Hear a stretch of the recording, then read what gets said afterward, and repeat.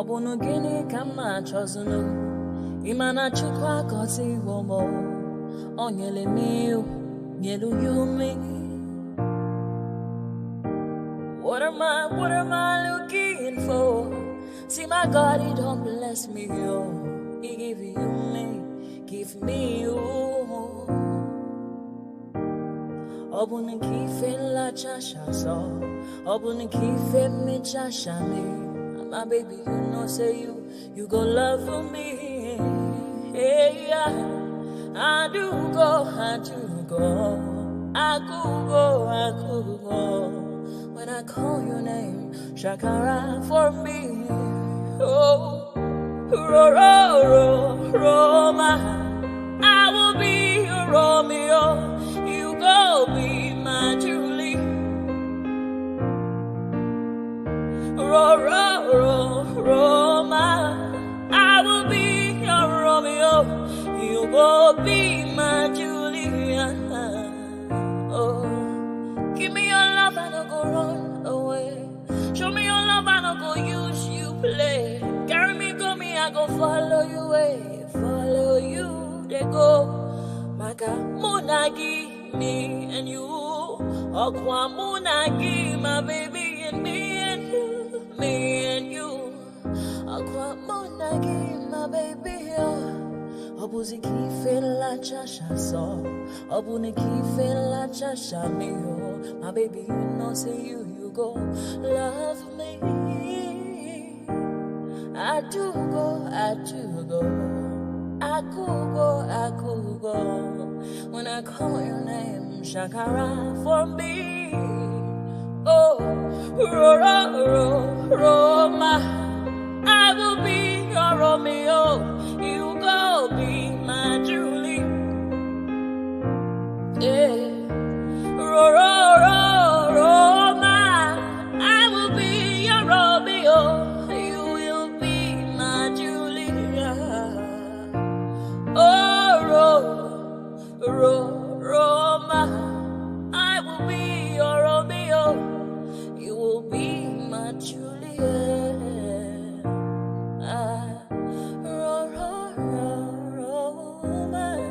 I will be your Romeo. You will be my Julia. Obuzi kife la chasha so, obuzi kife mi chasha me. My baby, you know say you gon' love me. I do go. I could go. When I call you, Shakara for me. Roma, I will be your Romeo. You will be my Julia.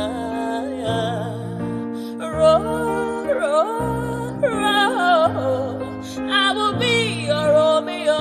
You will be my Julia. Oh, yeah.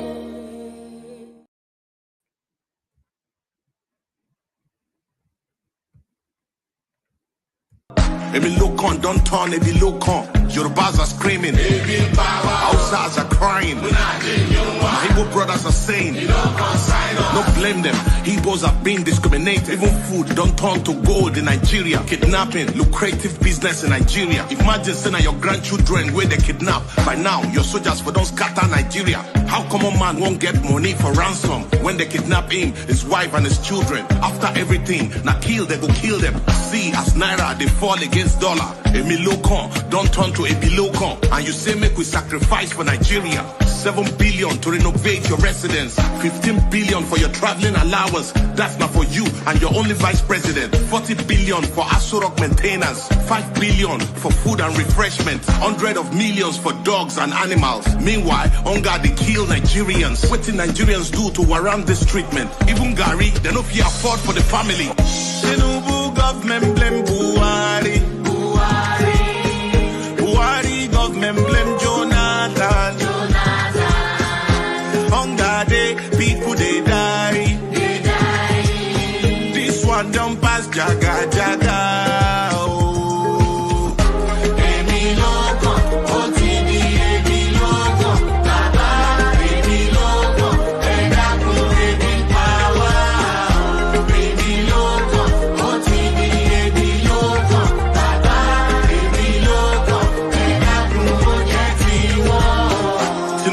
was APC party leader during Mr. Buhari Jaga government. Why didn't you help Buhari to solve the problem? Debt under Buhari, 77 trillion. No proof of any positive transformation. Unborn children, I ain't go pay for this evil. You know, say Buhari was incompetent, but you still bring him to destroy Nigeria. Paddy government, now you are the president. Since Buhari don't destroy Nigeria, I hope say you go bring him to judgment. Emefiele printed 23.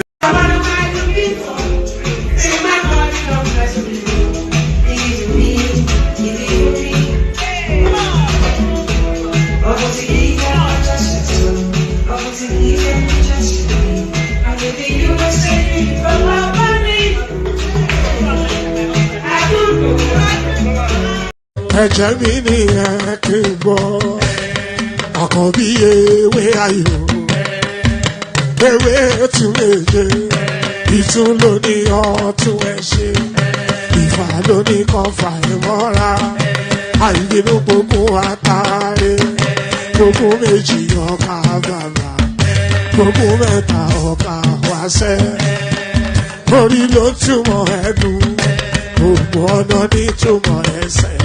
Akọni ìmọ̀ tú ìmọ̀ ọjọ́, ìmọ̀ èmi ni wọn kì í dálẹ̀.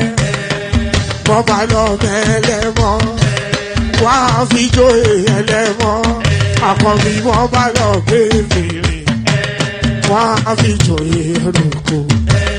Bọ́ọ̀wọ̀ wọn bá tẹ̀lé, wọ́n á fi jóye aláré. Àwọn mẹ́tẹ̀ẹ̀ta parapọ̀, wọ́n wá jọ ń pẹ́ mọ́, ẹ̀ẹ́mọ́ olóko jẹ. Wọ́n ń pa Akíntọ́lá ọmọ Ògún. Wọ́n ń pàdé Ìyọ̀dà ọmọ Àtàràbọ̀bà. Àkọ́bí wọ́n ń pàdé Ṣàtàdàdẹ ọmọ ọba Ìjẹ̀bú Mèrè. Aṣíwájú odò gbólùkẹrẹ, Ajagun lólòdì ọ̀run. Tó o bá ṣe pé tìyẹ, tó o bá ṣe pé tìyẹ, lọ́ máa ń darí jọ wí. Àgbèrò mi kún gbọ́wọ́, ọ̀gọ́ ti ṣìgìdì máa gbé, àgétì ló máa ń gbé, àyàn ti ìlàyàn ewúrẹ́. Ọlọ́run dákun má padà lẹ́yìn ẹ̀, ó má gbàgbé ọ̀rọ̀ tẹ́. Aṣíwájú Ọlọ́run dákun má padà lẹ́yìn ẹ̀. Ẹ̀jẹ̀ mi ni ẹ kí n gbọ́, àkọ́bí ewé ayò. So there it is right there. Let me start it off with an apology. So this particular session is entirely in the lap of the gods. Whichever direction this session goes is entirely with the elements. Whichever. Good day to you, by the way. Good to be in your company, and how are you? So we've had some ill-prepared sessions countlessly on this platform. Probably the most ill-prepared for one. I just randomly grabbed a headline and I just put it up. So I am doing this session entirely for the culture. I had the thoughts to abandon it, but I don't want to form the habit of always abandoning sessions. But so however it goes, it's entirely in the lap of the gods. Good day to you, good to be in your company, and how are you? So we do that first. Good day to you, good to be in your company, and how are you?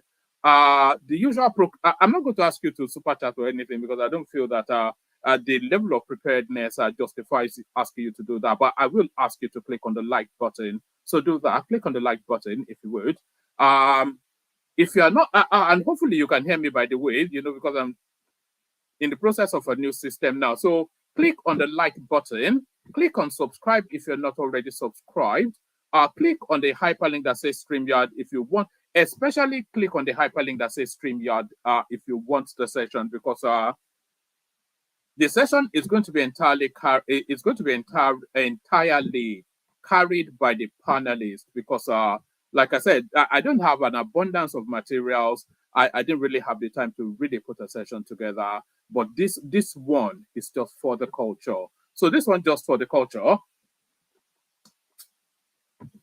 But still, click on like, click on subscribe, click on the hyperlink that says StreamYard. So do all those things. We'll just launch straight into it, and then we see where it goes. We launch straight into it, and then we see where it goes. Hold on. Hold on. You can see that I'm somewhat discombobulated, so we just see how it goes. Let me play you a micro song, and then we'll come back after that. Let me play you.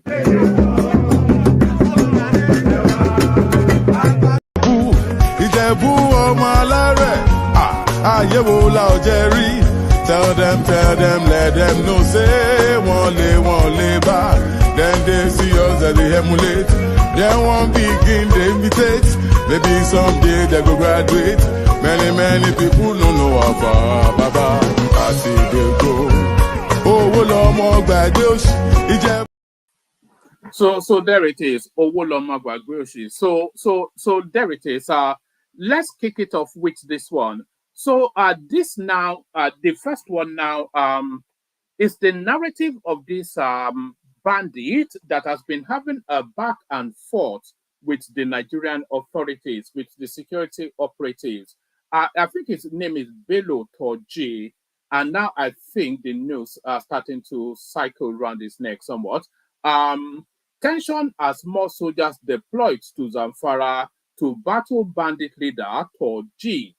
Details emerge. So anybody following the TikTok space would have seen this guy all over that TikTok space, making all manners of noise. So it looks as though the security forces now feeling somewhat challenged, looking to take him on frontally. Tension as more soldiers deployed to Zamfara to battle bandit leader Torji. Details emerge. Gusau, Zamfara State. So it's in Gusau, Zamfara State.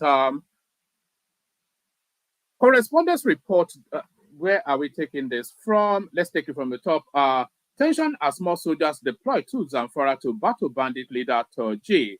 Gusau, Zamfara State. As Nigeria battles banditry, additional soldiers have been deployed to Moriki Town, Shinkafi local government area, Zamfara State. Correspondents report that this comes amidst the expiry of the deadline for payment of the 30 million levy imposed on the community by the notorious bandit leader Bello Torji. So I've actually seen clips of this guy actually TikToking back and forth between they are sort of doing a TikTok battle, these bandits and functionaries of the Nigerian soldiers, foot soldiers and everything. So they're calling him out to come and fight, and he's telling them that he's ready. This is where we are now.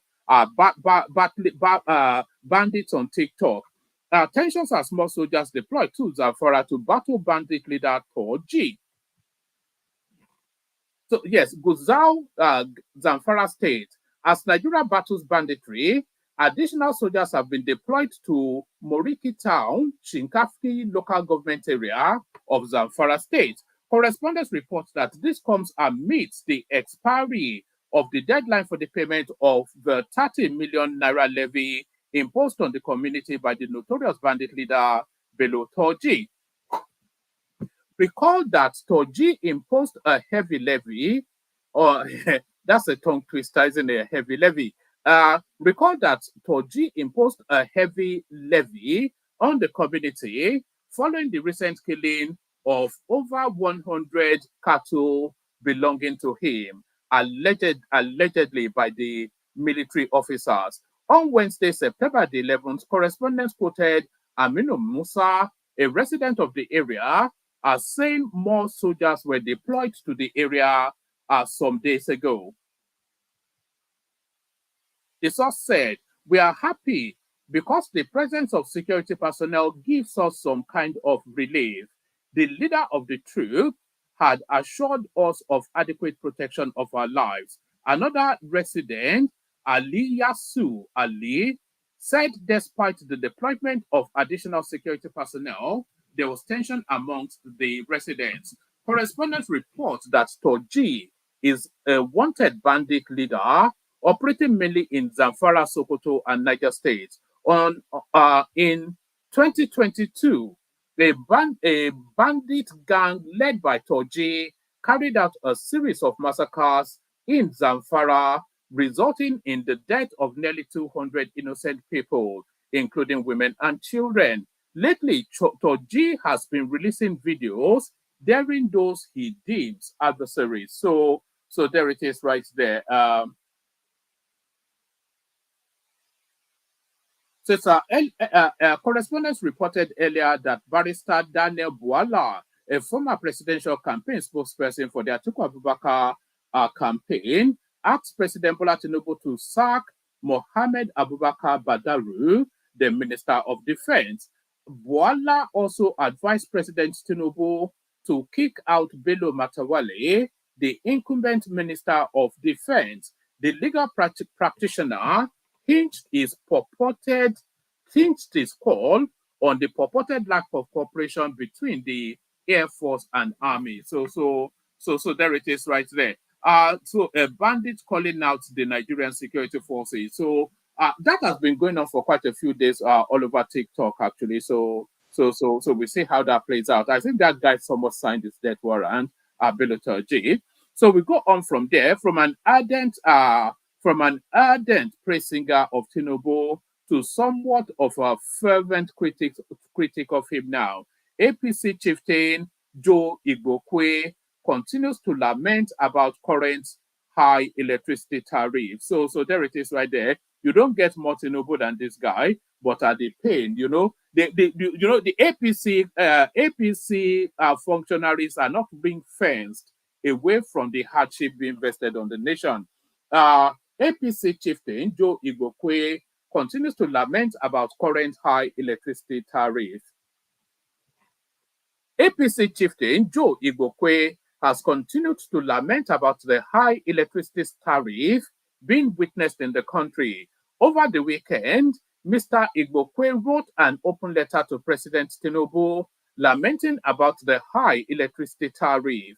He warned that if the situation is not looked into, it will lead to the death of many businesses. In fresh post shared on his Facebook page, Igbokwe, a staunch APC supporter, warned that if electricity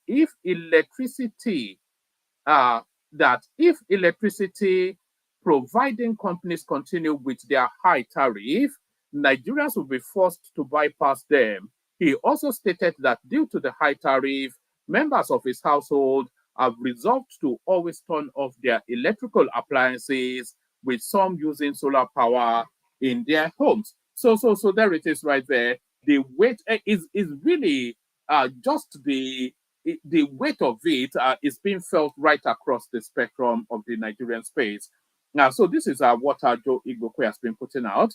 Every successful businessman or woman knows that if you lower the prices of your goods, you are likely to get more customers and sell more goods. Blockheads in the power companies have allowed their greed to overtake them. He continues, we have devised a way to beat power companies' outrageous and crazy bills by switching off the AC, put off some light bulbs, going solar, switching off heaters, putting off the fridge and deep freezers at intervals, etc.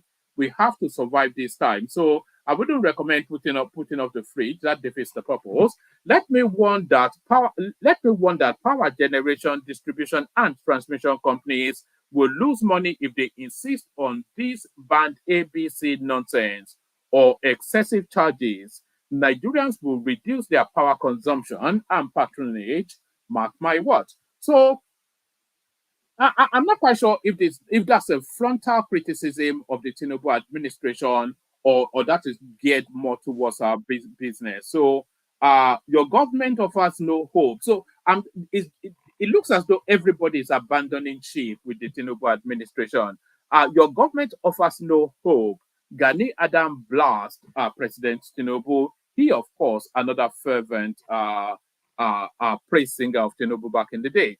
The Ààrẹ Ọ̀nà Kakanfò of Yoruba land, Gani Adams, has said President Bola Tinubu's government offers no hope for Nigerians. The national leader of the Oodua People's Congress said all economic and security policies of President Tinubu have only worsened the situation of Nigerians. In his State of the Nation open letter on Tuesday, the Are Ona Kakanfo accused Tinubu of turning a dictator of turning into, I should say, a dictator by charging hashtag #EndSARS and bad governance protesters with treason for doing what he had always done to other administrations.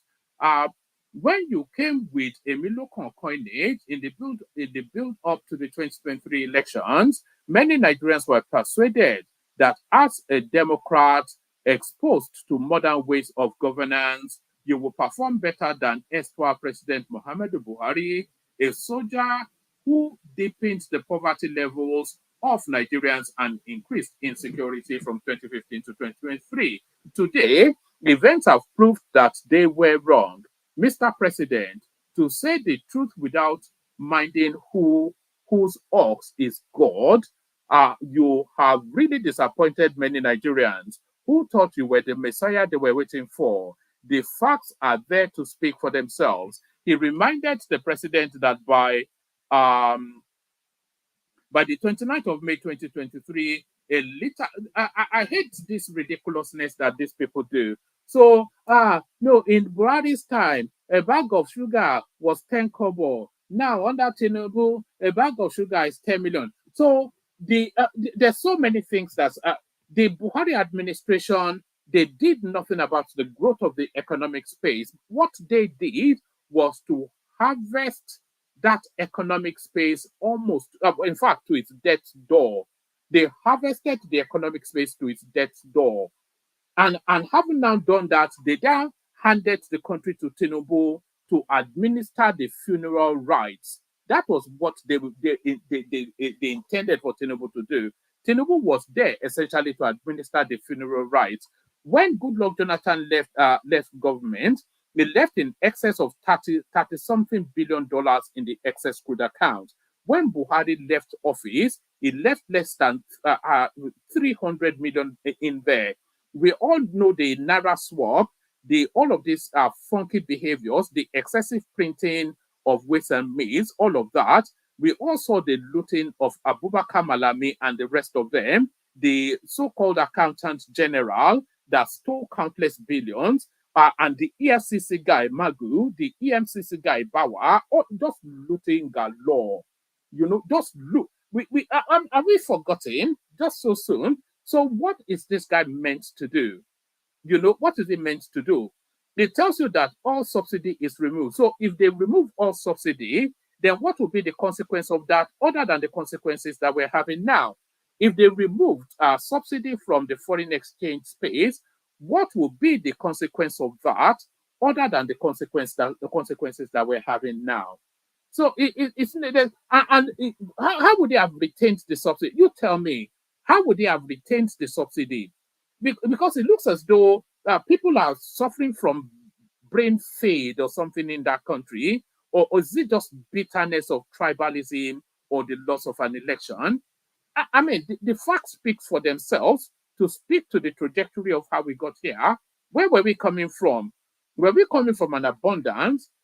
It's just ridiculous. It says a liter of fuel costs less than 200 naira under Buhari. So how did it cost? Is it because Buhari was an economic genius? Does he have a greater brain function? Is he a better administrator?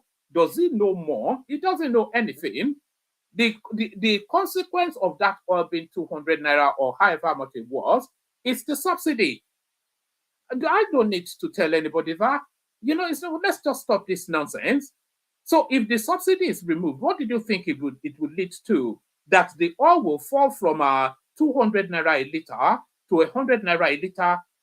I mean, let's apply a bit of, anyway, let's just leave all that. It's just nonsense. It can be annoying sometimes. The Are Ona Kakanfo of Yoruba land, Gani Adams, has said that President Bola Tinubu's government offers no hope. The biggest hope that country has is that guy in situation. If you don't know, no. Because the things that it's doing now are things that necessarily must be done for that country to continue to be a going concern. Do you understand? Just this nonsense. This idiot that's barely literate, speaking to matters above his station. The Ààrẹ Ọ̀nà Kakanfò of Yoruba land, Gani Adams, has said President Bola Tinubu's government offers no hope for Nigeria. Do I even want to read this? Look who is talking about economics, some babalawo-looking guy.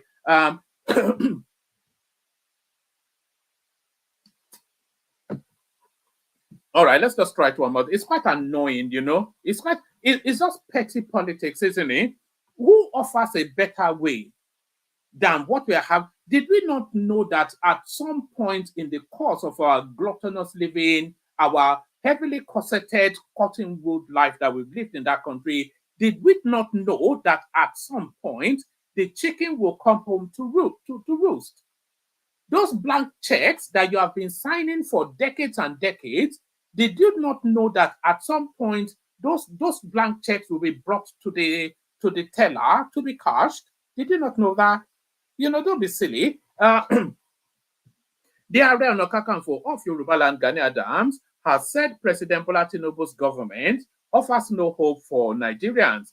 The national leader of the Oodua People's Congress said all economic and security policies of Tinubu have only worsened the situation in Nigeria. So the security policies of Tinubu has not worsened the situation in Nigeria, because the security situation in Nigeria is terrible and rolling, but it's a million times better than what we had under Buhari. Even the most ardent critic of this, even the person that hates this guy the most, must grudgingly concede that. So it's just the stupidity and the nonsensity.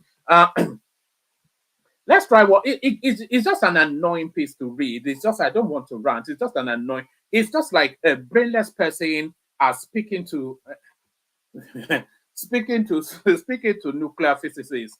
The Ààrẹ Ọ̀nà Kakanfò of Yoruba land, Gani Adams, has said President Bola Tinubu's government offers no hope for Nigerians. The national leader of the Oodua people, look at who is talking.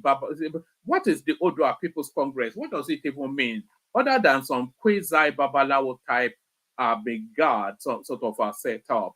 The Ààrẹ Ọ̀nà Kakanfò of Yoruba land, Gani Adams, has said President Bola Tinubu's government offers no hope for Nigerians.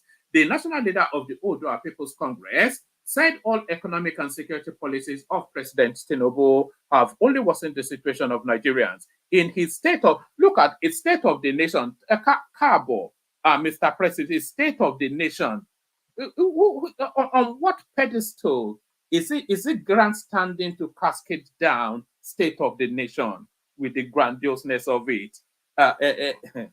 Anyway, in his State of the Nation open letter on Tuesday, the Ààrẹ Ọ̀nà Kakanfò accused Tinubu of turning a dictator by charging hashtag end bad governance protesters with treason for doing what he had always done to other administrations. So I didn't think that Tinubu went around burning down public buildings in the course of any other administration's governance. When you came with the Emiloko coinage in the build-up to the 2023 elections, many Nigerians were persuaded that a Democrat exposed to modern way of governance, many Nigerians were persuaded that as a Democrat exposed to modern way of governance, you will perform better than erstwhile President Muhammadu Buhari, a soldier who deepened the poverty levels of Nigerians and increased insecurity from 2015 to 2023. Today, events have proven that they were wrong. Mr. President, to say the truth without minding whose ox is God, you have really disappointed many Nigerians who thought you were the Messiah they were waiting for. So how has it proven not to be the Messiah if anybody listens to the argument that is presented to the nation? The facts are there to speak for themselves. It's just leaping to populism, isn't it? We cannot continue like this. I think that's the populistic thing that is going on at the moment with people that don't know the nuances of the machine grind that needs to claw us out of where we are. He reminded the president that by the 29th of May 2023, a liter of fuel only costs less than 200 naira. But with his subsidy gun statement, fuel have gone to over 1,000 naira. Naira to dollar is less than what it is in his administration. Well, the Naira is not being subsidized anymore. So knock knock. Maybe if you know, I think there's a vacuum between these guys' 2 years. That is what must explain this. There's a vacuum between these guys' 2 years. It doesn't anyway. He reminded the president that by the 29th of May 2023, a liter of fuel only costs less than 200 naira, but with his subsidy gone statement, fuel have gone to over 1,000 naira. Well, that would happen if the subsidy was removed. I hate to be the herb in bad news, but if I'm saying, oh, I'm selling you this piece of cake at a discount of 50%, so you can have it for 50 naira. So if you come back tomorrow and I say the discount is no longer there, then you should not have the expectation that you will still get it for 50 naira. It's not simple enough, Gani. So to yeah. Tábà ní pé wọ́n ń lù ú gbàǹjo pé tọ́rọ́ kọ́bọ̀ tábà láwọn ò lù ú gbàǹjo mọ́ ò lè fowó gbàǹjo rà á tó ti yẹ bẹ́ẹ̀ yẹn maybe in the language you will understand. Tábà náà ń lù ú gbàǹjo kẹwàá lù ú ní gbàǹjo tábà láwọn ò lù ú gbàǹjo mọ́ ò lè fi owó gbàǹjo rà á. Do you understand what is going on here? He reminded, let's just get through this one, then we'll still go on to another one. He reminded the president that by the 29th of May 2023, a liter of fuel only costs less than 200 naira, but with his subsidy gone statement, fuel have gone to over 1,000 naira per liter, and naira to the dollar is less than what it is in his administration. The price of a liter of fuel was less than 200 naira. Today, it is more than 1,000. As the Minister of Petroleum, I ask you, what type of reforms is this? So, well, it's the type of reforms that is consequenced by subsidy no longer being in that market space. Do you understand? Do you? It's a reform. So I think people conflate the word reform with ease. It's not the easing off, it's the changing the shape of. So if there's a reform and reformation, go through the annals of history, reformation always entails periods of brutish anguish. Any country in the world, they go through a reformist process, it's a period of brutish anguish. Ó máa ní wọ́n lára kó tó rọ̀ wọ́n lára. Ṣó ti ń yẹ bẹ́ẹ̀ gan-an? Ó máa ní wọ́n lára kó tó rọ̀ wọ́n lára. Gani ṣòǹgbọ́, you know, the price of a liter of fuel was less than 200 naira. Today, it is more than 1,000 naira. As the Minister of Petroleum, I ask you, what type of reform is this? In May 2023, naira to a dollar was less than 740. Today, it is more than 1,600. So the fact that the naira is 1,600 is credit to the ingenuity of the geniusness of managing that monetary space. Because there is no reason why the naira should not have plummeted to 10,000 naira to a dollar and continue to head in the direction of the Zimbabwe sort of dollar. There is no reason, because we're essentially a mono-economic space, a resource extraction economy with no productivity. You know, so what defends the naira in terms of productivity or output? You know, there was a factory in Kano State. Forget all of that nonsense. We're an extractive economy, and almost a monoproduct extractive economy. So what justifies the naira being 740 to the dollar? On what basis is that? Because you have some silly oil. Don't be silly. The price of a liter of okay, let's just, how many more paragraphs is this? This is tiresome. Oh, okay, let's just get through to the end.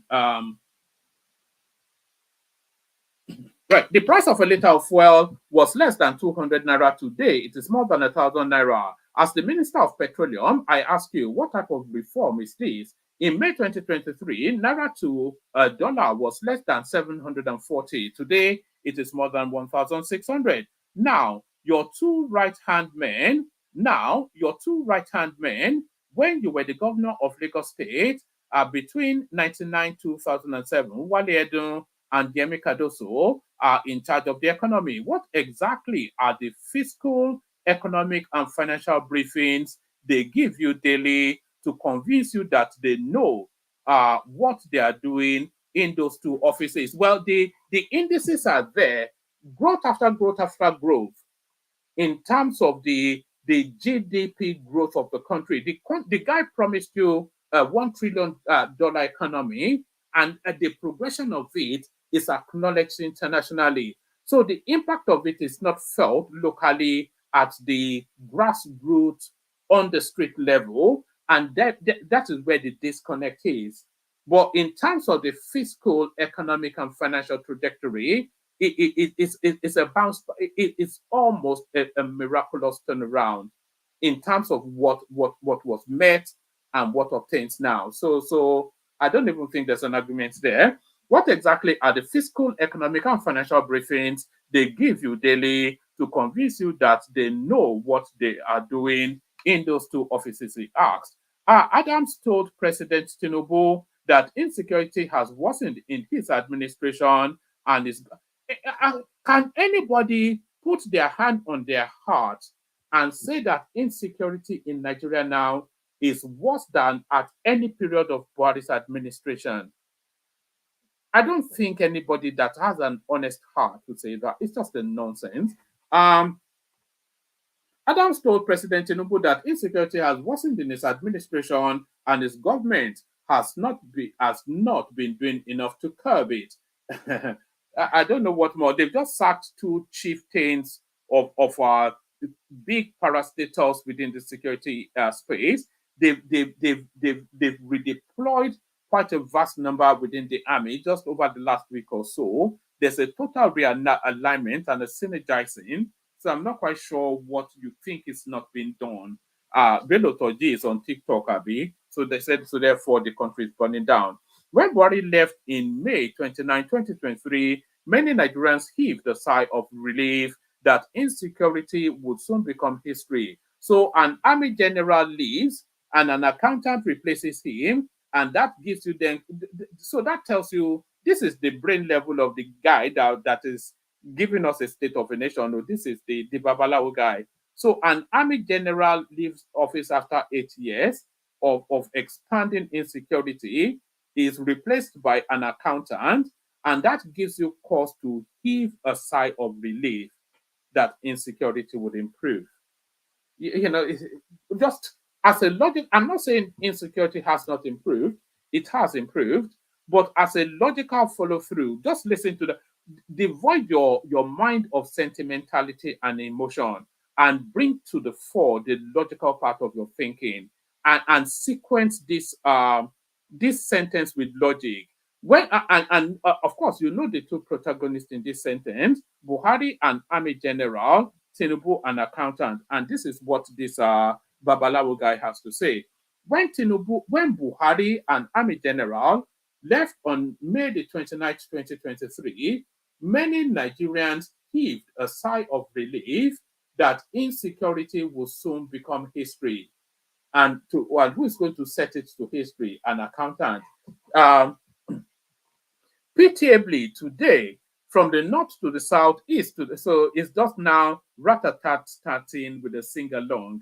So pitiably, from the north to the south, east to the west, the rate at which Nigerians are being abducted and some killed, even after ransom was paid, was that not the currency all the way through?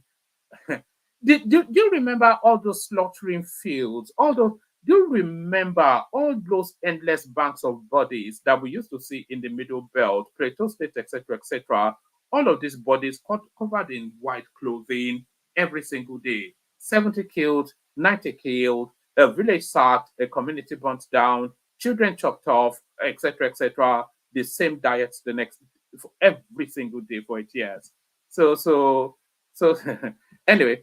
Now, when Buhari left office, May the 29th, 2023, many Nigerians heaved a sigh of relief that insecurity will become history. Pitiably, today, from north to east, from north to south, east to west, the rate at which Nigerians are being abducted and some killed, even after ransom was paid, have increased, as if these bloodthirsty maniacs have just been unleashed on Nigerians from the hottest part of hell. The leader of the Odua Congress OPC accused the president of mismanaging the August 1st hunger protest. He decried the clampdown on civil society organizations by security agencies. So that protest took place, and all the way through to the build-up of that protest, the government was at pains to tell you that we are not with the intention or even in the possession of the right to stop you from exercising your fundamental human rights to protest. It is a protest-based nation, Nigeria. Even the people in government now, they are known protesters. So they did nothing to clamp it down. There was no clamp down. But it was a nationwide protest, and it had just apply logic again. So they're having a nationwide protest. So do you then tell the armies to stay in their barracks, to the police to stay in their stations, and let all these already wound up youths high on whatever it is that they've taken to run amok all over the country? So it had to be managed, and it was managed. And it wasn't excessively or brutishly managed.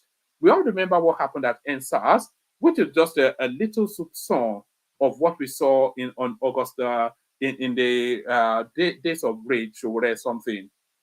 So which one was better managed? NSAS, when they were AK-47ing them and throwing them into the lagoon, or this one that they were just gently whipping them with koboko into shape?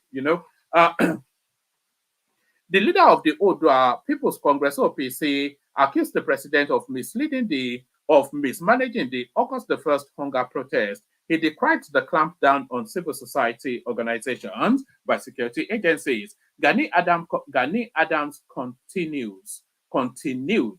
In August, many Nigerians came out to express their frustration on the way you have been governing them. Today, some of those arrested have been charged with treason. And by the way, all of these people have been, a good abundance of them have been released on bail, by the way, just as early as today. Today, some of those arrested have been charged with treason. In the Committee of Nations, who does that? Well, go to every other country, that's what they do. Why don't you go and try it in Uganda? Go and try it in Dubai. Maybe they would not put your head on the stakes and relieve you of it. In what committee? Go and try it in the United States. What about the people that Trump ruled out when he lost an election? What are they now? This daft guy. Today, some of those arrested have been charged with treason in the Committee of Nations. Who does that? Is that the way governments are overthrown with placards? Well, it is. Go to Arab Springs and find out what happened there.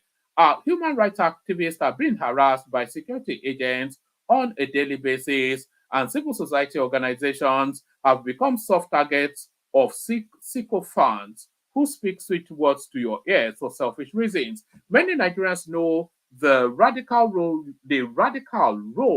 you played when you were a governor, and even after 2007, when you galvanized and mobilized them to challenge the status quo at the national level. Now that you are in government, protests have suddenly become criminal. Are Onokafo Kakanfo lamented that more Nigerians have been pushed below the poverty line because of Tinubu's economic policies. He added that unemployment has risen whilst businesses are closed daily. Businesses are closed daily globally. For economic reasons, the changes in the business landscape, everything. I was even having conversations just earlier on Kaizo's channel, how AI is going to make 80% of the world redundant. So I'm not quite sure. Anyway, more than 70% today, more than. And the way this sort of people quote percentages, by the what is the data? What is the source? They just pluck from thin air and throw it to populist sort of narrative. Today, more than 75% of Nigerians have sunk below the poverty line. So, pardon me.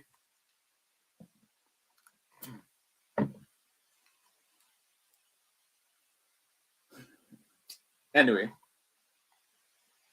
there was never a time that 75% of is it $2 a day that is what's the metric for let me actually see where the poverty line is. What is the I should have finished this readout by now, but it's just an annoying one. I'm just I couldn't yeah. What is the United Nations poverty line? Poverty line. Let's see. Let's see how much constitutes the poverty line. Right, $2.15 a day. That's the poverty line. So, at what point in time were Nigerians not living below the poverty line? At what point in time? At what point in it's just the foolishness of it. 75% of Nigerians now live below poverty line. Or anyway, uh, at, where is it getting it from? I want to see the data. That's just the thing. Today, more than 75% of Nigerians have sunk below the poverty line. Businesses are collapsing like a badly arranged pack of cards. So here it is now turned into Wale Soyinka trying to use witticism in a language that he doesn't have ease with. Today, more than 75% of Nigerians have sunk below the poverty line. Businesses are collapsing like a badly arranged pack of cards, and the center can no longer hold in many households. With over 32% inflation rate and close to 40% unemployment rate, which are expected to rise further with the next dictatorial increase in fuel price, it is obvious that your administration offers no hope to Nigerians. So that is Ghanaian.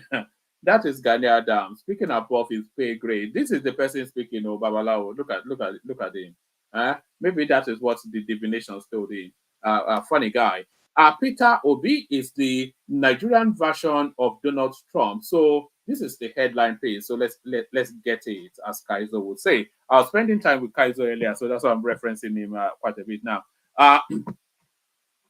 The presidency has likened the 2023. Let's have a bit of water.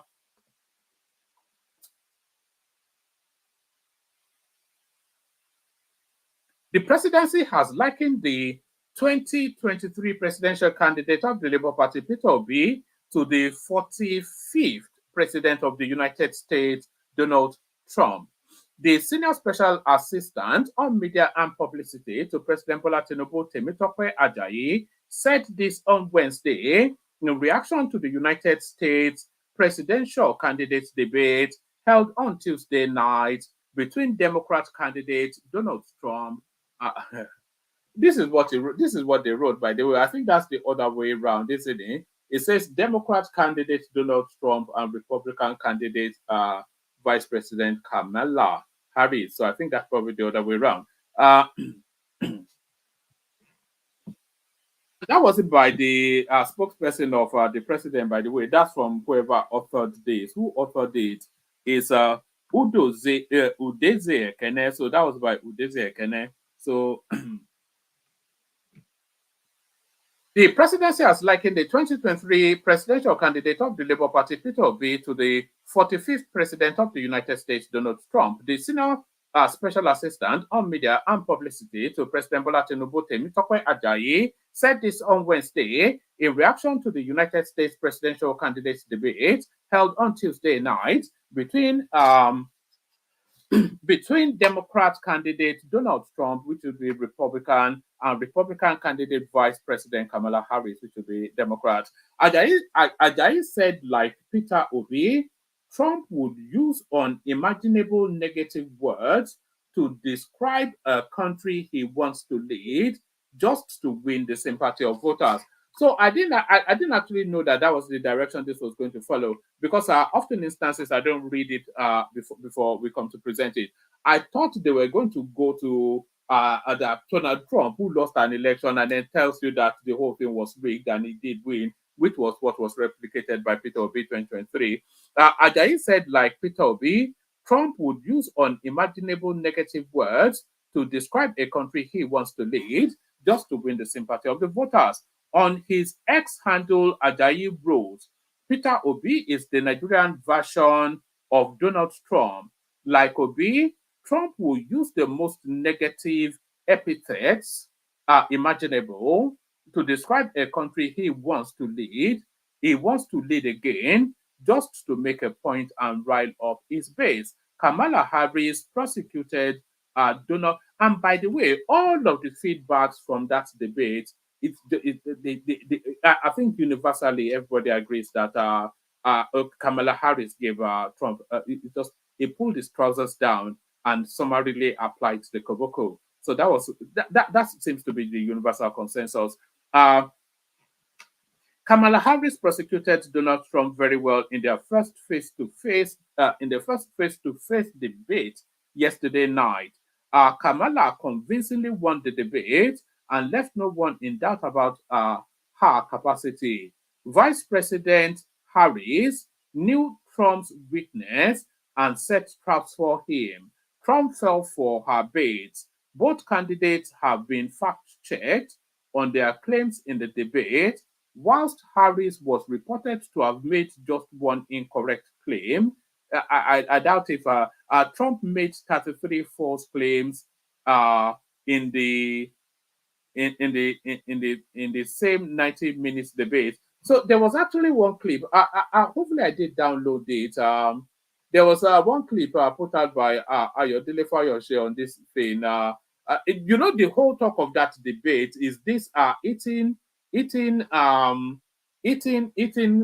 cats and dogs, the Haitians eating cats and dogs in America. That seems to be the one that tickles. It's probably the most. I wonder why he does it. There's probably some thinking behind it. You can call Donald Trump many things. A fool is not one of them. He's no fool. So that's a dog whistle to some. So it's clearly going to prosecute this campaign entirely based on race and ethnicity. So it's going to be because that's his usual go-to. So it's going to prosecute his campaign based on race. That's what it's signaling. Court grants 10 million naira bail to 10 #end bad governance protesters. So the protesters now are somewhat. I think Femi Falana should stand shorty for that, shouldn't he? I will not dialogue with the deaf. Mogalu discloses why he has stopped speaking on Nigeria's economic crisis. So that's Kingsley Mogalu, whose wife was advising people to leave Lagos and not invest there. Former Deputy Governor of the Central Bank of Nigeria, CBN, Kingsley Mogalu, has said that he has declined all requests for interviews on the country's economic crisis over the past several months. Mogalu explained that he decided to stay silent because he does not see the need to dialogue with the deaf. So he may not see the need. And it was a deputy, by the way. Yes, of course, it was a deputy. And the way he has been straddling the national space, you would have thought he was an actor. He was a deputy under Lamido Sanusi, and Lamido Sanusi, his principal, is always at pains to explain the economic trajectory of this particular administration. Lamido Sanusi never really gives you a pat on the back or a slap on the face. It's not giving them either a pat on the back or a slap on the face, but is explaining. He takes pains anytime he straddles any rostrum. Lamido Sanusi Emir, he is at pains to explain the trajectory that's led us here and the necessity of a lot of these policies that are in play now. So that is what his principal thinks. But this guy, of course, subsumed with his ethnic malaise. He speaks in a different tone. Former Deputy Governor of the Central Bank of Nigeria, CBN, Kingsley Mogalu, has said that he has declined all requests for interviews over the country's economic crisis over the past several months. Mogalu explained that he decided to stay silent because he does not see the need to dialogue with the deaf.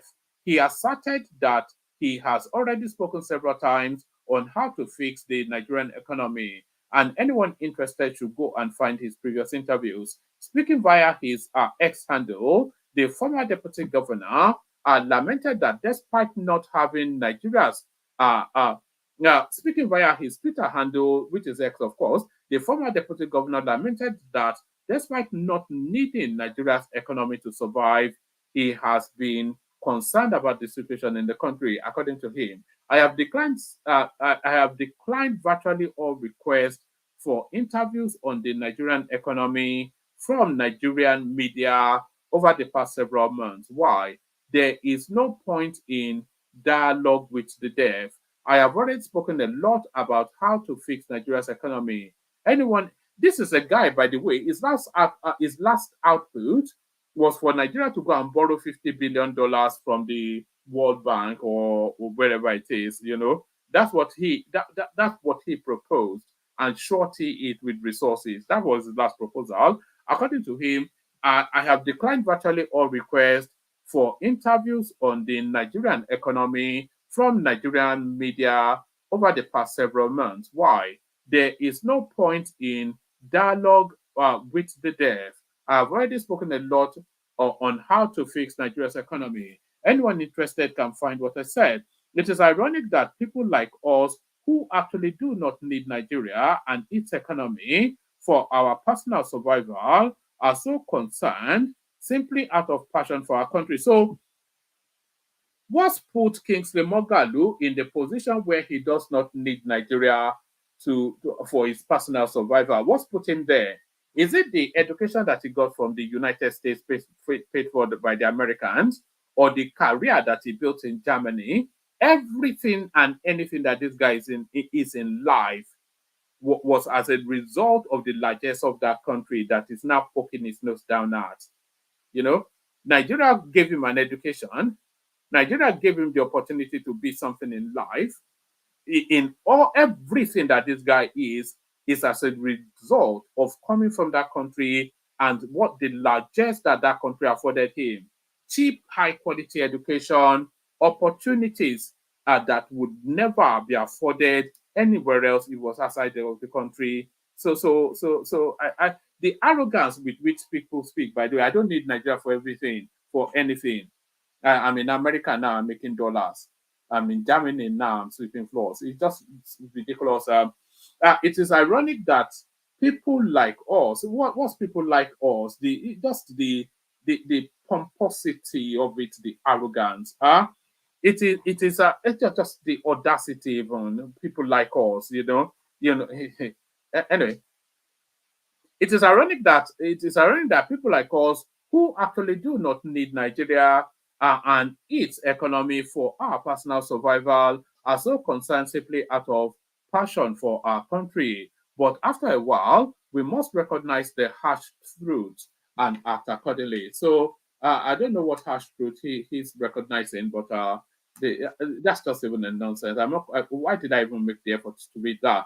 Let's go on from that today, and this will be the last one.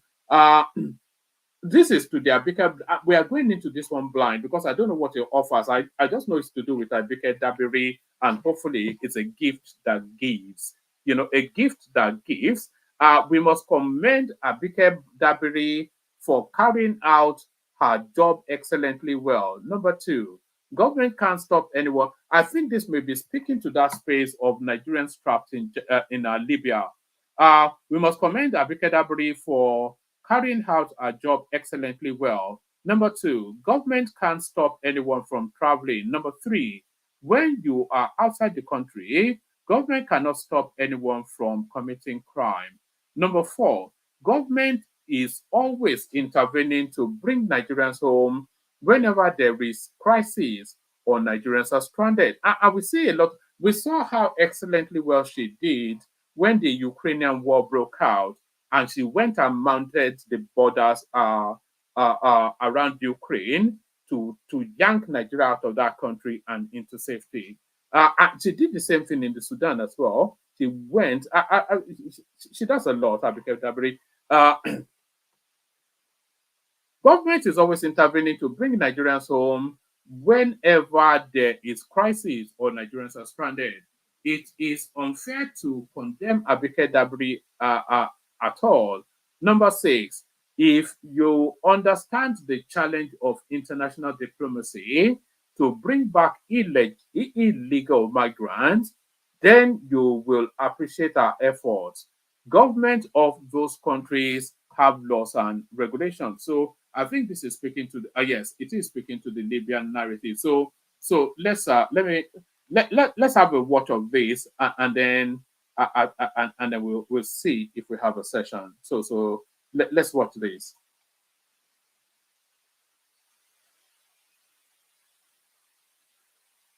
Hi everyone. Now, on the viral video circulating about Nigerians stranded in Libya, now here are the facts. A few years ago, under President Muhammadu Buhari, I personally wrote seeking a massive evacuation of Nigerians stranded in Libya because of videos such as we just saw. Now, Mr. President then approved, and a high-powered delegation was constituted and sent to Libya to go into the detention centers. We had the Minister of Foreign Affairs then chairing it, Office of the National Security Advisor, the Comptroller General of Immigration, NAPTIP, Refugee Commission, and myself. NIA was also there, and myself. And we went into detention centers in Libya. I saw one of the most horrific sights of my life. I remember that girl who held on to my leg and said in pidgin, because she didn't want them to hear her speak English, they will understand. And she said, you know what, they've raped me. Many of them slept with me. I'm pregnant. When they knew you were coming, they chewed something inside me, and I'm bleeding now. It was a very horrific sight. And we brought them back, all of them. Well, almost 10,000. Max Air lifted them back from Libya. Now, watch my video. These first-time Nigerian migrants heading home from this holding facility in Tripoli are worried that the plane will leave without them. The only thing on their mind now is to get home. But many others here have been through this routine before. This attitude has surprised even the experts who say as many as 45% of deported migrants from Libya attempt to go back. It's that same agreement traffickers and illegal migrants exploit, but the challenges go beyond that. For now, African countries continue to evacuate citizens from Libya. Preventing those citizens from attempting to reach Europe again is proving difficult, regardless of what happens to them in transit. Ahmed Idris, Al Jazeera, Abuja. All right. So there it is. Let me send the link. See if anybody will want to take on a conversation. If you are coming to take on a conversation, bring presence in terms of what you'd like to speak to. Right in Libya, it's still speaking. Now, unfortunately, they're still going. And apart from the massive evacuation, the International Organization for Migration has actually been bringing back Nigerians stranded in Libya. Between January and September, they brought back about, I guess, less than 3,000 in about 15 flights regularly from Libya, and yet we still have our people going there. I came out severally to warn, avoid this dangerous path to migration. Now, those you saw are those who survived. There are many who have died. So, for all of you that posted the video, I need a very important information. Where are the cells they are in? Where are the cities they are in? Libya has thousands of cells scattered all over Libya. So we need to know where exactly they are, what cells are they coming from, in what city, before we can get them back. So please give us that information for those of you that the video was sent to. And I'm sure they'll be rescued. But a very important message, we need to stop this dangerous pathway, particularly through Libya. It's very dangerous. And for those of you bloggers that have been sending the video, join us in educating them. Join us in the fight against human trafficking. Traffickers got them there. They paid heavily for traffickers to take them there. We need to name, shame, arrest traffickers. That is the only way this can stop. And raise the awareness. We can't keep embarking on dangerous journeys and then we get there and say, oh, well, we're in trouble. So again, that's just information we need, the cells, the cities, and we will do everything to get them back. All right. So these are the people she brought back in that that we saw at the airport organizing them. So I think that was actually was that at the UAE. So yes. Anyway, let me just play you this. So these are returnees from the UAE. Even the Dubaians are the Emiratis, they are deporting us. So this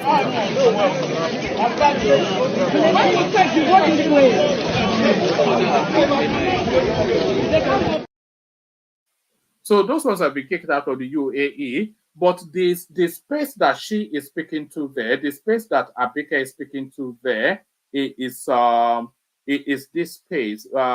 These are Nigerian girls purportedly, allegedly in cells in Libya, and she's asking them, tell us where the cells are, and then we'll take it from there. Because you can't say she should know. Why should she know? There is no reason why she should know.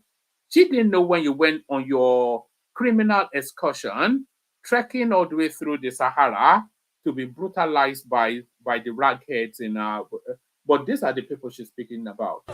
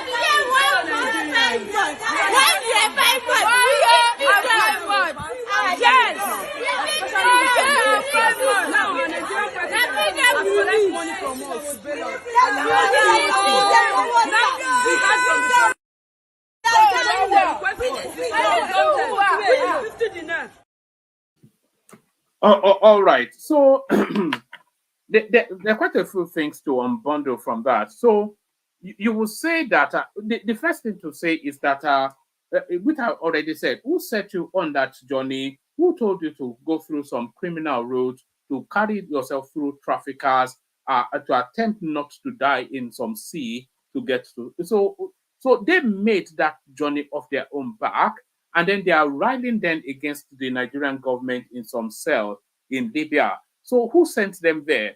But then the counter argument that you probably want to present is that it is indeed the Nigerian government that sent them there for reasons of the circumstances of the unbearability of how of life in Nigeria. So it's one of those. So it's one of those. Let me play you two more clips. That are your Fayoshe clip that I was saying. This is the biggest outtake from the Trump-Harris debate, and Ayo Fayoshe, not Ayo Fayoshe, what was it? Isaac Fayoshe, he sums it up in his own inimitable manner. Watch this. Nice debate between Trump and Kamala last night. Very nice debate. May God bless America. My takeaway from the debate is about immigrants. When they asked Donald Trump, what is your issue with immigrants? He said, I don't want them because they eat cats and dogs. They said, how? The guy, the moderator, they quickly fact-checked Donald Trump. They said, no, immigrants for America, no, they chop cats. They know they chop dogs. Waiting happen. He said one time, his pet was missing. And they said they don't dey inside immigrant stomach. Donald Trump, very funny man. Guy, so because your pet was missing, Mr. Trump, so you believe, say, immigrants, they don't chop up. No do that one. No. Even though dog na delicacy for Africa, for some part of Africa, no be everywhere. I don't think, say, cat na delicacy. Mr. Trump, enough insult on Africans, enough insult on immigrants. Now God gave heaven and earth. I was supporting you up till this morning until this statement. Me, I'm now with Kamala. No more Trump for me. Kamala for president. So there it is right there. That debate did more harm than good. And they say that Kamala was already is it Kamala? We have to learn how to pronounce her name too. Although they said Trump has been deliberately mispronouncing that name in order to accentuate her foreignness.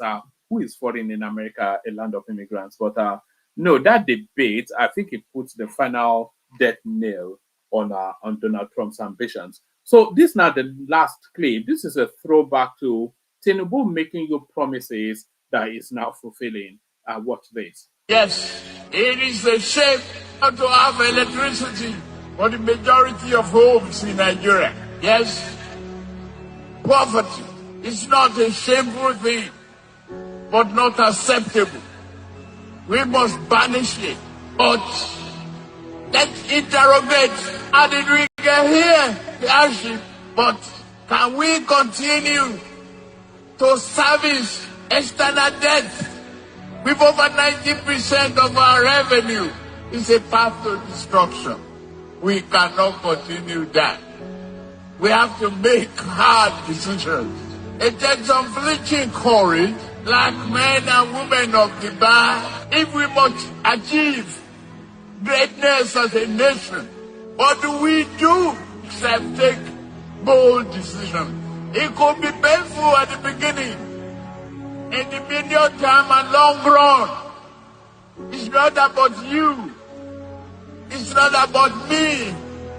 It's about the generation yet unborn. So I don't make too many mistakes. I don't say I will not make mistakes. Too many costly mistakes. For Nigeria, nation's building is extremely apt. It's extremely relevant to the present day situation in our country. We have to get it right. Where is the level of drilling down on the inquisitiveness of Nigeria intellectual properties will take us? Please examine. Why are we blessed and so blessed? We are still lacking change of mindset. We accuse our nation, our previous leaders. We complain a lot of the past. Is that a solution? No. Look forward. Be determined. God has given us the creative mind and will. African people are not dangerous people. We must respect our green card, our passport. Greatness of our nation depends on that pride that we owe to the next generation. That Nigeria is our country, our motherland.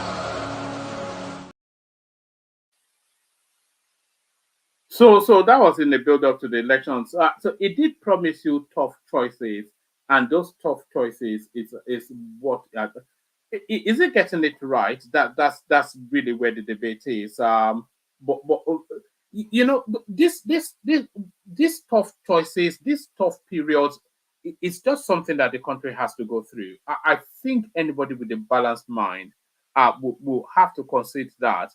The level of hardship is grueling, yes, but I cannot think of anybody that has brain function that would not reach that epiphany that the country we had. Look at the glut. Anyway, we said all that, but look at the gluttonous life that we have been living. Pretty much. Do you remember there was a Nigerian? I can't quite remember who it was. That Nigeria's problem was not money, but how to spend it. So that was the mindset that cascaded us to, and that was a functionary of state that said that, somebody in charge of the economy in some way, that Nigeria's problem was not money, but how to spend it. A country that had nothing infrastructurally and anything at all in any way, and you don't know how to. Anyway, so there it is. Let's play the Care Guides, and then we'll see if somebody turns up for the conversation. First, the Care Guides. Water, only water, only water, where they see ma. Water,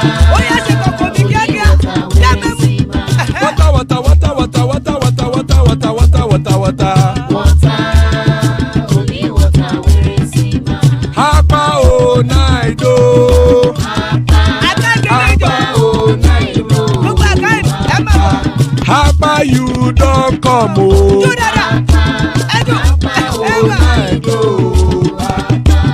Hapa o naido.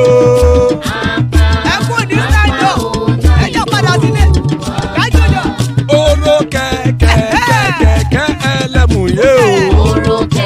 Ilé sọ́díyà kẹ̀kẹ́ rẹ̀ ẹlẹ́mù rẹ̀ o.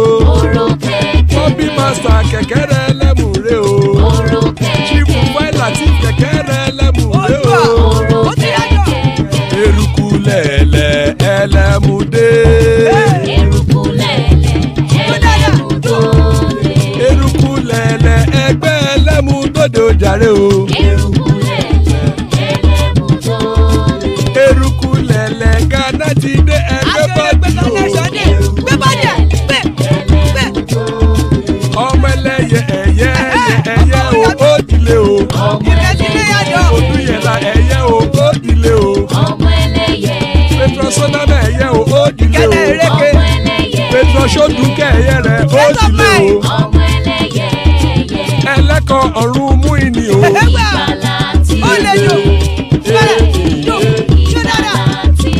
Àkùkọ ọ̀run mẹ́kọ̀.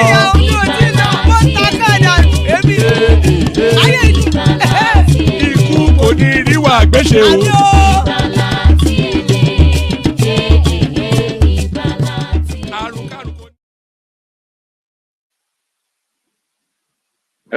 All right, so there it is. May just have nothing to do with us. So, amen to that about myself and you, my friends, to the rescue. We've got Larry. So good to have you, Larry. We've got Jande Coco. Good to have you, Jande Coco. And that is Emmy joining us as well. So good to have you, gentlemen. So good to have you, gentlemen. We kick off this session and we start it off with let's kick it off with Larry because I think he was first in. So Larry, you're first. Larry, Alpha. Good evening, woman. Sorry about my rant. So, sometimes you get irritated by some of these, some nonsensical guy that, fuel was 200 under Buhari, is 1,000 naira. When the guy said he has removed subsidy, is that to tell you that it will go from 200 to 100? What's the... I understand.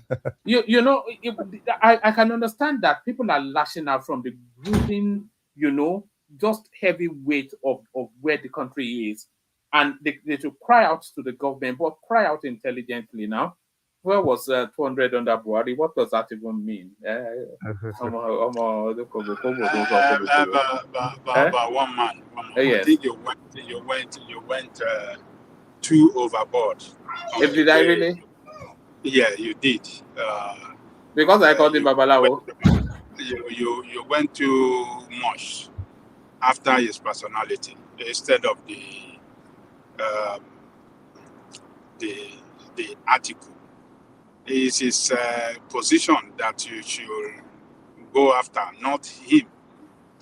But you went too much after him, and I don't think it is necessary to even do that. You are calling him Babalawo, you are calling him. I don't think it's necessary. I mean, you can criticize, we can stick to the issue, strictly on the issue, not the personality. So he's just doing his own. Everybody at this point in time, in that country, in our country, particularly people in the position of leadership, they should be able to speak up. It's not going in the right direction of the people. If you know what these people are confronting every day, people like him and others, do you know how many people that go to them every day begging for food or begging for help? We sit here abroad, we don't know. And when they complain, they live in that country. They know what they're going through in that country. But we think we live here in abroad. We don't feel it the way they're feeling it. So we should be able to take it easy with them. People in Nigeria, when they speak criticizing the government, we should not, think that they are doing it out of line. No, The situation is very bad. Adano Koko, and he is a traditionalist, so I don't think calling him a Babalawo was a bit excessive, but I take that on board. But what really annoyed me was that I've noticed this trend, people trying to be au fait with this sort of campaign of harmony. This we can't continue like this thing that people are doing. So they detach themselves from a nuanced understanding of what is going. They can still criticize the hardship, but criticize it intelligently. When it's drawing parallels between fuel was 200 under Buhari and it's however much it is now, and another was X, now it's Y. You know, I think it skipped a big bit to say that the subsidy was removed. So if he wanted to attack the subsidy being removed, then he can attack that if he has a cogent, the argument or narrative that coheres. But for him to say it was this under Buhari, and then somebody says he removed subsidy, and then you are quibbling, you are lamenting that it's higher. Of course, it will be higher for reasons that the subsidy. So that's what Ranko is, the lack of, not him lamenting against hardship, but the argument that he was trying to piece together that didn't rhyme with reason. Well, So that's what got under my skin a little bit. I thought he was just trying to tap into all this noise making that we're hearing at the moment. You see, people that are complaining, they are complaining on the basis that are we better off today in comparison to where we were a year ago or 2 years ago. That is what the I mean, that is their argument. And this politician promised heaven and hell that okay, when we make life better. If you want to make life better, don't roll out policy that will, make life miserable, to the people. That is his argument. In the short term, it's not going to be short time. Short time is going up. The price of the gas, of the petrol that determines the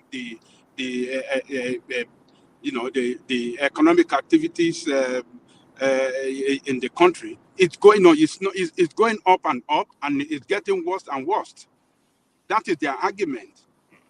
So we have to take it easy with people that are complaining. They are not just complaining just for fun.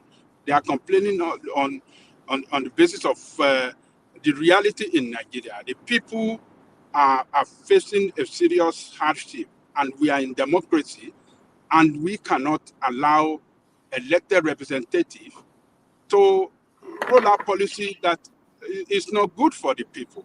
While we are seeing them every day living large, living good, better. The best looking people, the best car they're riding, and the people we can't. That is what is causing serious mental torture on the people. And you say people should go through hardship for better future, but you people are not going through hardship. You are going through, serious. The best lifestyle. That is the pain that is causing this anger. You see that argument is an argument that that at some point has to be tackled as well. That people are going through hardship, but the people in government are living a life of opulence. So it will not be it's never. Maybe they can do some optics thing, just to hint at living of tightening belts, but it can never be the case that they'll be soaking Gary at Aso Rock now. They won't soak Gary at Aso Rock. If a presidential jet is needed, then it will be bought because it's a tool of the trade. You know, if the vice president's house needs to be spruced up, where he entertains foreign dignitaries from around the world, then one man is a high time you stop defense in one man. It's high time you stop defense. It's becoming somehow. No, are you saying that Tinubu should be soaking Gary and Epa? One man is not soaking Gary. Stop defending. Stop defending what these people are doing. Is it I'm not that you are not defending in anything. Nigeria to be feeling what we are feeling? Forget all of Are you that. not seeing what they are doing? Everything is shrouded in secrecy. They are not open to us to what is. Where are they putting the subsidy money to? What are they channeling the place to? What are they using it for? And we are not seeing the concrete evidence of what they are using the money for. You're here defending them. But you know what they are using it for now. One man, what are they using it for? They are giving it to the state governors. What? Okay, one man. Let me even ask you. That money they are. Well, one man. Let me ask you. Every time you mention they are giving state money, calculate the money they are giving to state and what the money is today. When Buhari was giving them that same money, it's even better than what they are collecting now. What same money was Buhari giving them? The FAC allocation. It's even the valuable then, whatever amount, it's more valuable than what they are the triple they are getting now. No, it is not. One man, please, let's just continue because the way you're defending this thing sometimes it's becoming annoying. What do you mean it's becoming annoying? How much has the dollar gone up by between Buhari and now? That is the issue. The economy, they didn't do it well to manage the economy properly so that they will understand. You are not an economist, so I think I'd also maybe better place to understand the economy. No, one man, I'm saying you remove the subsidy, you would have checked your house properly before you float the naira so that it will not tighten. What does that mean? No, what I'm saying is that the simultaneous removal and floating of the naira is the genesis of this problem. If you have removed the subsidy, tighten your house, check the what is going on in the coffer to see if it's going to sustain whatever you're going to do. All right, let Larry. You understand? So every time you mention this, they give FAC allocation. That money is valueless compared to what Buhari was giving to them. No, it is not. You have no understanding of it. So maybe that is it. Just keep defending them because some author on the background we are hearing what you're saying. No, forget defending them. I'm not going to be averse to logical sense just to jump on kumbayaism and how that's the moon, so I'm not going to suffer a brain fade moment just to shout, what was the exchange rate? Okay, let's just have a moment. What was the exchange rate of the dollar to the naira under Buhari? That was rather about 500 to 600. 500, and what is it now? Is about 1,600 to 700. Right. And what's the FAC allocation now? It's gone up by 500%. No, one man is 300%. So now it has gone up to 300% whatever they are collecting. Now calculate that amount now, what they are using it for and the value now. Do you understand? It's as good as nothing. All right, that's your logic, but that's not mine. But one man, I have a question for Larry, and by extension, maybe Ajan Lekoko. Aja, I just want you to correct me. Larry too. I think there was a month during Buhari's time that or more than even once, there was no money for FAC allocation. Am I correct? Yeah, you're right. Under Buhari. That's true. There was no money. That was when. Share. Yeah. That was. Can you hear me? Yeah, I can hear you, Larry. But I think they already went and borrowed some money. Yeah, that was what they used for bailout. That's where we are coming from. Carry on, Larry, because we all lived history. So let us put the problem in its proper perspective. It's only recent. It's barely 2 years ago. This is where we are coming from. So I don't know. Everybody has forgotten where we are coming from. And they're telling us insecurity is worse now. Were you picking up the papers under Buhari? They were looking for money to borrow to pay FAC. No money. So more than one occasion, there was no money to share. And they went and borrowed money from Central Bank. What do you call that money? Ways and means. Ways and means. They had to get ways and means. We should also and by the way, Tinubu has virtually cleared that ways and means. So even the FAC allocation that Buhari was So he shedding has out not cleared out to, of Buhari 23 trillion. He has not cleared it. Tinubu is paying for the FAC allocation under Buhari, by the way. So No, it's his own. No, it's his own that he paid. But his own He is has clearing, borrowed. not He has Buhari's borrowed. own. no. If he's clearing Buhari's ways and means, which he was printing money to pay for FAC, so that means the fact that Buhari was giving the governors then is actually being paid for by Tinubu now. No, one man. Point Tinubu of has not paid. correction. No, Point of no. correction. One man. Tinubu has When not he paid. came, Aja, there was no dime in the coffers, so they have to go through ways and means and printed 7 trillion, making the whole thing 30 trillion. That's what they started off with, and he has paid that 7 trillion up to I think about 6 trillion. Please fact check me and correct No, me if it's I'm 4. wrong. They pay like between 4 and 5 trillion. 4. So they have Four. there's about 25 trillion left now as of date. Thank you. You know, so Larry, you're up, and I take what Ajande Koko was saying. Maybe I was a bit excessive, but I had to be excessive because. But mo gbádùn àwọn òwe tó pa o, one man. Mo gbádùn àwọn òwe yẹn. Yes, carry on. Though you were a little bit excessive, but you know, number one, Gani Adam is just like any other Nigerian, right? That has the right to criticize the government. And anything beyond that, for me, as far as I'm concerned, I don't respect him. Anything beyond him being just a citizen. Because most of the problem we have in Nigeria is also part of it. He's also part of the problems we have. All this surveillance and How is it part of the problem? Okay. Has he held any government position? Yeah, Has he Baba, been let under me talk now. government? Yeah. Let me talk. I said something. Let me try to like validate it. There are a lot of deals, particularly the surveillance contracts, that Gani Adams, through the government, got that contract. And what happened? What did they do? The problem we have today is as a result of problems that we've had in the past that compounded to what we have today. Last 2 weeks, Gani Adam was out, OPC, through OPC, begging the government to also still give them the same contract. How long are we going to continue with that? So as far as I'm concerned, I respect Gani for being a citizen of Nigeria just like any other person.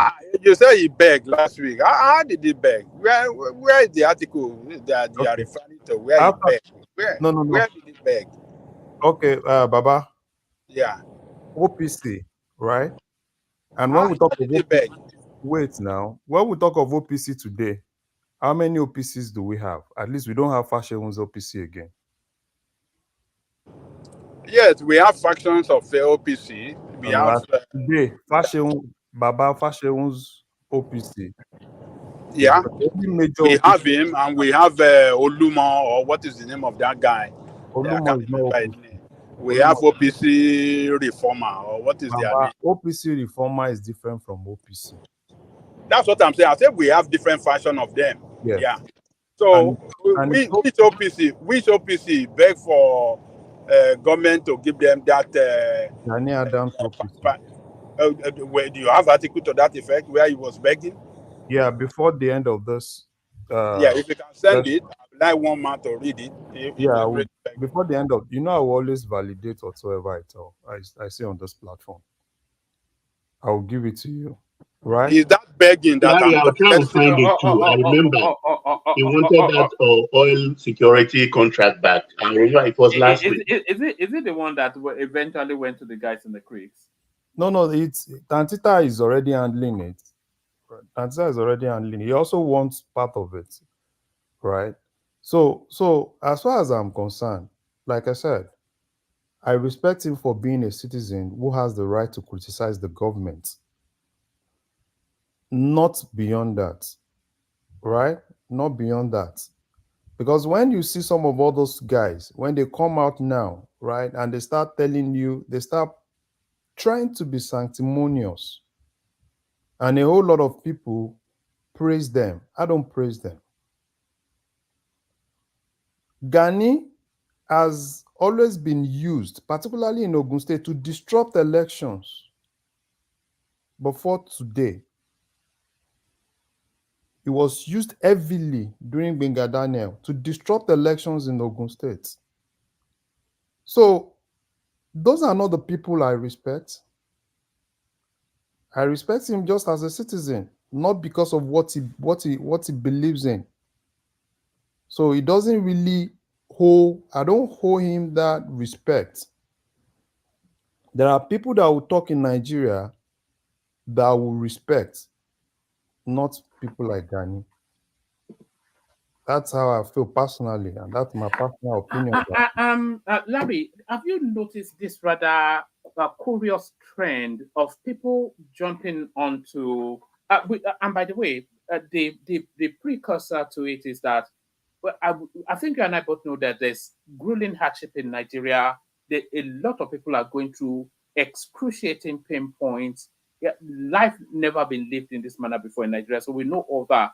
But are you noticing this worrying trend of people hopping onto this? We cannot continue like this sort of narrative that seems to have subsumed. That's a good example right there. So the guy, he was just picking out things that did not really cohere with fact or logic, even made up stuff, and then they would just want to lump it into that populism space. We see it with our daily model as well. All of these people just wanting to be popular with the noisemakers. Do you understand what I mean? Are you seeing that trend? Yeah, it's normal. They are all politicians, so you understand. That's why I said I respect them as citizens that also have the ability to criticize the government, right? Not beyond that. That's me, right? I don't. There are people that I respect, when they talk, and there are people that are kind of like, they look for a way to take advantage of the situations, and they try to you know, pull themselves out there. That's people like that. Particularly someone like Gani. I've always watched him, you know, till today. You can't even pinpoint to one thing that Gani does for living. Till today, you can't even pinpoint one thing. But that's his own personal. Are It's you his, are you saying he doesn't have businesses that they run? what No, must it come to the public can and you, be saying, "Oh, this is the best"? Baba, Larry, now? No, no. okay, what do you think he's doing for living? What are you? What do you think? What do you know that he's doing for living? I don't know. That's why I said I Oh, don't know. you don't need to know. It is your own No, no, no, personal no. life. As That long is as he's why, not doing anything illegal, and that is he's the not doing problem anything about illegal. wait. And that is one of the problem we have in Nigeria, right? It is no problem. This guy run business. He has his own businesses that he runs. At He least has what What he, business? What business? yeah, What business? look, it's running real estate business and some other business. You know, you can't talk like this. That Is there's a no one. property No, developer. I'm not saying whether it's a property, but I oh, know that Baba Jale Koko, he run real estate business. Baba Jale Koko, you know him very well now. So can you tell us I what mean, he does? I don't have to tell you. But you don't have to question him or try to say what kind of business does he do. We don't even know what it. No, that is wrong. You Yeah, don't have to know. no, Baba. Wait, Yes. Baba. That is why I said I respect him as just a Nigerian as I am a Nigerian, right? That's why I said anything beyond that. Personally, I don't take him beyond that, right? It's a Nigeria that also has the right to criticize the government, as I have the right to criticize the government, but not, kind of like giving him that kind of relevance. It doesn't really belong to that category of people that give that kind of relevance. That's my own personal opinion, right? So I'm not against him. I'm not against his personality. He's a Nigerian. I'm a Nigerian. But anything beyond that, that's where he is for me. That's my personal opinion about him. All right. Let me take you somewhere else. Are you following this Bello Toji versus the Nigerian security forces narrative? They've been TikToking at each other, this guy and the security forces. Are you in that space, Bello Toji? Yeah, I'm actually in that space, right? And I think the major thing is probably the security agencies need to work closely with NCC to track some of those guys down. And I think one of the things they're trying to do, if they need to block some SIM cards, do everything they can actually do. Because the only thing to track those guys is actually using technology. You see them every time on TikTok, and that was why, at the point I was more like, yeah, TikTok, probably they need to have some conversations. If those people can actually help the government, right? You see most of all those kidnappers, they come on TikTok.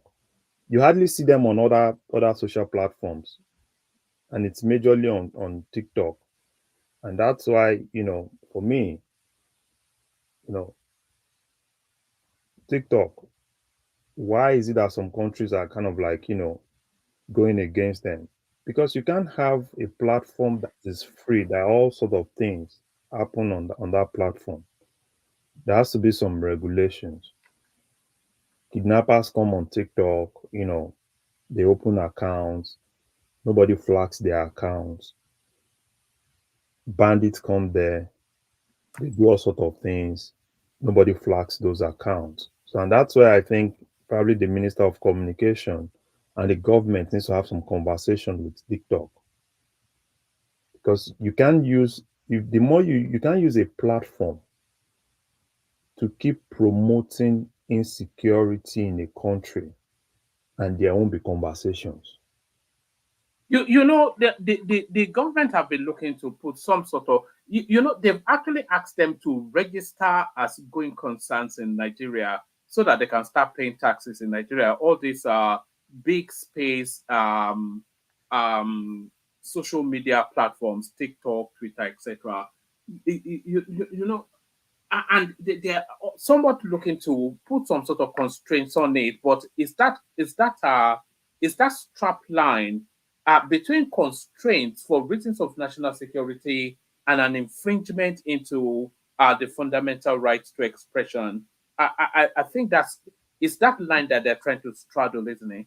Yeah, they should focus. Say it's not all about taxation, right? It's not all about taxing them. It's all about putting laws in place. It's all about ensuring that security of of people's data, ensuring that there is at least sanity within that space. Most of all those things, if you look at most of all those things, it happens in Africa.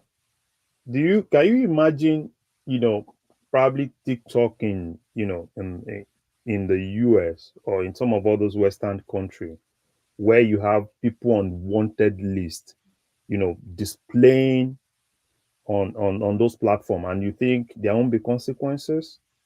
And that's where I want the government to really come in hard on those people. Particularly, call if you need to call TikTok, right? Have conversations with them, because it's not all about taxing them. It's all about ensuring that there is sanctity within the system. Because most of all those guys, you can go everywhere, oh, dodgy, and put army everywhere, and they have one or two collaboration even with the citizens in the north. And until those ones too, take their time to say if they have to put an end to this. But I think the quick win that governments can actually do, right? There is a whole lot of ways of doing all those things, right? You can work with TikTok, right? You can track the IPs they are using. There's a whole lot of things. So it's for me, right? Probably it's because I'm in that space. It's not difficult, but I don't know. I don't know why they are not really utilizing everything, right? To really track some of all those guys down, because they see TikTok. If you know what goes on. Is it because Daniel Boala came out and it was sort of lamenting at the lack of synergy between the security forces. So, are we really? Is it really? Are they complicit in what is going on, or is it just, or are they incompetent, or is it really a matter of just not synergizing with the, like you said, the telecommunication space, a crucial part of the accoutrements of security now, because everybody is digitalized, and then the air forces for quick strikes, and then the army. So there should be some sort of synergy within that trilogy that should make it easier for them. Is it, are they not synergizing well enough? If they are, we'll all see what they've actually done, right? And you see, I think, oh, I think I'm echoing back. Is it someone else? No, you're okay. I think it's You're someone. fine. I'm not hearing any echo on the side. Okay, But okay, let me interject here, Larry. I okay. think you are being very, very nice with your choice of words. You're being very, very nice. There was this advert a few years ago when armed robber descended on Nigeria so much. Armed robber not be spiritual. Armed robber not be spirit. Armed robber get wife, you get neighbor. Look, these bandits are roving free in the north because some people, I won't say all of them, are complicit in this matter. We've had this issue before. Maitasini riot, if you remember, during IBB's time, that roamed the whole of North and was like looking it was going to overwhelm them. There was also the Gukuni Wadai Chad insurrection that came into northern Nigeria, which Buhari was deployed then as an army commander to suppress them. So we've had all these things before. You understand? So they have to do the heavy lift themselves and report these people, hand them over, point the army in the right direction. Because this is an army that's even divided. Commanders have been known to even betray their what's that starting the 30-man force. What do they call them now? Where you start with your go out with your platoon. They are platoon commanders. They betray them. Officers have been known to be shot behind. You don't, in battle, you don't shoot your officer behind because they are facing bullets. So who shot them? Their own army must have shot them. So there is a lot of treasury going on, even in the army itself. It's an army divided. So this, if they want peace in their land, they have to do something. Larry, carry on, please. So you just said it. So let me just say something. So Babajanle Koko, I said I was going to drop the link where OPC was actually telling Tinubu to help them restore the pipeline contract. So I put that in the chat. If That you was want, just last week now. yeah. So this whole thing, Let one man read it. I want to know if Gani Adams physically begging Tinubu. That is what I want to know. All right, we'll read this, and then Yes. all right, we'll read this, and then Larry take us to one more topic, and then we'll move the conversation around so that it's clear and lucid. And then we want to get to Emmy as well. He's in Abuja. OPC urges Tinubu to restore pipeline contract Buhari terminated. The Odua People's Congress has called on President Bola Tinubu to restore the pipeline security contract that was taken away from the organization by former President Muhammadu Buhari. The president of OPC, Wasiu Afolabi, disclosed this at the organization's 30th anniversary celebration held in Lagos State on Thursday. Afolabi urged the government to give the body the opportunity to contribute to the energy security of Nigeria. He noted that restoring the pipeline security contract would tackle unemployment in the Southwest, Kogi, Kwara, and Edo states, and put an end to pipeline vandalism in the region. He emphasized that OPC had done it before and could do it again, citing the organization's past success in securing pipelines and reducing vandalism. OPC is today urging President Bola Ahmed Tinubu to give the organization the opportunity to contribute our quota to the energy security of Nigeria. President Tinubu should restore to OPC the pipeline security contract that Muhammadu Buhari took away from OPC. It will tackle unemployment in the Southwest, Kogi, Kwara, and Edo states and end pipeline vandalism in this axis. We have done it before, we can do it again. Afolabi also lamented that the Yoruba people had 2 presidents and 30 lamented that the Yoruba people had 2 presidents and 32 governors in the past 25 years, but OPC had received no benefits. So that's the begging right there. Despite their significant contributions to democracy, according to him, not a single local government out of the 137 had recognized the OPC sacrifices, adding that it was an injustice that needed to be corrected. So it goes on and on. So I think that's the point right there. You can't attribute this to Gani Adams. Gani Adams' name is not mentioned. They mentioned. Hold on now. Hold on now.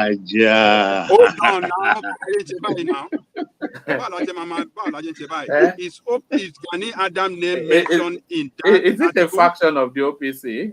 Okay, no. Is Gani Adams' name mentioned there?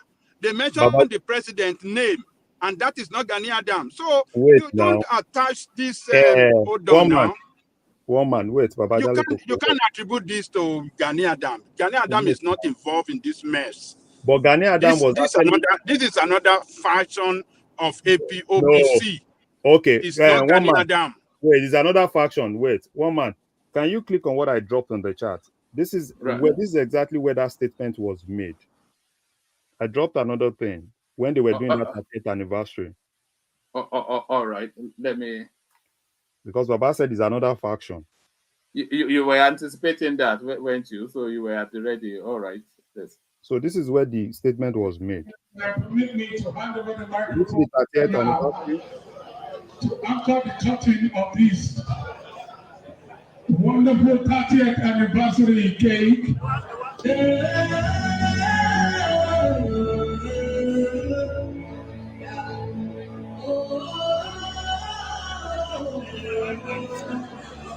To anchor the cutting of this 30th anniversary cake is none other person than Engineer Bayo Banjo. Please keep clapping, keep clapping, keep clapping.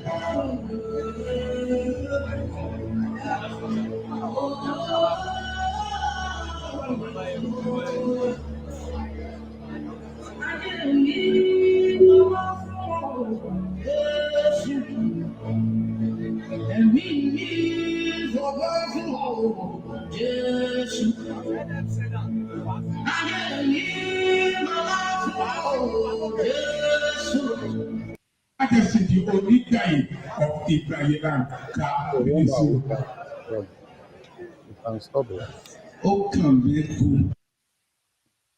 So I just want to let Baba know that this is not another version of OPC. This particular statement was made in this ceremony when OPC was marking that 30th anniversary, and that is Gani there, right? And is the leader of that OPC where that statement was actually made. So what happened from last week till this week? And this the guy is just after dollars. It's like everybody else. Do you want us to take us to one more space? Kingsley Mogalu's narrative. I thought you're gonna play. Where's the audio? Where in that video? I want to listen to the audio of that video where they clearly call on the government that we beg you, come and give us this thing. Baba, they said somebody in that ceremony. Baba, didn't you see the reportage? Did they put another ceremony? So you okay? Don't worry. We don't need to argue this. I don't want to. I want to hear specifically from Gani Adams. No, Baba. Hold on. No. I want to hear it that Gani Adams calling on the government, come and give us contract and stuff like that. That is what I want to hear. Okay, but I'm not hearing that. Baba, if you talk about Gani today, what exactly do you know Gani by? Is he OPC or Afenifere? All right, let's move away from that. I don't think Adele Koko will yield that space, Yeah, but I think it's pretty clear. It was at the 30th ceremony, which we just saw a video of. So, what I'm pushing against is that they are begging for that. You can't call that begging. If they are that's not seeing begging. insecurity, hold on. If they are seeing insecurity against the infrastructure of the state, and they are calling on the government that, look, okay, we can help. We have done it before. That is not begging. No, they were asking for a contract. Is asking. Okay, Aja, arrest it. Is asking. They were not begging. They were asking. Okay. Look, when you try to, I don't know, for one reason or the other, if you don't like somebody and you want to destroy that person, I don't like it. Let's stick to the issue and not try to spin issue and destroy someone's image. Wait now. You know my like. argument. You know my argument. All right. This is somebody that is criticizing the government for probably the economy and everything. Instead of them using that platform to talk about contract, how about them using that platform to criticize the government, right? And let the people know that are on the side of the people. That's hypocrisy for me, right? There's always a money end at the end of this thing. Yes. So do you remember when was that light-skinned guy in the Labour Party, the one that gave up his spot to Peter Obi, was it Patu Tome? Do you know when Patu Tome was raging against the seized Nigerian jets? That was the fault of was it Ogun State or whatever? But when the details came out, that governor that was at the heart of that, he cancelled a contract that Patu Tome had in that state. And he'd been holding that grudge saying. So there's always some underbelly of money in a lot of these things. But let's move on from there. Do you want to speak to the comparison being made between Peter Obi and Donald Trump? Do you see the parallel or anything else that may interest you? Oma, let me talk on Moghalu. Let me talk on Moghalu. Now, we are all Nigerians, right? And the moment we realize that we need to start looking at how to really move forward, the better for us. We'll keep doing the same thing for 4 years. Oh, they remove subsidy. Oh, the exchange rates, right? For me, I think I told myself one thing, right? I'm not even interested in all those things again. I'm more interested in where are we now and how do we really move forward. Is Tinubu really doing the right thing now? No, he's not. Because I see that he has the ticket to get us a turnaround, but he's not really utilizing the ticket very well. He has the opportunity to change the narrative, but I'm not really seeing him taking advantage of that opportunity to change the narrative. And I ask myself every day, when exactly are we really going to get to the turning point? Now, let me ask this, because I don't know. Where exactly is Tinubu today? Woman. Is he in Nigeria? I'm not sure that he is in Nigeria. Where is he? They said he was going from China to the UK and then Dubai. So it's somewhere in the air somewhere, isn't he? He's in France. Is he in France? Yeah. Okay. It's been confirmed, right, Baba? That is in France? That is what I heard this morning. That he was saying. Very, very disrespectful to Nigerians. No. I saw people saying that. I'm not sure that I agree. Are you saying that it should be in Maiduguri? Is that what you're saying? It should be in Nigeria. I don't even need him to be in Maiduguri. He should go back to Nigeria. Be in his office. In Nigeria, in his office. Doing what? It's attending to matters of state. What is he doing where he is? He's attending to matters of state now. Matters of state. Yeah. One man. No. Tinubu should be in his office. If Tinubu really wants to get us out of this problem, he needs to sit down and get us out of this problem. Correct. Forget about, oh, he's in, you don't even know where he is. Probably he's in France, or probably he's missing somewhere in Dubai, or probably they've kidnapped him somewhere. So that is what I'm interested in. I don't want to keep lamenting of, oh, yeah, is the subsidy, is the this. I don't want to keep lamenting about that. I want him to calm down, fix the So, problem. Larry, what difference is that going to make when he's away for a week? What difference is going to make in the life of the nation? Yeah. So What People like difference is it going to make? Bajabi Amila will be riding roughshod on policies. That is what makes a difference. So they've not been doing that. Okay. At this point, right, there's a fake meeting that is supposed to hold. We need to know what is going to happen as regards fuel. And that fake meeting is not holding, right? NNPC told us that probably we'll hear something on the 15th. And with what I'm saying, nothing is happening. And the problem I have is this. Today, Kenya is knocking on Dangote. Yeah, I saw a piece that Kenya are ready to buy Dangote. Kenya is knocking. The Eastern African countries are knocking. And the moment you let this thing be, Dangote will not have any option than signing long, and those guys will come with a long-term forward contract.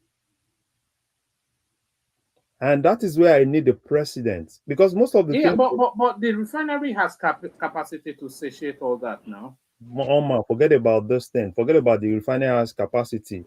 Everybody Kenya wants. is knocking to do what? To buy Dangote fuel or what? Or to buy Yes, the refinery? I saw I saw it on our right. No, Huh? not the refinery, but the petrol. Petrol. Kenya is interested The It's not meant for Nigeria alone. It's a refinery yeah. to produce several products for the world or buyers around the world. So what's the Yes. big deal about that, No, Larry? Baba, the big deal is this. If most of all those countries come in and sign long-term forward, right, Nigeria will be left with whatever is remaining. No, I think the Nigerian quota is ring fence now. It's tied into this. It can't be getting our petrol now and then not giving us. No. We will simply not take our petrol now. Don't It will just, if it's locked into a contract, it's committed. He doesn't have to take our petrol. Well, one man, don't make that mistake. Forget about is taking your petrol. Or our crude, rather, yes. You're not taking your crude because you are not discounting the crude. You are just basically selling the crude. The only difference is just that rather than you selling to him in dollars, you are getting the equivalent of that in naira. And if he goes on signing lots of all these long-term forward contracts with all these countries that are knocking, a lot of them are knocking because what all of them are saying, because most of like Kenya and some of the Eastern African countries, they buy majorly from Saudi Arabia. And if Dangote, and they are all insisting, because everybody is trying to go green, and if Dangote can maintain this American standard, obviously all of them want to come. And another thing why they want to come, like Kenya just, I think they said it was last month that they were able to sign the pact with Saudi Arabia to collect shillings. So most of them will be more interested in that deal with Dangote. If Dangote can actually accept their currency and not dollar, and then if they have that opportunity, they are going all for long-term forward. So Nigeria needs to make that decision now. They need to make that decision now.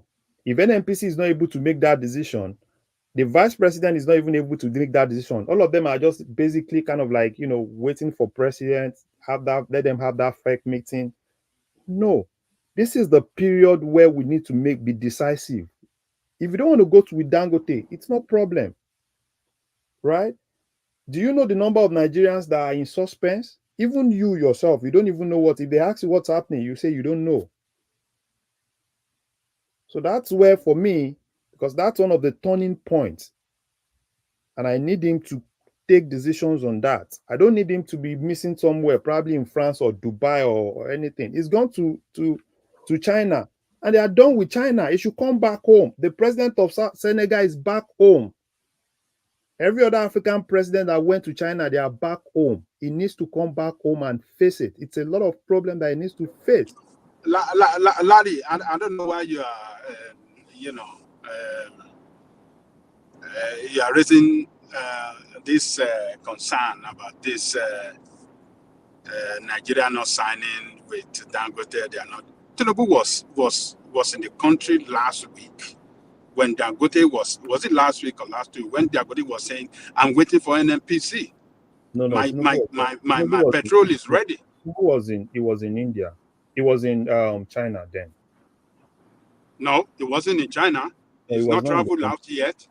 He wasn't traveled out yet. 2 weeks ago, it wasn't traveled out yet when Dangote was saying, my petrol is ready.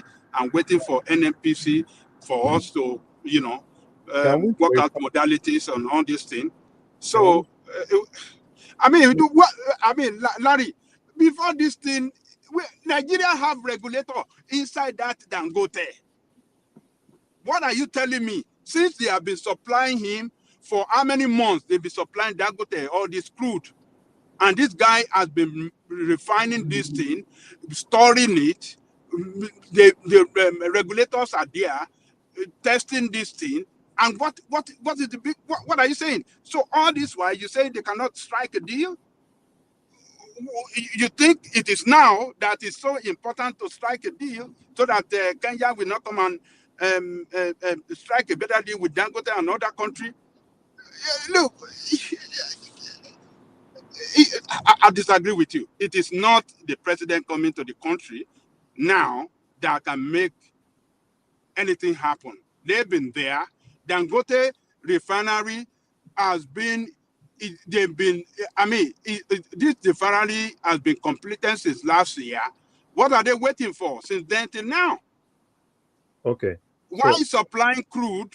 Why making it possible? Hold on, Larry. Yeah. Why making it possible for him to buy crude in Naira? And deal is yet to be signed on how, the supply of the product to the state. I disagree with you that it's Tinubu coming now that can make a change. If he has not made a change all this while, then that should tell you that something is wrong. Hello, Larry. Sir. Yeah, Larry, he left 29th August. So by Nigerian time, it's almost 2 weeks. The president disappeared. Yes. I like that disappeared that you said, Baba. Baba Janle Koko. So the thing is, yes, when they did the Naira crude for Naira deal, so it was actually a fake decision. And I think what happened was the decision from there, and that was when they had a committee to go work on the modalities with Dangote. And part of the agreement then was that determining that has to be a fake decision. So it's not what the minister can just say, I overruled fake. And that's why Dangote was more like, yeah, it's going to be a fake decision. So probably, if he's not around, if the vice president can summon the fake decision and make the decision. So until there's a fake decision, there's a fake meeting where that decisions will also be tabled at the fake. Because this is not just a decision. The Naira to crude for Naira was not just a decision by probably the minister. It's a fake decision.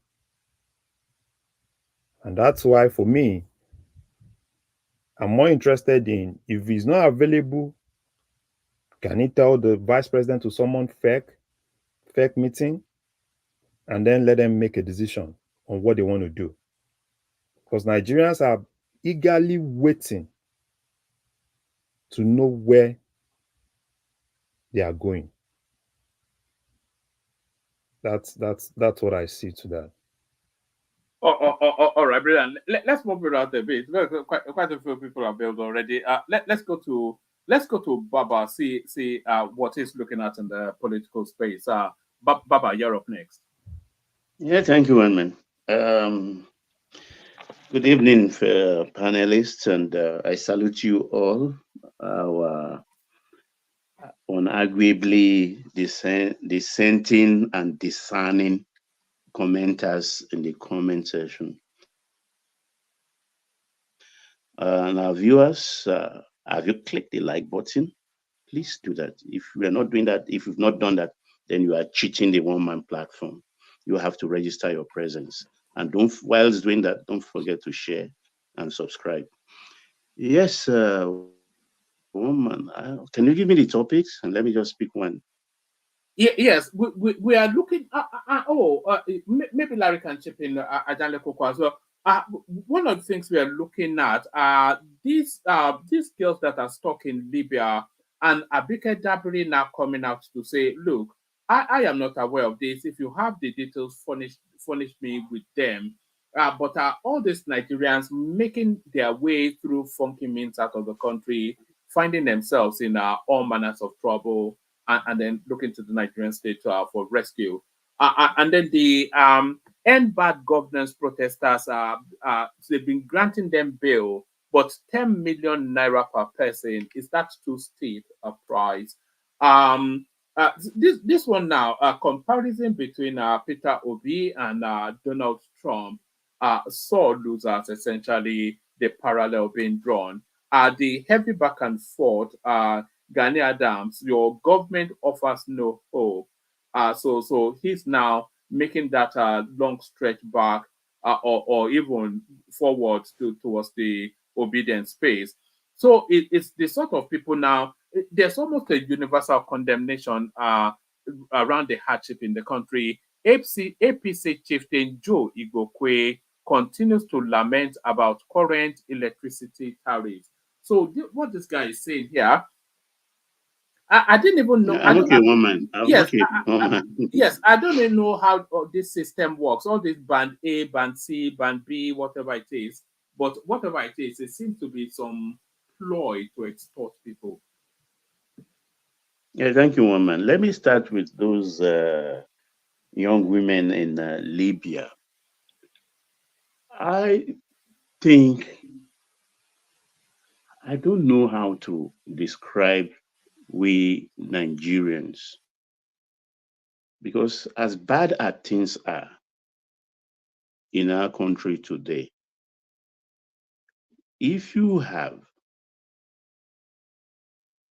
200,000, some people claim 100,000, but I think about 200,000 as a man, as a woman, you can trade with it. You can trade with it. What readily comes to mind for me is buying and selling okrika, for instance. There's a lot of money With to be made. 200,000 cannot set up a trade, though. Oh, you go to Kuchon, you buy bale of okrika. A lot of things to be done. Even the fare to Kutan and back is 200,000.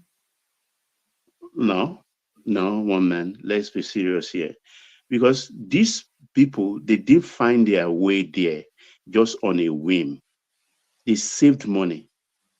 Some families even borrow money.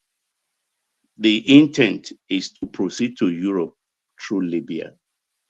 In the last, You know what struck me? It's just the amount of girls there, young girls as well, in the prison in Libya. It's just the mind boggles what they would have been through, what they are going through now. yeah. The thing is, intention is to cross to Europe. In the last 25 years, no Nigerian that reads newspaper, listen to television news, that do not know that that's a very dangerous trip. When you gather about 300, 400,000 and pay an agent that will take you to Europe, doesn't it look as if you can use that 400 to roll up your sleeves, put your shoulder to wheel, and trade? I mean, let us face the reality. We can't all be working in the offices. You can still get like a plot of land somewhere, unused plot of land anywhere, even in rural Lagos. You can plant lettuce, cabbage, and a whole lot of things and sell. People are doing that. You can plant ugu and sell. Spinach, the same thing. Why this clamor to risk your life through the desert? There are hundreds of thousands of our people that have been killed by the Tuaregs in the desert. Those who even escaped and got back home. If you listen to the tales of horror, they have to say, you will not even wish your enemy tread that path. But still, people go there. And for these young women that are being traded, we know, even though it's not in my station to start talking about them here, we know what they went there for. Now they hit dead end. They are calling on the government, whom you did not notify before you left the country, to come rescue you. And some of our people, because they just want to be disagreeable, supports them. I don't know. We because why you that is being disagreeable? Why don't you take on that kind of journey? It's like I ask myself at times when people start pitying somebody that is an addict on you know what, and I ask myself, I don't pity him because first I ask myself, why am I not taking it? Why don't I smoke cigarettes? Why am I not smoking ganja? Why am I not guzzling beer? Because I know the danger of addiction. So doesn't that fellow have common sense? Even though common sense may not be common. So if you indulge and hit dead end, solve your problem yourself. Solve your problem yourself. Now they are now shouting and everything. You go to other people's land and you do cultism and a whole lot of other activities, and they lock you up in numbers. Now, And then Nigerians have been deported en masse from the UAE as well. oh, this is the problem. But at times I even pity government. That's why somebody like me, I'm just not even interested because it's a thankless job. It is a thankless job. You do, you'll be damned. You don't do, you'll be damned. And that's why the politicians are dealing with us. They are dealing with us very well because we've come to become a kind of the level of disagreeability is such at high level that I've never seen before in our country. And I say good luck to those who are not discerning, who will look at the problem and truthfully dissect it. So one man, I will go to the other topic. I think the 100 million bail 10 million bail for the protesters. Well, we've talked about this problem a long time. These are not, yes, some of them could be victim. In throwing your net into the ocean to maybe catch lobsters, there is no way some fishes will not get into the net. You didn't intend to catch fishes. That protest, if we may put it in its proper perspective also, it was organized or it was infiltrated by subversives whose intent was different from those who went on the street. When protests, I've said this before, when it shifts into gear, into riots, that's a different level entirely. We all saw the damage done in some states, the level of the damages. We saw underage children, 9 years old, 10 years old, what they did, removing interlocking blocks from streets. We saw them carrying foreign flags. That is no more a protest. That is beyond. They say when a handshake shifts beyond the hand and up to the elbow, that's a different thing entirely. That was what happened. In UK, we had the same protest of about the same time we had ours. Hundreds were carted into jail.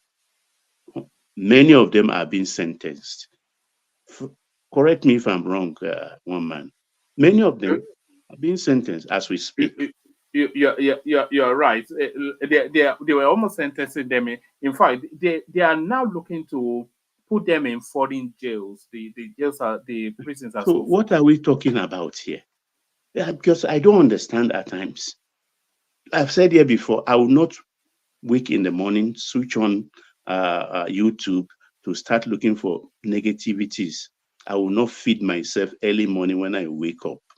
I will rather feed myself with what will bless me first before I start looking maybe for negativity or anything.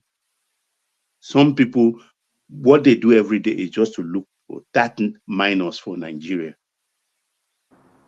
So, Baba, because they treated their own people bad, so we should treat our own people bad as well. Is that another different what you are argument? saying?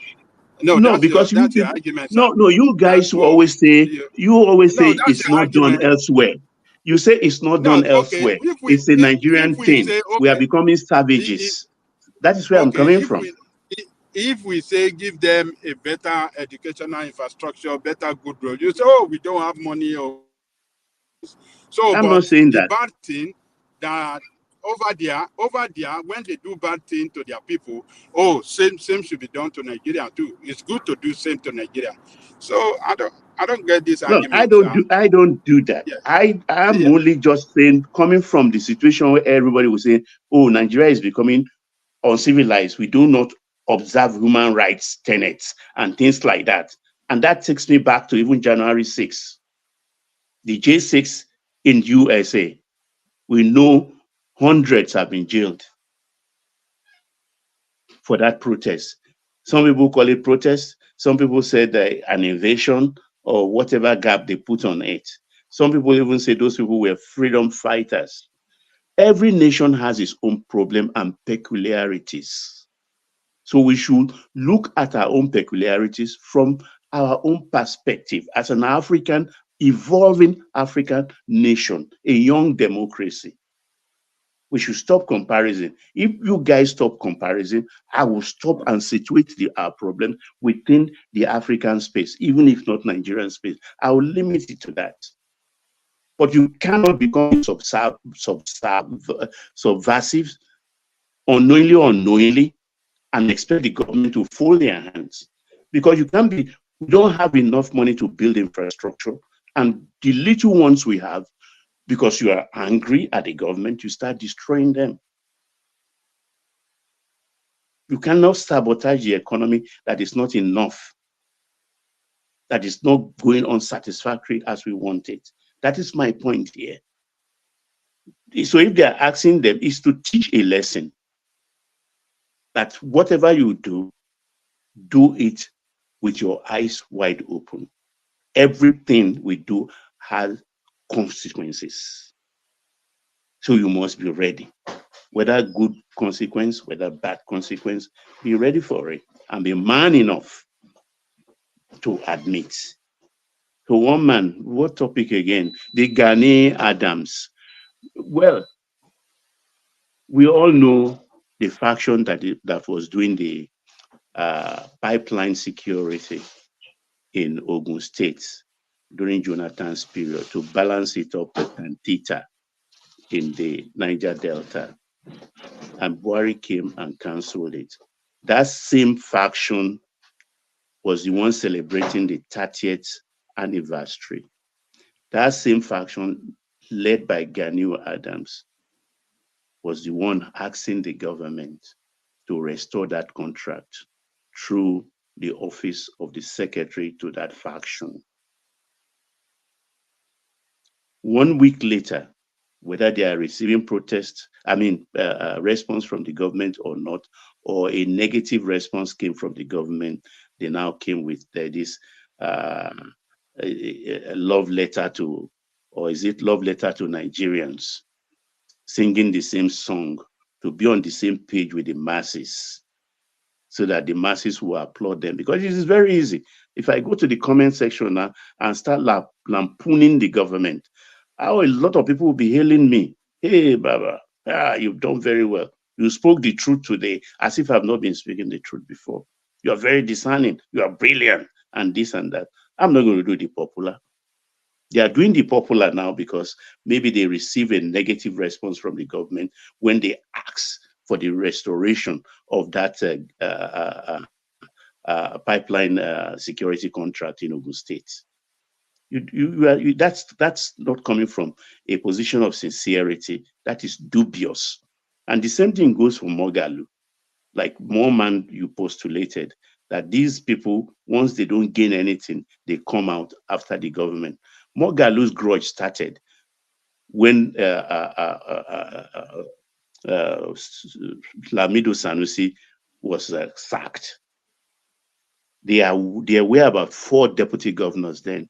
He was expecting, and maybe rightfully or wrongfully, I can't remember now, he was the person to at least be in acting position as Central Bank governor. But they chose Sarah Alade. Who remembers that? Sarah Alade, that woman, was chosen. And Mogalu is someone who wears chips on his shoulder. And I think that's where his own grudge emanated from. So everyone that is having this, that is a critic of the government, not all of them are sincere. Like you said, we never knew Professor Utumi also is a contractor until he had this problem with Amusu, that Amusu didn't give him contract or didn't give him money or compensate him enough. The same sense of entitlement. Like we all Nigerians, we feel entitled.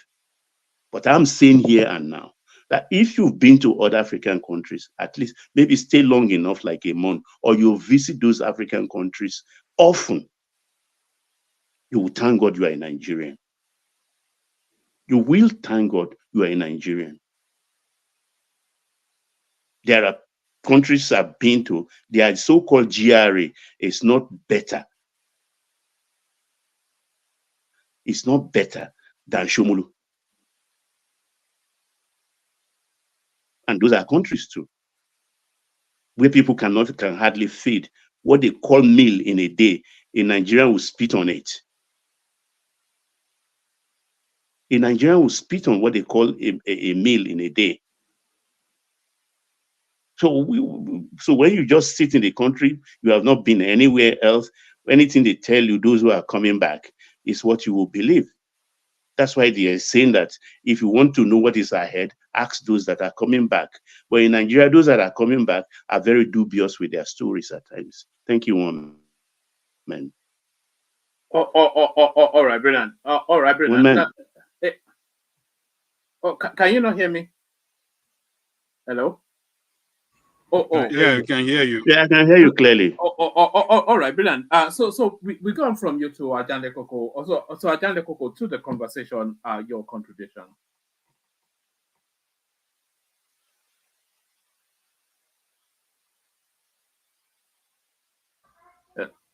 Baba Ajande Koko. Ajande Koko. Okay. I didn't know I admitted myself, and I was talking. No. Okay. Larry, thank you, Jari. Greetings to our listeners around the world. Click on the like button, share and subscribe if you haven't done so. Look, first of all, I want to commend Gani Adams for writing that open letter to the president. It is time for Nigerians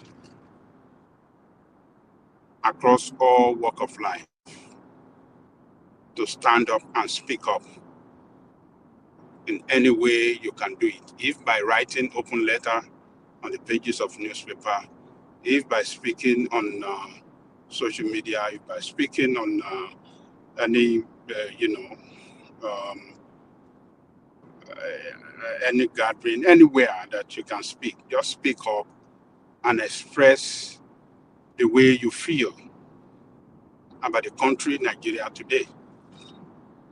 If you are happy, fine. You can say it loud that yes, what Tinubu is doing is good. If you are not happy, say it loud and state it clearly where the hardship, how the hardship is hitting you hard. Because look, we have Tinubu there to serve us. We have the assembly there to serve us. We have the governors there to serve us. If they are not serving us well, we have to speak up. It is not this layback style.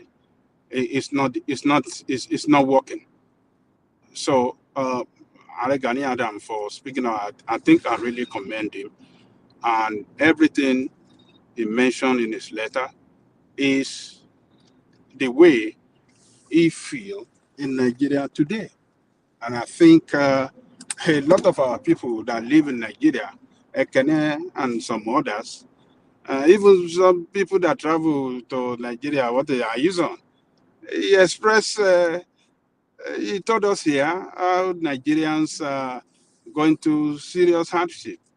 So I think he did the right thing, and I really want to commend him. And for his lover across the world that listen to this program, if you are so offended with the way one man was going after him instead of going after the issue, I want to apologize, and I want. I didn't go after him that much. I think you are trying to find the ego. No. Look, whether we like it or not, he's Area Onakakanfo of Yoruba land. He's a human being like us, but the title he holds, I think that position we have to respect him. Can he make mistake? Yes, he's a human being. He can make mistake. But to shred him like a mincemeat outside in the public, I think that is not fair. So I'm not happy with that because as a Yoruba person, I think people that hold the traditional title in our place in Yoruba land, we should honor them and respect them. If they do something wrong, yes, we can say it, oh, this is wrong. But he has not done anything wrong in writing to the president that, look, this is not the way you met Nigeria. This is not what you promised us. We are not better off than where we are not better off today than where we are a year ago, 1.5 years ago when he came into power. So it's just he has not done anything wrong at all. So I just want to tell his lovers across the country that love this platform. That maybe somehow you feel, oh, one man was too excessive. On behalf of the platform, I want to apologize and say, look, that one man speak the way he can deliver his own criticism. That is one man for you. So, but I, as Ajale Koko, I'm delivering my own, position the way I'm good at delivering it. So, and I apologize if you feel that one man offended you. So, that's about that. So, but I think Adeno Kakandu have done good. He can speak up more. This should not be the last. He should not Are you saying feel. we cannot? Are you saying we cannot slaughter politicians? We slaughter politicians all the time now. So why can't we No, we slaughter can him? slaughter. We can slaughter. No, we cannot slaughter him because he's not serving us. He's Okay, speaking Aja, for the people. Aja, if it's a real no kankanfu of Yoruba land, like you said, by extension, Tunumbu is a Yoruba man. Why not seek an audience with the president as somebody who's on who you have authority as Are and talk to him privately? How about that? Baba, Well, I need to add another question to that. I need to ask another okay, question to that. If okay. you were to be genuine, to be a genuine person, right? Why Mm. didn't you use that platform last week when they were celebrating to stand with the people? Won't that be, are we not going to applaud that than using that platform with his association to beg for contracts? How is that? I, dis- I disagree with you. There's nothing that they said there that beg for contract.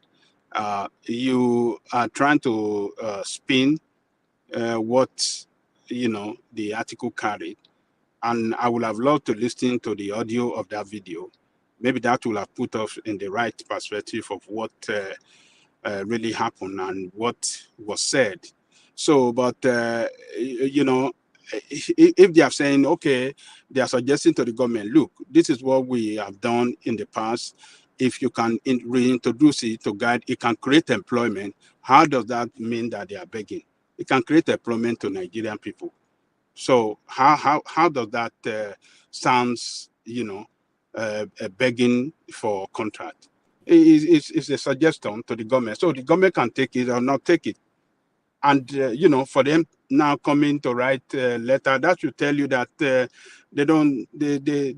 if they are really begging for contract, they will not write this letter, open letter to the president criticizing his policy. So I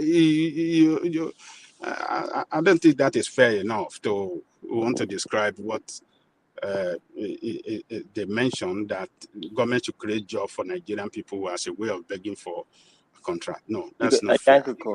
Tinubu doesn't care about Tinubu won't care about himself. Tinubu won't care about Nigerian people. Get that?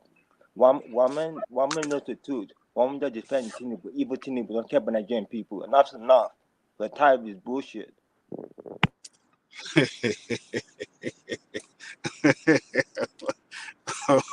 ọmọ wọn máa yarí o Yorùbá ṣe oríṣiríṣi.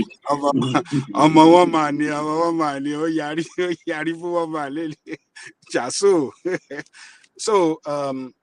So everybody should speak up. It is time to speak up. We have to take our country back from politicians. We gave them job to do. We hire them to do a good. They promise to do a good job. They are not doing a good job. We have to speak up so that they can start doing a good job for us. So that's my take on that. And on Abikele Abiri, I think Abikele Abiri got it wrong. You don't. I mean, for God's sake, she knows what to do. How can you tell me, oh, send us where your location? Which location? You know the channel to pursue to get where those people are. You know you can contact Libya embassy in Nigeria if Libya still have embassy in Nigeria. You know how you can contact Libya authority to and ask for Nigerians in their prison. She knows what to do. What is wrong with her? That's very insensitive and very, very, how do I describe it? She does not even show empathy. It's a complete stupidity and nonsense of her. You see, all these people, you got a responsibility. You are given a position to monitor Nigerians around the world where Nigerians are facing serious problems in any country where they are having crisis and they are having challenges to leave that country. It's our responsibility to get in touch with authority, and the authority will facilitate a way of getting in touch with them and then transport them to Nigeria. Aja, may I ask you a question? Do you know, as a traveler, US or every government, your first, the advice they give you first when you land in a country, go and register with your embassy or consulate. That is the rule of it. That is the rule. So if you go to a country and you didn't register, you run into trouble, how will they know at the consulate or the embassy? Let me tell you this. This situation has even gone past that. These are Nigerians being kept unlawfully in prison in Libya, and they are calling for help. You say unlawfully. No, Baba. So Nigeria must stand up for them. So Baba, this nonsense that Abika is saying, give us location. Which location? Baba, can I say something? Can I say something? Number one, yes. When you say unlawful, right? They are holding them legitimately. And I think it has got to that point that people need to learn that thing. We can't keep sending aircraft to Libya every now and then. There are a lot of people in Nigeria that need government to do things for them. Because these are people that keep doing the same thing, and every time we all expect, oh, Nigeria, send the aircraft to Libya, go and bring them back. And they keep going through that journey every now and then. So as far as I'm concerned, right, yeah, they can talk to the Libyan government, but I don't even support, put the plane on, spend so billion, go and bring them back. So they should rot in there. That's what you're suggesting? Wait, because they should rot in there. Baba, you know what? The problem is this. Immediately you bring them back. See the last people they brought. They were interviewed one, and it was like, yeah, they were going back. Because when they bring you back to the country, and you now eventually go back, all in the name of probably, you see some of them saying, oh, I tried the first time, I will try another time, I will try another time. Right? And at the end of the day, and you get stuck, and we keep saying, oh, why is government not really going to bring them back? For me... And Abika said that, by the way, Larry, that... Yes. I even saw when you bring them back, they'll still go back. Yeah, not this one. The last people they brought back, right? There were interviews. They were interviewing some of them, and some of them were basically saying they tried the first time, they still want to try it again, they will still go back. And the more you go back, and the more they capture you, and some of those guys, we've seen a lot of things on the internet where they sell some of them and all those things. And now we're still saying, oh, government go and bring them back, when there are a lot of things for government to face. They harvest their organs. They harvest their organs as well. Instead of using that billions to bring them back, focus that billion on people in Nigeria. People in Nigeria need government's attention. So I'm not fine. Abika can do whatever she wants to do. But as far as I'm concerned, if you ask me, the priority now is more on people that are in Nigeria that need government focus and money. Don't take that Nigerian money and go and bring this one from this place. They bring them back, they go back, go and bring them again. And unless Yama is not even available to give us free flights. So gone are those days that will beg Alex Yama, oh, please give us free. Alex Yama is busy with London. So they should, if they bring you back, government is helping. It's like buying a lottery ticket. You don't win, and then you ask for your money back. It's ridiculous. So Abika can do all those sort of things. But as far as I'm concerned, if we say that's the priority of the government to go and keep bringing them back, the priority of the government now is for people in Nigeria that need government attention. But Larry, the reason why she's doing that, because Tinubu keep going to France every time. She's basically copying Tinubu. She basically copies what Tinubu does every time, go to abroad every time. So we can't blame Tinubu for that. He elected her. Blame Tinubu for that. No, I don't think you really understand what we're saying. This is not a Tinubu thing, right? This is more of people that are going through Libya, they want to go to Europe, and they bring them back to Nigeria and they go back through that route. So, I don't know the relationship. Yeah, Tinubu, yeah, we've said it, is in this, is in that. But I think the major thing is for the people. And Babajale Koko, you will be surprised that majority of those people are basically people from the Southwest, particularly predominantly Oshun, Ekiti, and Ondo. You are correct, Larry. Why are they But going like, through that route? All those girls were Yoruba girls, which is Yes, they quite are Yoruba. curious because usually the people that follow that route into Italy, they are usually from Edo, but they Now, were all Yoruba girls. most of them are from, you see they are Yoruba now. It's all these Oshun Yoruba, And the crazy thing is, I think if you listen, probably if you take your time, Baba, and sometimes I watch there is a program that is on YouTube, right? They kind of like interview some of all these kids. And these are kids 16, 17, and even when you bring them back, imagine the audacity, and they will still say they want to go back and try again.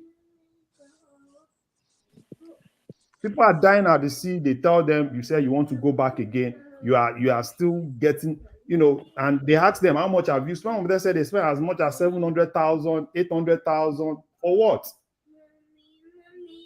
but Larry, you can't blame them. But the question is, what makes them do it?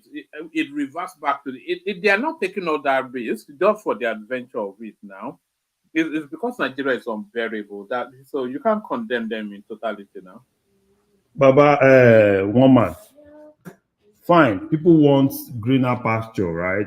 They want good thing, they want this, they want that. But when you go through a particular route and they tell you that this particular route is dangerous, and government helps you and brings you back in order to reintegrate you into the system, right? And some of them, when they bring them back, I think NAPTIP, what they do is they try to some of them probably look for a way to integrate them back into the system, look for something for them to do, right? And after government has spent that much, you now went back again. And you think government will keep going back and pinging you back when Nigerian people that need government attention, people that need now, government will come, and I don't even trust government. At the end of the day, how much do you use? 1 billion, so billion. So rather than focusing those billion on those people, let them just talk with the Libyan government. Let them stay there. Larry, Mama sọ̀rọ̀ báyìí. Oh, okay. Akilode, why are we talking like this? Where is the I mean, so are you guys just saying, oh, because they did it first time and these people let them rot in? Is that what it? Let them just. Baba, we are not saying. Let government just forget them there. No, government should not forget. No, we can't do that. Government should not forget them.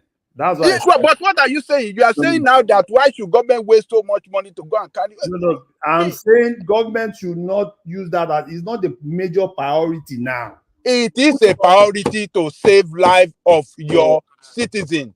It's not a major and the way some of us are talking here, we are talking as, look, we don't care. I think I understand. We don't care about our fellow citizens. I understand, Larry. I think you see in this aspect, if we continue expanding this rescue mission, we'll find Nigeria saying, "Oh, let me go ahead to embark on this journey. If I even don't make it, the Nigerian government will come and rescue me." So we are in one way promoting illegal migration to go into this country. It's, you see, if we want to stop this, I'm not saying we shouldn't rescue our people, but we have in Nigeria, let's be honest, we have the view set of, or the mindset of, oh, I want to go abroad by fire or by force. If I either die trying, and if I can't make it, then the Nigerian government will come and rescue me. So if we want to continue with this practice, then like what Larry is saying, it will create another avenue for government officials to continue to loot. Or we will now have very stubborn Nigerians who will not think of the consequences and the impact of their decision embarking on decisions that are not,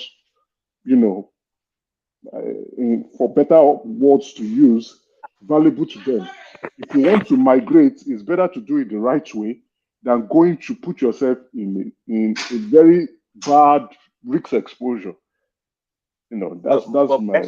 We have to say the two. Nigeria government is the reason why the Japan. Nigeria government is the reason why the Japan. Okay, come on, we're Africans here. We have to say the two. We can't lie to ourselves.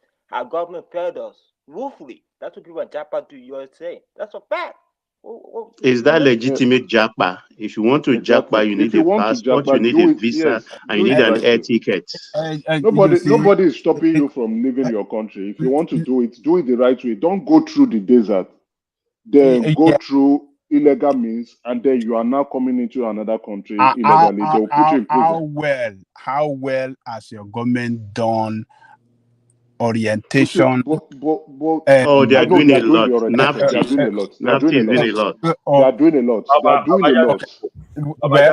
Well, what I want you to know, people that are said desperate, people that are going through In fact, I think the Oba of Benin put a course on them for doing that. Yes, that if you do it, do you remember? He did. Even it's not just NAPTIP. Do you know that United Nations? That's why I said probably take your time. What exactly that particular United Nations has a program of reintegrating some of those people back into the system. United Nations works with NAPTIP. In most cases, when they bring them back, some of them, United Nations brings some, NAPTIP brings some. When they bring them back to their country, they fund them. And aside funding them, probably some of them that have not really, probably they didn't go to school, they've not learned something. So they look for a way to bring them back into the system. But my problem is, they bring you back into the system, you make that little money, collect that money from UN, collect some money from NAPTIP, look for another way and go back. With the notion that government will always come. You can't be so sure that majority of these people there, I want to tell you, they have never been out before.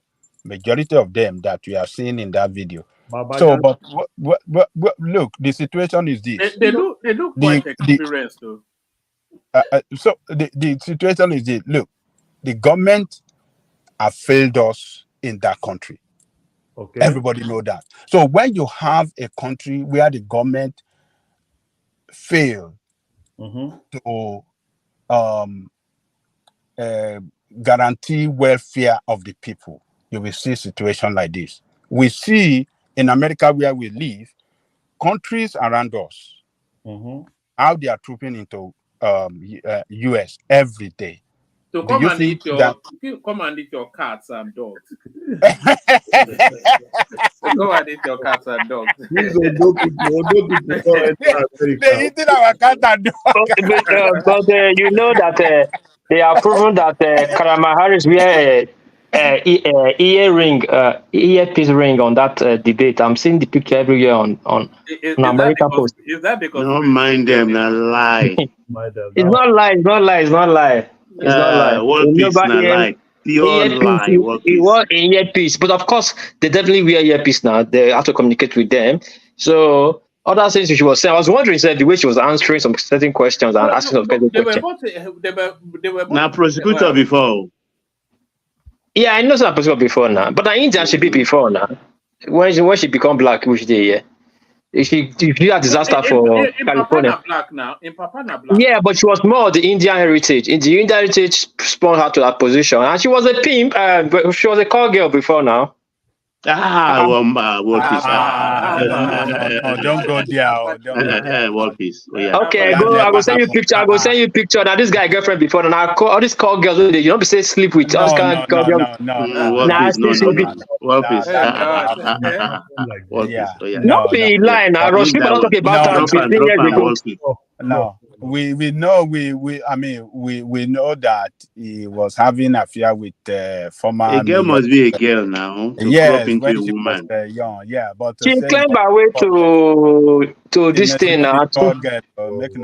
She not Indian for a long time. She do a lot of shaking for California, put a lot of black people for jail. Suddenly she can become a black woman, have become VP. But this time around, the vote not go really go her way because this time around, the first time with the young voters for black, they vote differently. They swing their vote. Let's put some respect, right? As far as we're still concerned, she's still the Vice President of the United States of America. And please let's put respect on her name. Believe and respect. What did that do for black people? No, It's always the senior code they control. She doesn't need to do anything for black people, right? Because that word you said, call girl, it's so disrespectful. Please. Larry, leave Kamala Harris matter. We'll get our own for body. Larry, are you saying she doesn't need to do anything for black people? No, the call girl thing is disrespectful. No, leave that part. But she's not supposed to do anything for black people. No, obviously. Okay, guys, don't let's deviate. Let's go back to the Libya thing. Let me give you a fable. For instance. In the forest, the lioness asked the cub, "Don't go out there. Don't go out there. There is danger." The cops will be asking lioness, "What is happening? Why are you telling us not to go out?" There is a look at other people enjoying it. Say, "Don't go, don't go." Then one day, the cops on their own, they ventured out. And no sooner they went out, the lioness saw them running back on high speed. Said, "Open the door and let me finish. Allow them enter." And he said, "What happened? What happened? Why are you?" Can I finish, please? Hold on. I think somebody may have muted. Oh no, that's what it is. I think he's having a different conversation. Sorry, carry on. Okay, the cops started running back on high speed, and the mother opened up the cave and they were rushing. And the mother said, "What's happening? Where did you go outside?" No, the cop said, "Oh, Mom, it's a jungle out there." So that is what is happening. It's a jungle out there. So those children that refuse to know that it's a jungle out there, when they venture out, let them have that experience. Thank you. All right. Let me play this clip. For me, okay. No. Make that point, and then I'll play you another clip. I'll play you a clip to take you to a different place. Yeah, for me, I think we have responsibility as a country to save life of our citizens outside the country that are facing danger, that are in serious danger, like what we watched in that video. So they should do whatever they can do, reach out to the right authority and get them out and bring them to Nigeria. It's never going to end.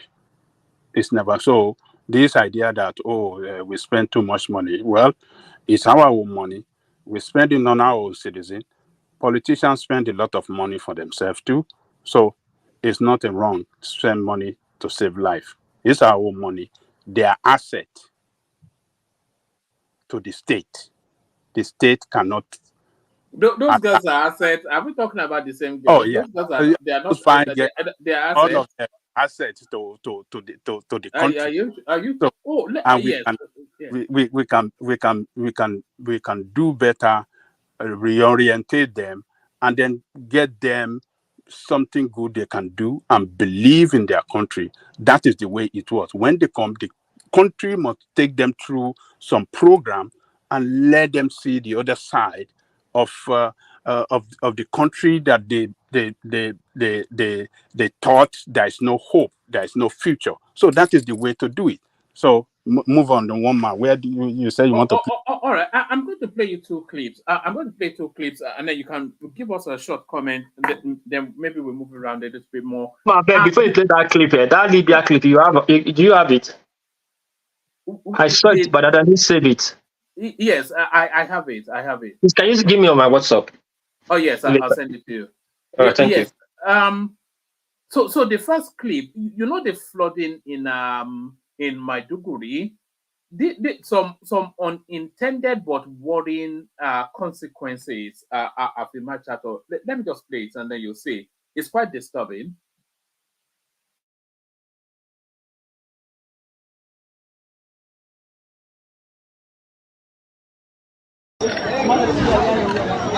ka ji ciwon ma ba ka zama farisal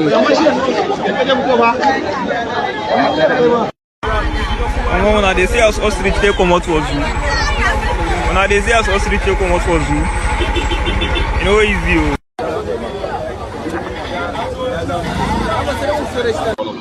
One of the ostrich that escaped from the zoo of Maiduguri being captured.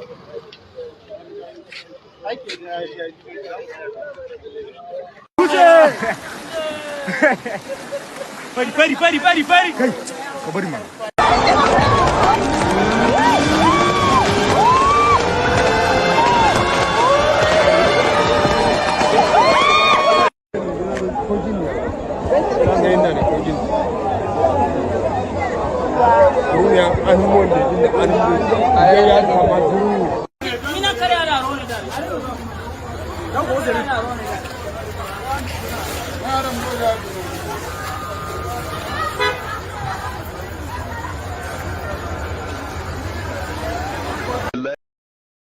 So it goes on for quite a bit, but those are some of the wild animals in the Maiduguri Zoo flooded onto the streets as a consequence of that flooding. So hopefully nothing.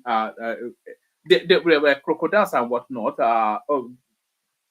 Hopefully not lions, and that's what I'm hoping for. But snakes, everything. A lot of people died just as a consequence of just snake bites and whatnot.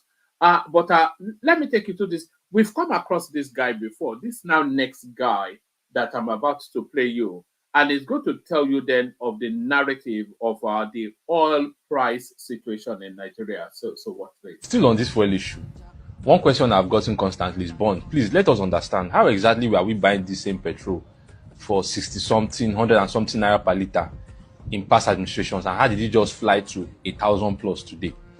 I'll try and break it down. I know some people will still not get it, but this video is for those who really want to understand. I'll try to make this as simple as possible.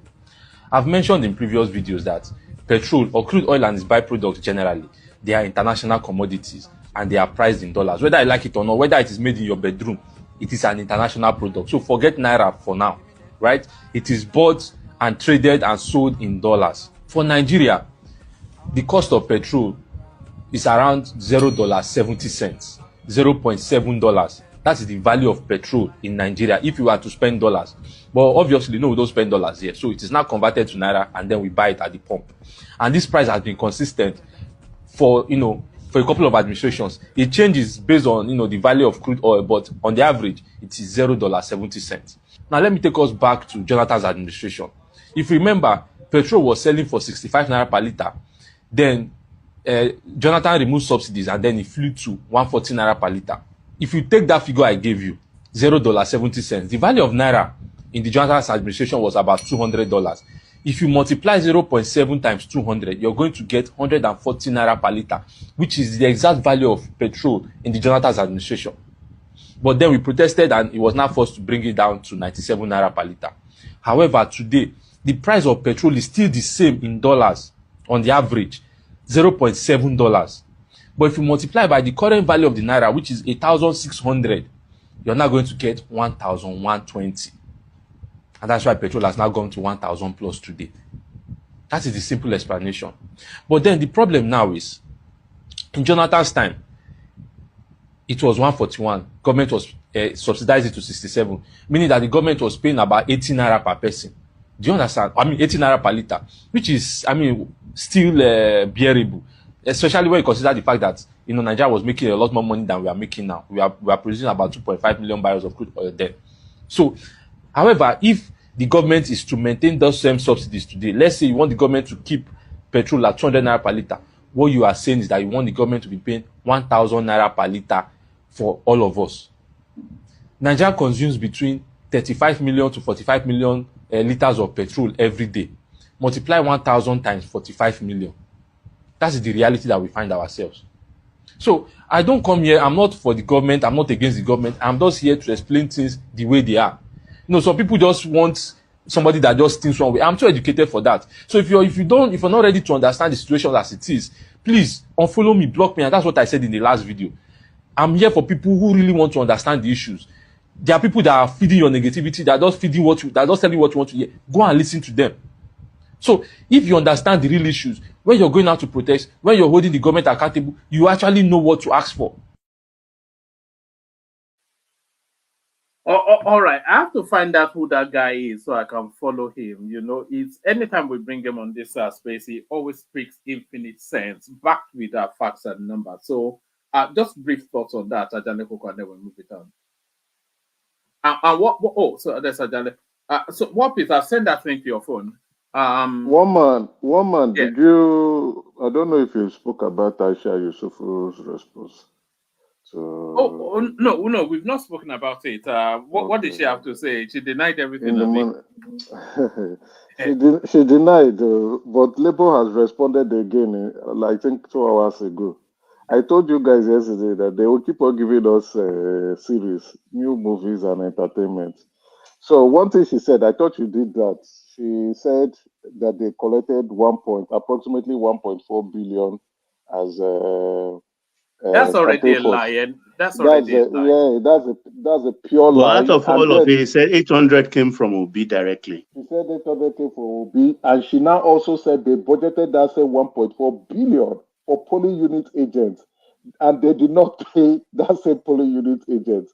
So, like this lovely young man who said, people can go and listen to those who want to feed them the negative news they want to hear that will keep making them happy. It's good for them. If you want to stay in your bubble, continue to stay there. If you want to go out from that bubble and hear the truth, Aisha Yusufu can say what she wants to say. She has eaten that money with Peter Obi. And it's because they are fighting now. That's why we are hearing the truth is now out in the public space. They are disgracing themselves and washing their dirty linen in the public space. If they were not fighting, we will not know how corrupt and how devious these individuals who say they want to come and rescue Nigeria would look like. They would have deceived a lot of Nigerians and sent them and their emotions to Golgotha. You see, we must, I think, in my view, I know a lot of people, especially most obedient, do not like me, but I will keep insisting on the truth. You must stand above your sentiment and emotional bias and see people for who they truly are. Not that because they are saying the things you want to hear, they are feeding into your confirmation bias and your emotional sensitivity that you think they represent the truth is a lie. People would come Emeka, in. you know what came out of this, Emeka? The truth, what we have been saying on this platform. Yes, we've been One, saying it. she acceded to the fact that they never had so much agents in the polling units. She said they had 134 names they supplied as agents, 134, and and she they paid only budgeted 3,000 and stopped. No, Baba, you tried, sir. You said 3,000. She said 2,100, and she paid 21 million, and that's what 10,000 per one polling agent, and that is 2,100 people that submitted results. You know that this accusation is now forcing the truth out of them, because if they are claiming they have polling agents in most of the polling booths, then she has to account for how they were paid. No, so now, because she cannot account for how they were paid, now they are now forced into the confession that they did not have polling agents in most of the polling booths.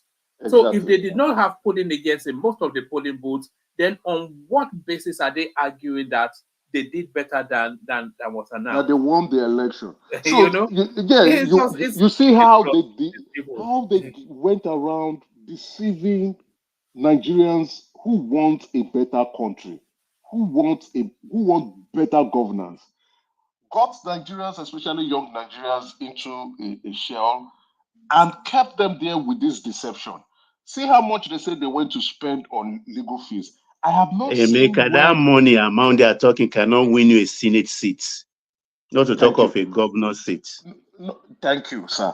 That not again. How are you taking for campaign funds to go pay legal fees. That's misappropriation of funds. She didn't stick to That's that. true. Actually, what Baba said, 1 point something billion it cannot win you a senatorial seat. Never mind. It's not. It can't win. It can't win you that 1.4. That's what they said. Approximately 1.4 or 1.3 to become a billion. president. Yeah, 1 point something billion. But the figure Obi is calling does not jive with what Asha Yusuf is saying, and does not jive with what Abure has said that they actually collected as income. So between the three or among the three of them, they are all lying. It's because they are fighting themselves. Now they are now writing to the EFCC for EFCC to come and do investigation. We were on this platform when she released the itemization of account and said that was reconciliation of account. That's not reconciliation of accounts. An account that is reconciled, it's not, yes, you can reconcile the account, then you still open the account for external auditors to come and audit the account or audit the fund itself. That has not been done. You put itemization of account and you say that's reconciliation. That's not reconciliation. When you are reconciling, people will sit down and look at the receipt and payments that you made. I am not embarrassed because I already know they stole the money. But I am embarrassed and ashamed on behalf of Obedient, who put their hopes and trust on this group of thieves and thought that they will liberate Nigeria from another set of thieves. But when we told them, the people, they're all the same.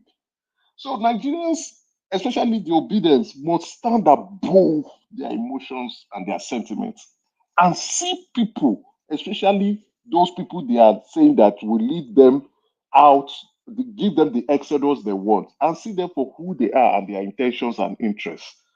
That these people you think are taking you from out of Egypt are actually going to send you into, put you in the River Nile, and the water will collapse all of You you. know that space has lost the not that he ever had it, but it's lost the moral authority to be sanctimonious, wagging finger at everybody all the time.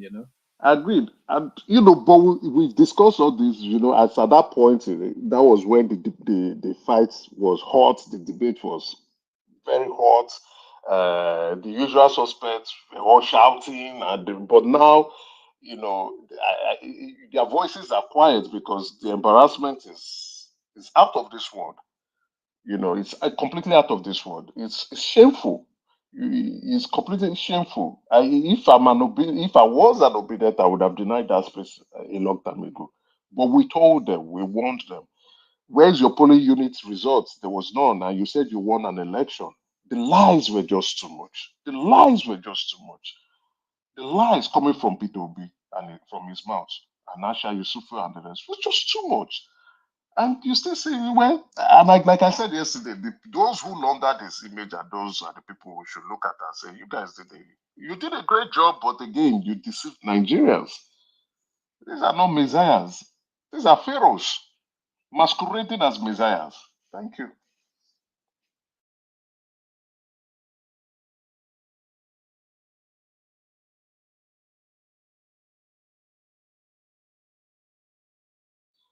Did I lose you guys? Hello? We can hear you. No, I was actually speaking. I didn't even know. I was saying to War Peace, I said, brilliant. War Peace, do you want to give us a flavor of what is going on in Edo State? I think the elections are coming up this weekend, if I'm not mistaken. So who is the front runner? I keep seeing Olumide Akpata. One man. Hold on. I had the floor before interjected, and I mean, how do I even describe what Emeka did? He just it gazumped you. Do you know? My apologies. No, I wanted to. See the way you change the direction I'm sorry. of the discussion, and you see the way I was so patient and let you do what I'm so I sorry. hope you can develop some attitude. Let me If you are apologize the one properly. on, you will not allow that person Let me apologize, sir. No. It is fine. Look, hold on. It is fine with me. I'm just urging you to develop such habit too. Always be patient. For you, you are the only one that can interject me. You and Baba, you are the only ones that can ask me questions and interject me, and Papa, I would want to Jaloko, agree. Papa Jaloko, don't worry yourself. You know these APC people, that's how they do. That's how they interjected the Delta government. Eh?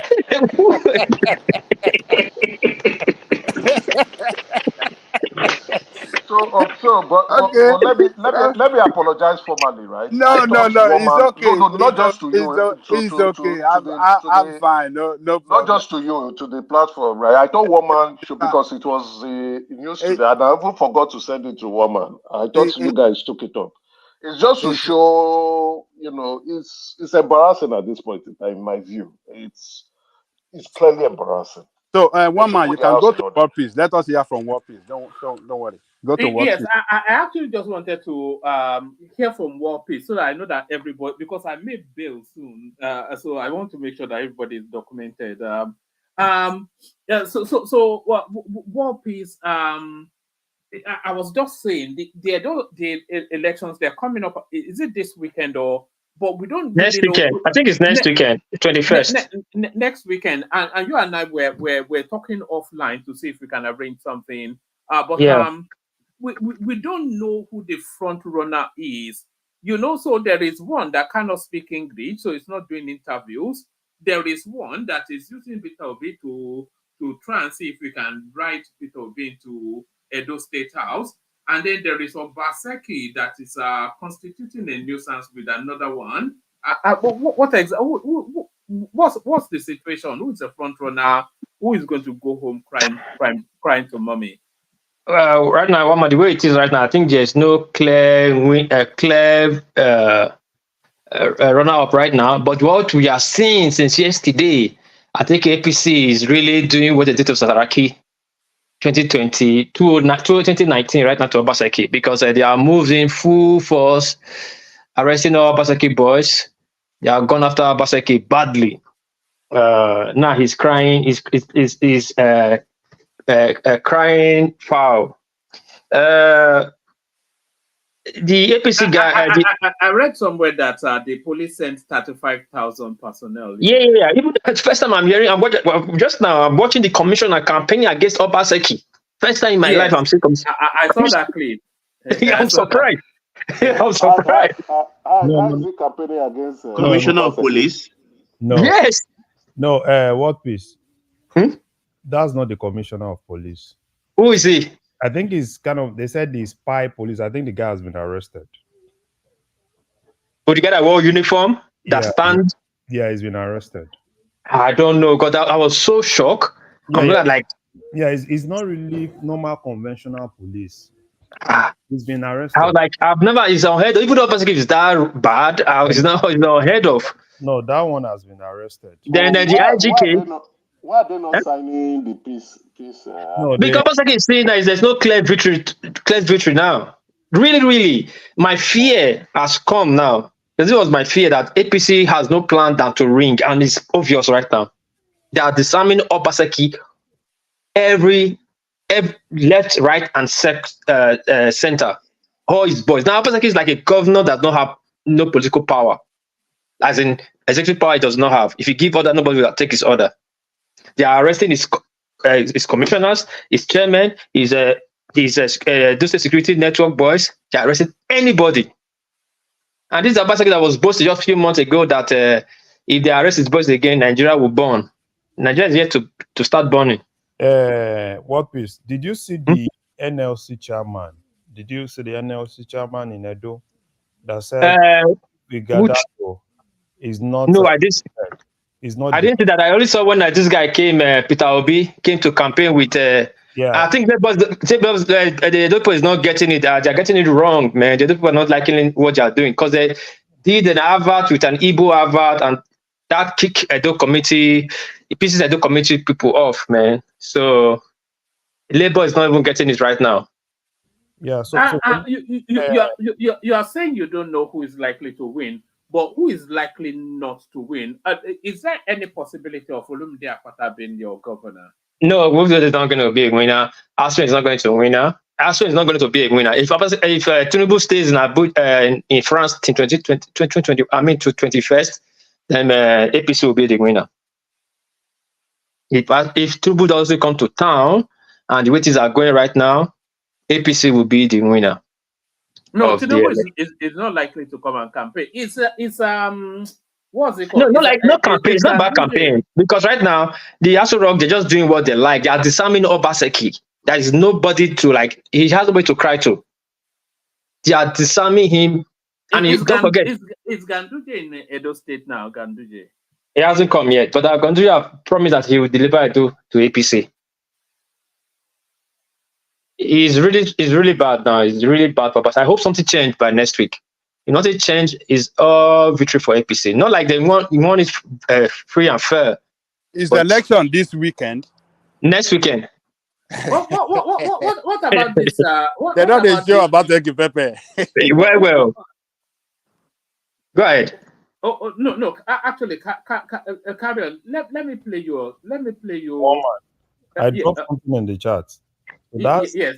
I dropped something. That's the NLC chairman in Edo State campaigning for PDP and saying if the PDP candidate does not win, is not being declared the winner, Edo will burn.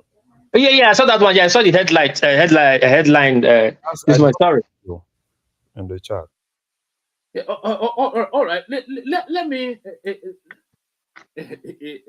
hold on. Is it an audio? Oh, okay. I'll grab it and then I'll play. But actually, let me grab it first. Let me play you this clip of Peter Obi campaigning for Olumide Akpata in Edo State.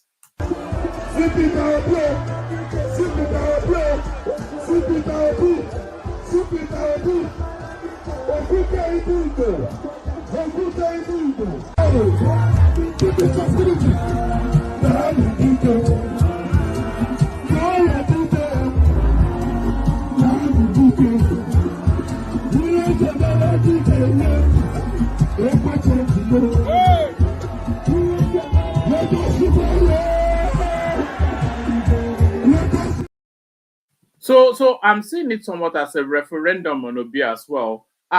Not that I expect Olumide Akpata to win, but his performance.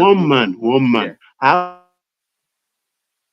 How do you go to Edo State, one man? How do you go to Edo State and Isha enclave and start playing Igbo music?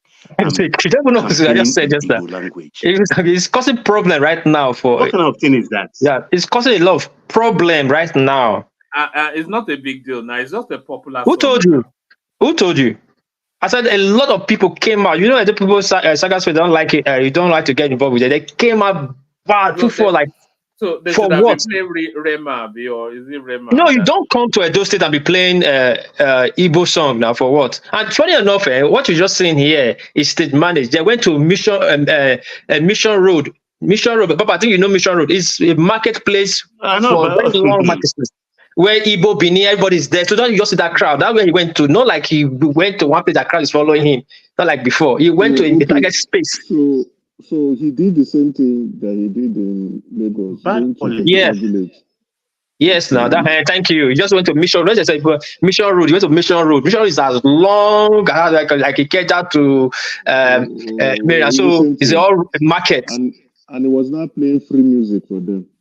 Okay. So that day, a lot of people came on and said, for what in your own state? Yeah, so people want to decide that just cancel Olumide now. That's a problem for Olumide. So I think people will have a sympathy vote for this APC guy, even if he cannot speak, because people they don't care. Hold on. So hold on. Are you talking about this guy? We are going to provide you with insecurity.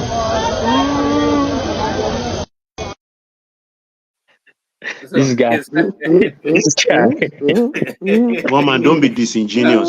Instantly. Is that not your governor?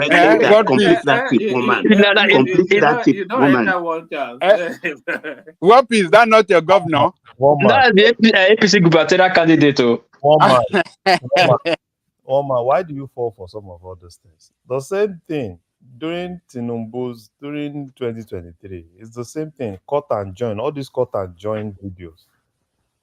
It's the same thing. No, the guy gaffs a lot. No, And that's why Baba was saying, if one man wants to do the right thing, complete the video, you get the whole thing. Yeah, they corrected the guy, Sha. The guy corrected himself. It just was a slip of tongue. He said insecurity. Then Oshomole corrected himself. So. Corrected himself, you know. But the guy goes a lot, you know. But the guy is not that kind of person that speaks. What is does it not add to the narrative? Because what they are leveling against him is that he cannot speak English. You cannot have a although English is not your native tongue, but it's the But the guy is doing a lot of grassroots. The guy has the guy have grassroots local, like a go style of politics. That's what I'll go wake you up at 5 a.m. talk to you. By 6 a.m. they'll vote different person. That kind of politics is doing. No, don't forget the guy. Did you hear World Peace? So you are defending your title. You know, the guy won. The guy, we should say, people are just underestimating this guy. This guy won a place where there is a place that he can. How will I put it? Where he won to become a senator is a stronghold of PDP. There's no way APC would have won that place. Just like you are going to Oshomole's place to go. Any party is going to Oshomole's place to go and win Oshomole. It's impossible. You cannot beat APC in Aunchi, mostly in Yanamo. But this guy defeated PDP. PDP have been running that place for more than 20. We are in the democracy for 22 years, right? So that PDP have been running that place for 21 years. That guy defeated the Ikuben senator and became a senator. So what tells you something? You to know something. There's something about this guy. The guy is a grassroots politician that goes to the source and talk to them and doing things. But all this camera stuff, crowd stuff, it doesn't really. It's not a fan of those kind of things. You have to be aware of this kind of person. You think that it doesn't know how to talk and all that, but when you give him power, you will know it's more than India. World Peace. We forget that this guy is a sitting senator. That's what I'm saying. The guy defeated the sitting senator in the PDP stronghold in Edo Central. That is PDP stronghold. He defeated the sitting senator of PDP to become an APC first time in history.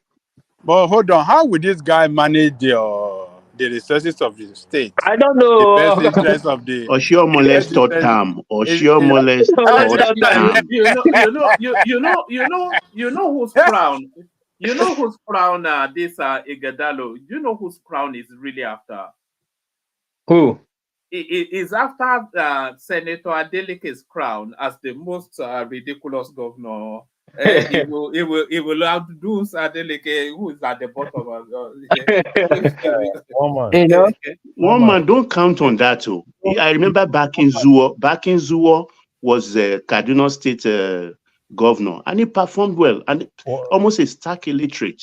He performed well in 79 back in Zuo.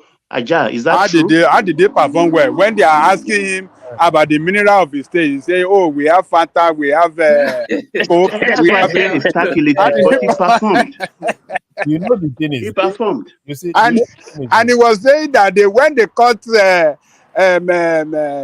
when they raided him, the money after they declared. took over, and they saw some money in the state, he said, "Yes, it's the state money. I kept it in my house because my house is safer than the bank." In state house, government money in government house. In government house, yeah. You know the thing is government money in government house. Nigeria. All these orators. I think for me, I don't really, all these orators, they can speak good English, Queen's English and everything. When you put them in government, they might not even do anything. So now, I don't even know this guy's capacity, but what I want to say is this. If you look at the politics in Edo State, there are 3 senatorial districts. Oshomole today is a very strong senator when it comes to Edo. This guy too is a sitting senator, which means that today, APC is controlling 2 senatorial districts. True. And there's one other one. So I don't know where his deputy governor comes from. If he's actually from the 3rd senatorial. Auchi. Some other place. Is it you mean Shuaibu or the other one? Shai, but I just said the only said I have two deputy governor right now. So me, I'm confused. I'm talking about the young guy. Omobola? No. Omobayo. No, the deputy governor of the APC candidate. That is a House of Rep member. Oh no, that is from Ovia. The guy is a sitting House Rep. Yeah, so you understand what I'm saying? And House of Rep. Is he in the same senatorial district with the? No. He's an Ovia, being a South. South. Which means that Oshomole is controlling a senatorial district. This APC guy is the current senator of a senatorial district. His deputy governor, who is currently an House of Rep member, is coming from the 3rd senatorial district. And the only problem that guy has, that deputy has, is this Igbinedion's daughter. Yeah. Daughter has crossed to APC. So if you look at that politics, because for me, what I do is I try to like look at politics in depth. It's not this social media, YouTube, because at the end of the day, you see a lot of all these people in diaspora, from Edo saying, "Oh, he's the PDP guy," but most of them don't even go through the normal politics in Edo, because what I'm saying, these are powerful people. Oshomole is there. This guy is there. The current minister of Niger Delta, I think, is also from Edo. Yeah, it's from Oshomole, Central District. Yes. Shuaibu is also on their side. So, and Oshomole have most of the big wings on his side, or is it his side, how I put the English. But the problem is that Obaseki has that. Obaseki is fighting everybody. He's fighting PDP. They have legacy. I think Obaseki is also fighting the palace. Yeah, he's fighting the palace. That's where to come the last. He's fighting PDP. A lot of people are fighting. Yes, he's fighting the palace. I saw a clip earlier on. Market women coming out to protest. People protested yesterday. Yeah, they said to come attend that party within 7 days. Now he's saying that power is transit. Last time, Obaseki always played this sympathy politics, and it's not going to work for him this time around. He's trying to have thrown everything, but no one is taking. But last time, the thing he did worked for him, so he started feeling like, and the Oba told him that last time, like, power is transit, make good use of it. Because the last time, it was the Oba being that broke peace between Oshomole, him, and Izeyamu. When you saw Sharibu, the deputy was kneeling down there in the palace. That let it be free and fair, and you should show restraint. You are the governor. But this time around, nobody can speak for him. Nobody can go to. It's because Obaseki is very stubborn, eh? But yeah, that guy, he's fighting the PDP legacy. The PDP he came to meet is fighting them. They have three factions in PDP: the old members, the member he brought, and the people that was controlling before. Now it's just him and his crew. The rest PDP against him. Those ones move to APC. The one that did not move, they are fighting him there. He's fighting APC. Let me ask you this, War Peace. The comment that Oshomole made about Betty Obaseki, is it true? And how are the people of Edo State digesting it? It is not working. As I said, it did not work this time. Last time it worked when Kabaka said it, like Obaseki has no child, and people were like, "No, Betty, we know that we Nigeria." People started praying, "He will have a child." Blah blah blah. They used that against Tony Kabaka. That was 4 years ago. But this time around, nobody's buying it. Even Betty took it further. They were in America with Aspen Godalo's wife campaigning with that. He's calling me barren. This is that. Nobody's buying it because Betty was the first person to throw shade at the rest gubernatorial candidate.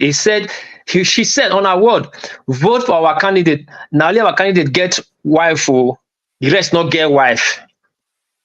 They go find wife. He was mocking. He's mocking. Apokomiza and Apata. Apata marriage crashed. Apata has a beautiful wife now. In fact, no, they divorced.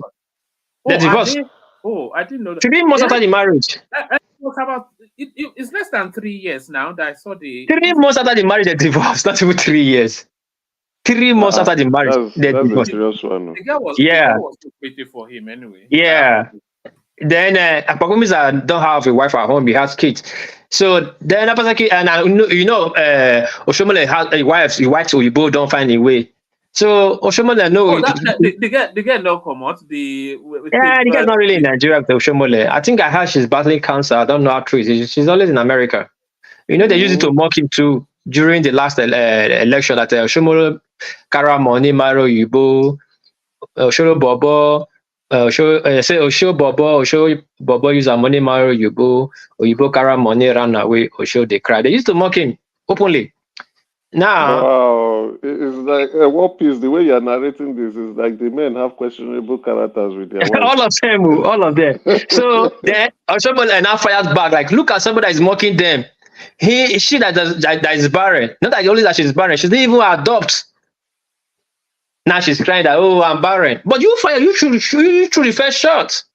This is politics. Now, even that, Obaseki even took it further. I went to Uromi and we said that the reason why Oshomole fell out because he did state burial for Tony Aneni. How will you say that such thing? You want to try and incite the Uromi people. Now people fired back again. Now this guy is just throwing everything to the wall to see if one will stick. Yes, Aswan Godalo. People don't really hate Aswan Godalo. Aswan Godalo is a good orator, but that guy, man. We want everything 1 year. He will tell you what you want to hear, So, but people don't really like him. And people don't really dislike him. No, they don't dislike him. They like him. But the problem is that because he's coming from Obaseki, and Obaseki imposed Aswan on PDP. They had that case in court. He bullied everybody away, bullied his way to present that guy. So people have grievances for Aswan because of Obaseki, but to remove Obaseki factor, Aswan is a very lovely guy, nice guy to talk to. Is his name not linked to this money that they are saying Naisha to? His name is linked now. Which one? No, I'm not sure it's the one. It's not Pastor Igedelo. No. Yeah, his brother. He's a brother, the younger brother, Itua. That's what I'm talking about that. Me, I'm going to find out in my show this Friday. Me, I'm going for the alternative. So the brother of the guy running for the governor is the one linked to the missing money in Labour Party. Yes. Yeah, Asha was in charge of that money. And this is the same guy that came on TV, start elogizing his brother, they were using his own words. The pastor guaranteed his brother that his brother who is a very nice person. This is this. And you have a big elephant in your cupboard. Aswe doesn't even speak any language in Edo. No, he doesn't speak Yoruba now. He's a cousin to his mother is the elder sister to the Oni of Ife. My boy now. Let me play you this clip, please. Barrister Dr. Ansolina Yotao and Barrister Zagyobi. I want to tell you people, I want to assure you that you people, PDP, our party is going to win again. Barrister Dr. Ansolina Yotao and Barrister Zagyobi.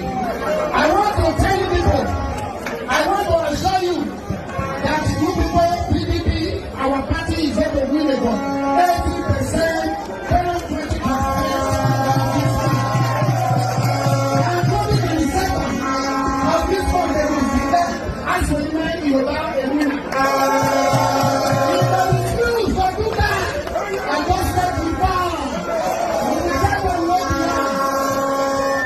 Who was the land?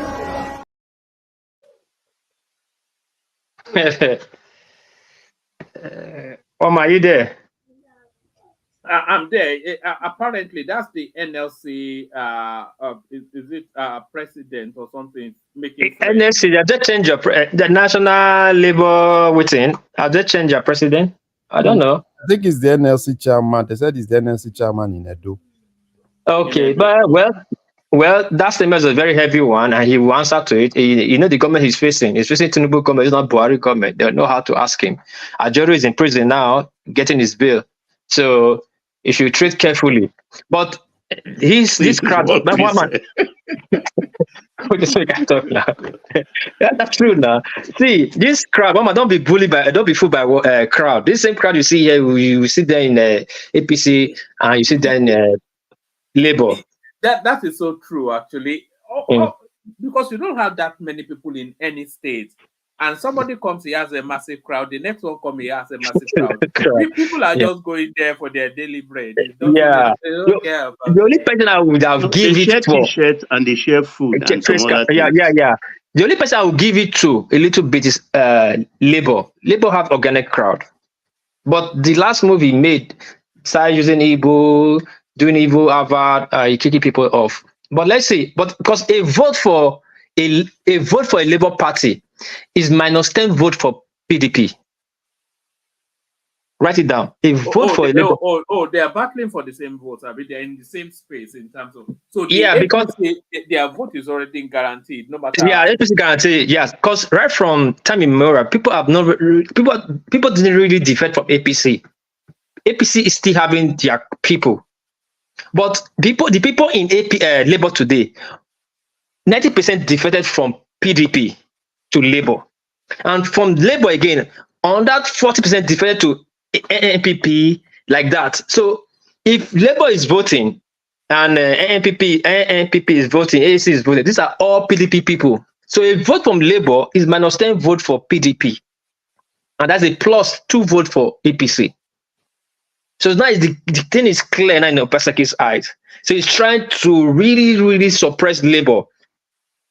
And Labour is more stronger in the South, and the South owns the major stake, the bulk vote of the election. So, like Aunchi Central is guaranteed for APC. Central might be cancelled because probably APC and PDP will be to be a divided vote. That will be cancelled. Right? What I mean cancelled, it will be consequential because two of them, the votes coming from that place like 30,000 votes or 35,000 votes, and they will split it between Agodalo and Apakomiza. So it's really done. Who is the Oba? I know we will not come out and endorse anybody. No, Oba don't endorse. Oba don't endorse any candidate, but the way you see the language. The body language and the people language, you see how the people go. It's part that you hardly can believe anything. Say the palace support this one, no, the palace support this one, no, but Oba does not endorse anybody. But because Obaseki has made it so obvious, it's fighting everybody. People don't just want to see Obaseki and his cohort at all. But as well, let's give it to him. He's a good guy. The guy is a free guy. The guy that will sit with you, talk to you, what you want one-on-one. But Obaseki is not like that too. Is there any word that more than is any word that is more than introvert or what that's to describe Obaseki? Obaseki is just like a loner. It lacks leadership skills. His way or the highway. If it's not his way, it's the highway. And he likes petty gossip. So there's a problem. Things are going right now. The case that is in the court with the Oba, he withdrew the rest. If he didn't withdraw that one, I think like, this guy, are you sick? Why don't you just withdraw so the case will just end? You are still living it. Then tomorrow, when they are going to court, of course, the politician will take advantage of that. Then you start screaming, "Oh, don't bring palace to the don't bring police to power. Don't bring palace. How they say, don't bring police to palace. Or be the palace or the police. Or don't play palace. Don't play police with the palace." But withdraw this case. You have the power. Now he went and took over land. Like how will I say? Just like Magudu, you took over people's land with sea or you destroy it. Now you are telling people now to come. Now you want to compensate them. You are taking people's farmland as the election is going. People think you chill now for a little bit. You still have 3 months before you hand over. The guy is too stubborn. Is that his way or the hard way? I've never seen this kind of person before. And the Oba too.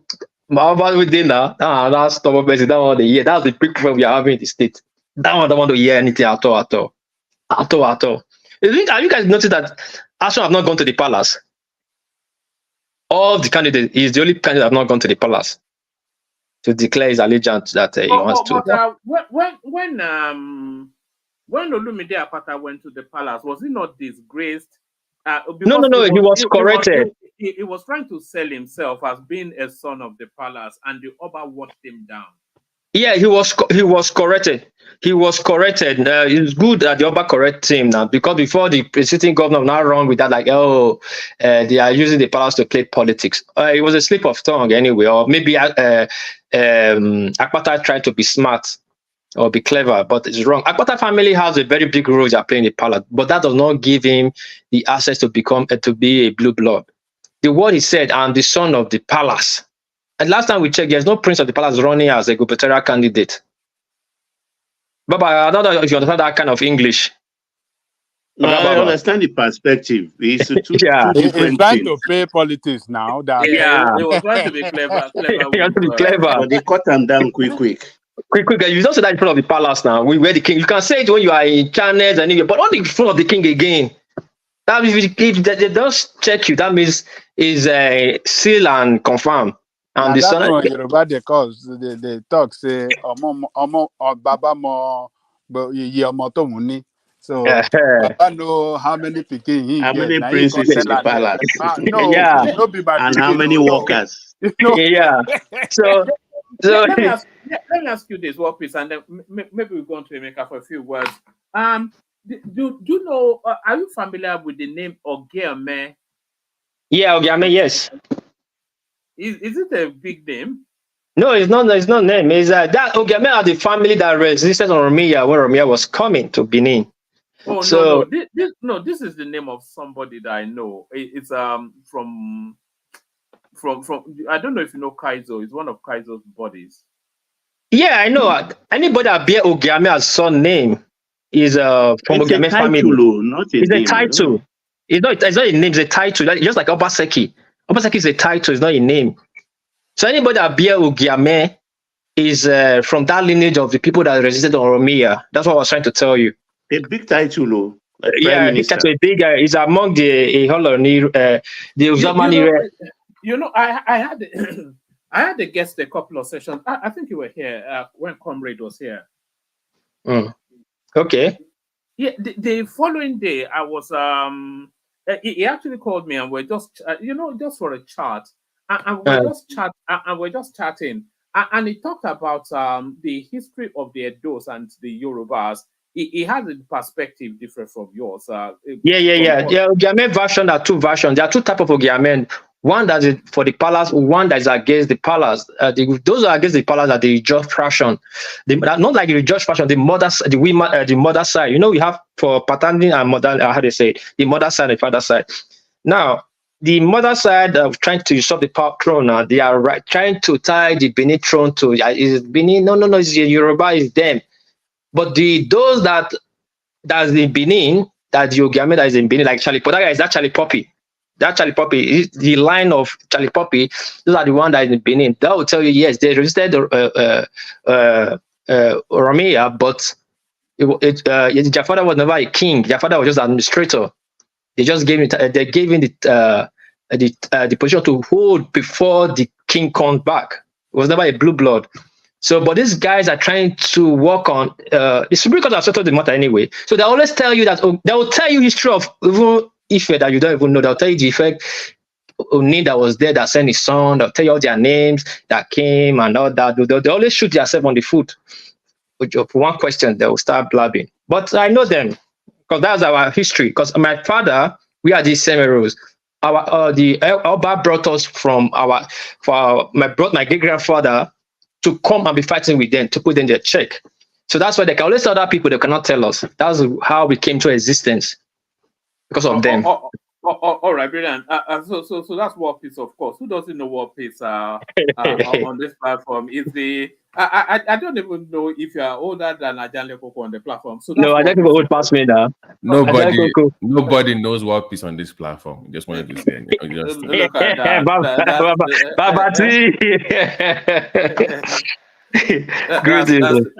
That's the like one man. Yeah. Did you read that? What I sent to you about the Lagos? What's that their name now? Asking Yorubas to excise themselves from Lagos. I sent you yesterday. No, we discussed it now. You mean okay? Maybe I was listening to the debate that time. Yes, the indigenous Lagosians asking the Yorubas to vacate Lagos, Yes. or to vacate governance. Yes. Yeah. Oga I Jalikoko, never you knew know, you, you and I. treated it yesterday. Oga Jalikoko. Baba, probably after everybody, Hmm? I want you to talk on that particular thing that you just said. Yeah, Baba, no, Baba will not. Baba will bias. I know Baba. Jalikoko will be fair person to speak. Well, why Hold why you say I go bias? Tell me why I go bias. Hold on, everybody. Let's bring Emeka in. So you know what? I may at some point just say let's shut it down, take it to the back. So I want to make sure everybody speaks before I get to say that. So Mekos, give us just a flavor of what you're looking at in politics today. No, I've already spoken on it now.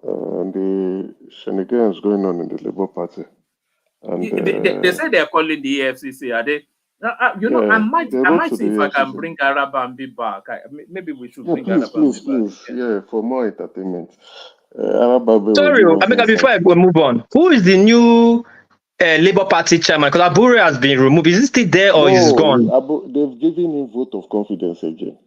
Abure seems to be a very strong man. Abure seems to be a very strong man in that party. These are the people that want to govern Nigeria. Even the Arababi faction now are now siding Abure at this point. So they clearly now have an enemy, which is the P2B and the Suti, the guys who came from PDP. They are looking for ways to kick them out to revert back to their party, right? And I think this fight is going to get messier. If the advice I would give to P2B, let them just leave that party and go from another party. I think that's what we, because Abure is the recognized by INEC party structure, isn't he? So they can't. Yes, they're giving him vote of confidence again. So your neck, whatever, your NWC meeting that you went to do in Abia State is useless. So it's not like you now have another faction again. So that's number 3, isn't it? We still have you still have the other Arabambi Apata faction. What's that his name again? Apata, yes. Apata is his name. So there are 3 chairmen in Labour Party. That party is a very funny one, right? The way they entertain somebody is crazy. But let's see. P2B, they should just leave. I don't know the reforms that they are trying to. You can't make reforms for that party because your hands too are not clean. Your hands are not clean. Abure was P2B sidekick, and they now quarreled. Okay, brilliant. Mike is here, so I don't have to abandon it. I was going to abandon it, but Mike is here. All right. Sorry, let me just bail out because I've just been looking for the window to bail out. So that's Ayo right there. That's Prince right there, and that's Prince again. So thank you to the two of them. Thank everyone. See you tomorrow. Mike, I'll hand over to you. BT is here. The usual accoutrement of people. So the conversation is an easy flow conversation today. So it's just rolling as it. So let me bail out. Thank everyone. See you tomorrow. So the beautiful thing about this stuff is that they are not leaking out their secrets, that they knew they lost the election and they stole money. Now each faction is now abusing themselves to the general public. And it just shows clearly that they are unserious people, from Obi to Abure to Asha Yusufu to even Alex Uti too. I think Alex Uti may finally just say, let me abandon this Labour Party. Emeka, please don't tell me Aisha Yusufu is corrupt, man. Because I always thought because I would not trust you already. Because I thought they were like, she's a female, she were like people that are pure, Mike. I don't be trust any. If I find out she's actually corrupt, man, I don't know if I can trust anybody. What is Mike? Mike, do you even know how our husband lost his job in the public service? Go find out now. That one. So it's not. It's an innocent girl. So it's not. Mike, I'm surprised. You're surprised. No, because I'm I always see surprised her you're like surprised. her and Showore were like this. You should know. You know, You should not be Showore surprised kind of now. characters. You know, the kind of. Nah. Don't trust people that much. I'm shocked. I'm Oh, even yay. surprised Mike is surprised that she's I'm not a surprised But he's I can't go to. surprised. Maybe I Man. can't trust Showore too with that too because. Mike, when you have Yeah, time, it's how okay. you super Toru culture. That's all you're When you Mike, when you have time, okay, go and look at how our husband got fired from public service. You will know the kind of people that they are. So you should not be surprised. In Nigeria She disappointed politics, me because I thought she was this only decent girl, like Showore kind only of. what? In Nigeria politics, don't trust anybody at all. Nobody is pure. Collect money, yay! He chop the money well. He chop the Legal. money. How do you have legal fees ready? Legal fees is even more than how. So you spend No, almost 700 million for legal even fees, Babati, more than the no, campaign. Babati, why are you using campaign funds to pay for legal fees? After. Come Why on you now. use it? You understand? That fund is for the campaign. Not for 600 million. 600 Yeah. million. So you save the money in case you don't win for legal But fees. she said it now. I will who is tomorrow. I fooling don't who know. I thought one man had the dream. She said P2B told her that when she refused to pay poly unit, P2B told her keep my money. She said P2B brought 800 million. P2B told her to keep my money. So they only paid 303 million to Labour Party. That's after election. No, they paid 21 million to only agents that brought results. So that's 2,100 polling units that have submitted results. These are people that said they won election. Then P2B now told her, people that she should send money to Labour Party because I think they were disturbing P2B. That was after election. So she was now sharing 20 million to some people, to Lagos, 5 million to this state, this to that state, just to appease them, let them just calm down, right? So they were sharing the money. You understand? So she now said that was how they spent 324 million for polling unit agents, right? According to her video, she said they received 1.34 billion as income from the general public, 500 and something, from P2B 800. That's income that came into the account, right? And they still budgeted the same 1.4 billion for polling unit agents. I just laughed. I said, this woman, who are you deceiving? Which means something is not making sense. Emeka, the polling agents said they were not paid, right? They were not paid. There's a video of her saying that she never received the money initially. Then when Obi said, "Oh, I gave the money to her," she had no choice. But nobody has then asked her to account. I mean, give us a breakdown of how you distribute the funds, right? The public has the right to know how you spend their money. And there's a video of on Twitter, her calling diaspora Nigerians stupid. Yeah, I went to send that to one man earlier before, but I came send late. it. Let's. No, they ate money. They ate money. Like she was calling the diaspora because for them complaining. I'll put the video. Maybe I can put it up. She was calling diaspora Nigerians stupid people. Yeah, she did it because that's the money she pretty much used it for Mugu now. You need to see the response Labour Party gave to her today. What about the dollars? What happened to the dollars? It is the dollars that they've eaten now. The dollars. They've converted it to naira. They've eaten it. She traveled immediately after election. After the Supreme Court verdict, she traveled to the US now to go and enjoy herself. And people are busy uplifting this. The obedience, they did obedient to, especially genuine ones. They did them something. This Obi, Labour Party, Aburi, all of them, their hands are all muddy. Their hands are all muddy. They did obedience, Shege. And 2027, if these people don't wake up, they will do them another one again and collect their money to it. At least with, other political parties, you'll find out that. Emeka, I put the link in the private. Mike, if you don't mind, it's like a 10-second clip. If you don't mind playing the video for Mike and others to watch, so I put it in the private section. Yeah, I'll probably be later because I'm using my phone right now. I'm not home right. When I get back, my laptop, I'll do that. It's obedience that I feel very sorry for. They messed them up, lied to them, ate their money, used them for roku. And many of them who were thinking, oh, we want to save Nigeria, just ended up And even mistaking and after making out of them. no, you see, the worst part is that they were used for something, and even post-election, they're still being manipulated. Like you would think that their eyes will open by now. Like, what are we doing?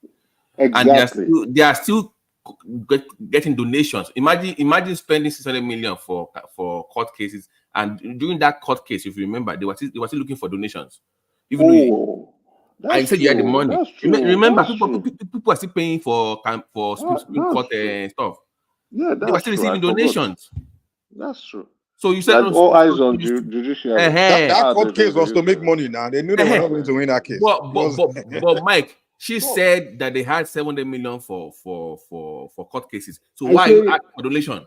Why are you asking for more money when you have the money ready? I think tomorrow the response Labour Party gave to, because of what the video she released yesterday, she released it early in the morning Nigeria time. I think we were still awake here. She released it 4 a.m. Nigeria time. The response that they gave to her just 3 hours ago, they are opening their secrets.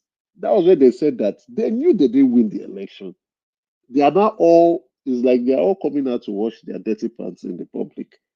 That was a long response. They make a mockery out of Obi, out of Aisha Yusufu, and out of the process. You understand? It's shameful. So it shows the deceit and the lies that they were all telling. From Obi, which clearly we keep saying that Obi is a liar. Aisha Yusufu, Abure himself, and all of them. Then they all accused the Adebanjo, the guy that the Afenifere faction, the chairman, the other faction, Afenifere chairman. They accused him of collecting money too.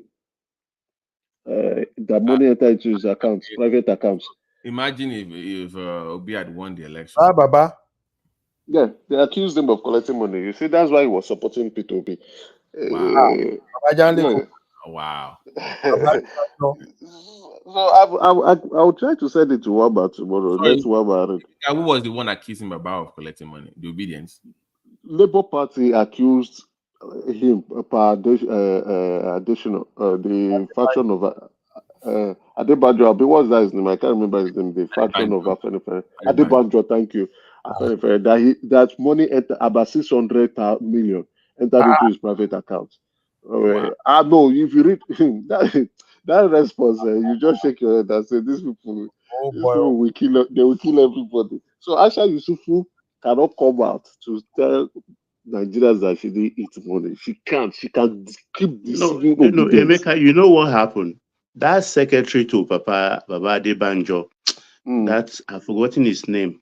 That fellow, he contested Ondo State Goba under PDP. He lost, and automatically he joined LP, and LP gave him the candidate's seats. So he's contesting under LP, but he's been challenged by the candidate they wanted to push out so that he can come in. Okay. They also accused the DG. They accuse. Oh no, that part. I think it's good, so Nigerians can clearly see that.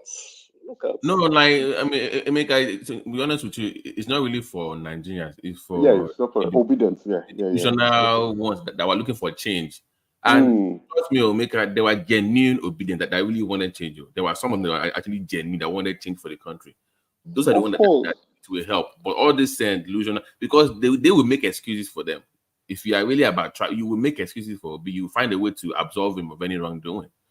Those ones you can't save those ones. You're right, Babati. But then what will happen in 2027? They will do them the same thing again, and they will fall for the same thing now. Bad joy all over again. They will just find something new to mark. I think they are not organizing their party well, Emeka. See, they are trying to adjust themselves along the line suggested by this lawyer, Kenneth Okonkwo. They want to draft the obedience in diaspora into Labour Party. Fine, but it's not going to be easy. But who did you put in charge of that? You put Tanko in charge of that. And you think Baba, good morning. How are you, Opomulero Bawo? Yes, I greet everybody. Before BT started abusing me now. Was it keeping up? No, get to me now. Okay, Obalola, how you doing now? Great. You know, Baba, how can you draft the diasporans into a party in Nigeria? Can they be a party member? You know, to me, it's just a fallacy. It's just a fallacy. You can't. There's no way they can be drafted. They can't be a card carrying member of Labour. But they can be financier now. They need the money. They can be financier. That's graduate. That's another graduate. That would be another graduate. A typical obedient. I put it in quotes. You can decipher my meaning there. Baba, if you really look a Tanko. If you really look at Nigerian politics, anybody that really understands Nigerian politics will not go and be dying for any politician. I was listening to what when he was talking about Obaseki. Even he himself was one of the adherent supporter of Obaseki that time. They were praising. In fact, that was the day he came on this platform and he was praising that he was the best governor Edo State has ever produced. Simba, I never praised Obaseki. Go listen to my past submission. I never praised Obaseki. When people are talking Obaseki, hold on now. Hold on, I beg, make I just talk. When people are attacking Obaseki on the wrong narrative, I always want to correct them. Like, I like to attack Obaseki, but don't make it look like, and then they will not look stupid. Even on this part, he did this. Attack him on the part, it didn't work. If you go check my argument, that was my argument. On the performance, I said, he did this and he did this. But don't come and just depend the wrong narrative of what you're supposed to attack him, or you're not attacking him of that, you're attacking him of something different. That has been my pattern of speaking. Not like I came and said, oh, it's the best governor.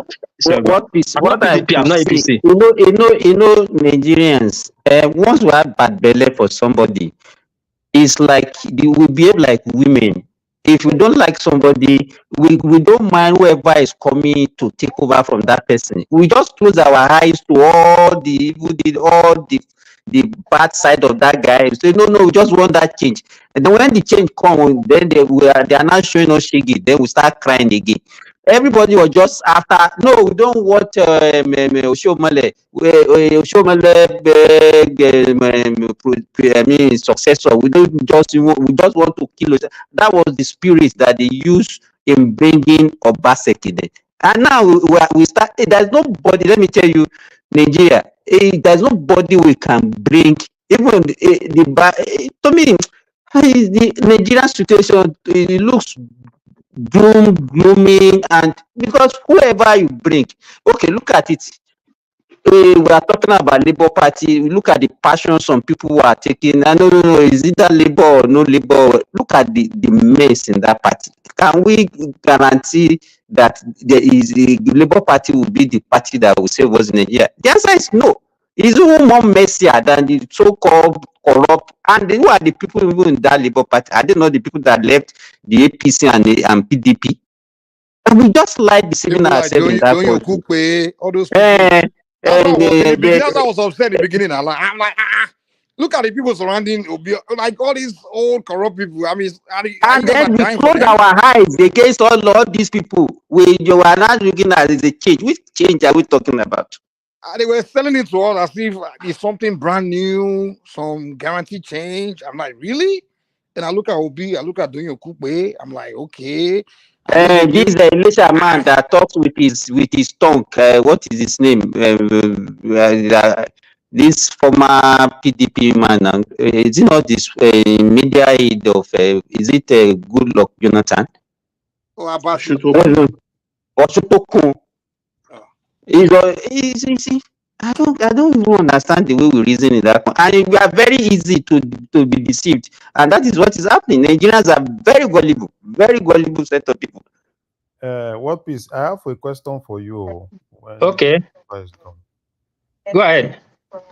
Yeah. So you said Obaseki was canceling C of O. Obaseki was withdrawing C of O. Why was he doing that? And Man, it was crazy. It was taking over. Okay, now you know government always have right, find a way to have right. Of course, people you know this land grabber. It happens everywhere. People will just encroach on government land and sell. You understand? Okay. But these same people work with him. You know that's why you have to like try to separate all these chiefs from politics. Some of these chiefs. That's why it's bringing problems to the palace. Palace have to like suspend those chiefs. Because if the government suspended, they'll go to palace. If palace suspended, they go to government. So it just they will have to move their way. So these people will sell lands, government properties. Then at the end of the day, since they are working for the government will not hold them. Government will just go to those lands and withdraw this, go there and bulldoze those land from those people without no compensating them. Okay. And you will not deal with those people that are doing that. How were they able to get C of O? That's not a problem. But funny enough, not like all the lands they encroached on. Now, Obaseki was involved in one scam. This scam is this. He will try and get the chief, maybe the head of the community, the guy that is heading that community, to influence the guy. The guy will just leave the land to Obaseki, the government. Through like PPA, they'll bring somebody from one corner. The chief will now say, okay, I sell this land to you, or I give this land for development. Then the government will not come in. You see all those kind of stuff. They're not taking people ancestral home. It was not leading to problem. You just come bulldoze the land. Now he took people's land. He said it's government land. You took it. The next thing, you create the land and start selling the land again, the properties again. Wow. These are the properties that have C of O in our very face. Well, that's wrong. That's okay. You see. So Larry, you can't say that is wrong. You understand? Don't listen to what PC is saying. There are a lot of things that goes on in Nigeria. Let me give you an example. People can do things fraudulently. You understand? Even getting CFO, a governor will not go and be checking. The way they do CFO in Nigeria is the people in the Ministry of Land and Survey that will perfect everything, and it's what they submit to whoever is the governor that he will sign. You understand? It will not go into details on where is the location of this land. Nigerians are corrupt. You understand? And the people that hold this CFO, they also know that what they are doing is wrong. Then when they now started revoking them or whatever they have, they will start crying. They didn't tell the people the truth. I've given an example of a land that I'm using for my point now. It's actually land that belongs to government. Some people sold this land to us. I did the survey, but my brother is a surveyor. He was one that did the survey for me. He submitted, and when he went to actually sign in the Ministry of Survey in the Lauren Day, that was when one guy and I said, Oga, because I actually taught the guy in school. He said, Oga, if you want us to do this, we can do it for you. But let me tell you the truth. This land is government land. You understand? And my brother came to me and said, okay, you can continue using once. And so he said, no, he will not sign something that will now become a problem later. So he came to me and said, okay. I said, okay, I'm just like a tenant on the land for now. People are still using it. Let me just continue. Once the government is ready and to take their land, they will take it. So a lot of things goes on in that country. It's only when people are crying and you are hearing what PC is saying that you think that it is just straightforward like that. Wow, and people that sold this land for us, they are claiming that they are the what's they called, the ancestral owner of the land. Meanwhile, it's a setback about maybe 250 meters from the so-called, if you look Google Asa Dam in Ilorin, is a major dam that they have in Kwara State. So that they have to, it's like a setback that nobody can build out, you can't do anything on it to protect the dam. That's what we are using. And some people came with a one survey and they are dividing the land for us, and we thought we are buying original land. Simba, how do you feel about people that come on online and ICV and they will tell you, bold-faced liar, government didn't tell us anything, they just showed up like last night and just bulldoze our house. They will give these people notice 6 months, 1 year. We ignore the notice. They will not follow up with the government, hoping that they will forget. And when they show up to take down the place, they will not start carrying victim. Babati, like the poultry owner in Abuja a few days ago. That is who we are, Baba. That's who we are. Okay, Baba, you know what happened to that poultry owner? Mm-hmm. You see, a lot of people don't really understand Abuja. Abuja is just a place where, everywhere in Abuja, at least you know what those places actually meant to be for. Take, for instance, now, if you are in federal housing in Lugbe, you are not supposed to build more than a bungalow in Lugbe. And thereafter, along the, I think, last 4-5 years, people started going to FHA, bribing FHA. I think at the point they were paying 2 million, they'll give you approval to build, to build whatsoever above the approved plan. Now, if a new minister comes in and says that is not what is approved for that place, which means that the minister has the right to sign that they have to bring your house down because it's against what that place is approved for. Now, that man, that is a residential area, which is not really approved for you to do farming. You went ahead. It's just like a zone that is not commercial. In Abuja, there are lands that are commercial lands. There are lands that are normal residential. Not only Abuja, everywhere. Yeah. So now, and they frown at those things. You went on, you turned that place to a farm, right? Which means that even your neighbors, you are not even taking your neighbors into consideration. And I'm very sure that what will have probably happened, it might not really be FC, it might actually even be the neighbors. It's the neighbors, because he was talking about friend of friend. Yes. Good morning, guys. Good morning. Kenny Baba. Yeah, Yeah, good morning. please. Yeah, I please. I came in knew, because Larry, when that thing happened and Baba, sorry, sir. was booming. Baba, sorry, Yes, sir. Please, I really wanted to talk about that Lagos stuff that you mentioned. Larry was trying to Yes, because I invite have you to some that pushback conversation. I know where Baba will come from, and I have some pushback. Yeah, please, because I've not. I'm amazed you said, Larry, you know where I will come from. Yeah, I know where you will come from, and I have some pushback for you. I was not on the session when they discussed it, and I felt, okay, probably. I was not too, because I was really fired up for that discussion. But I think it was the presidential debate that took me off the platform yesterday, because I went to watch it on ABC directly rather than on this platform.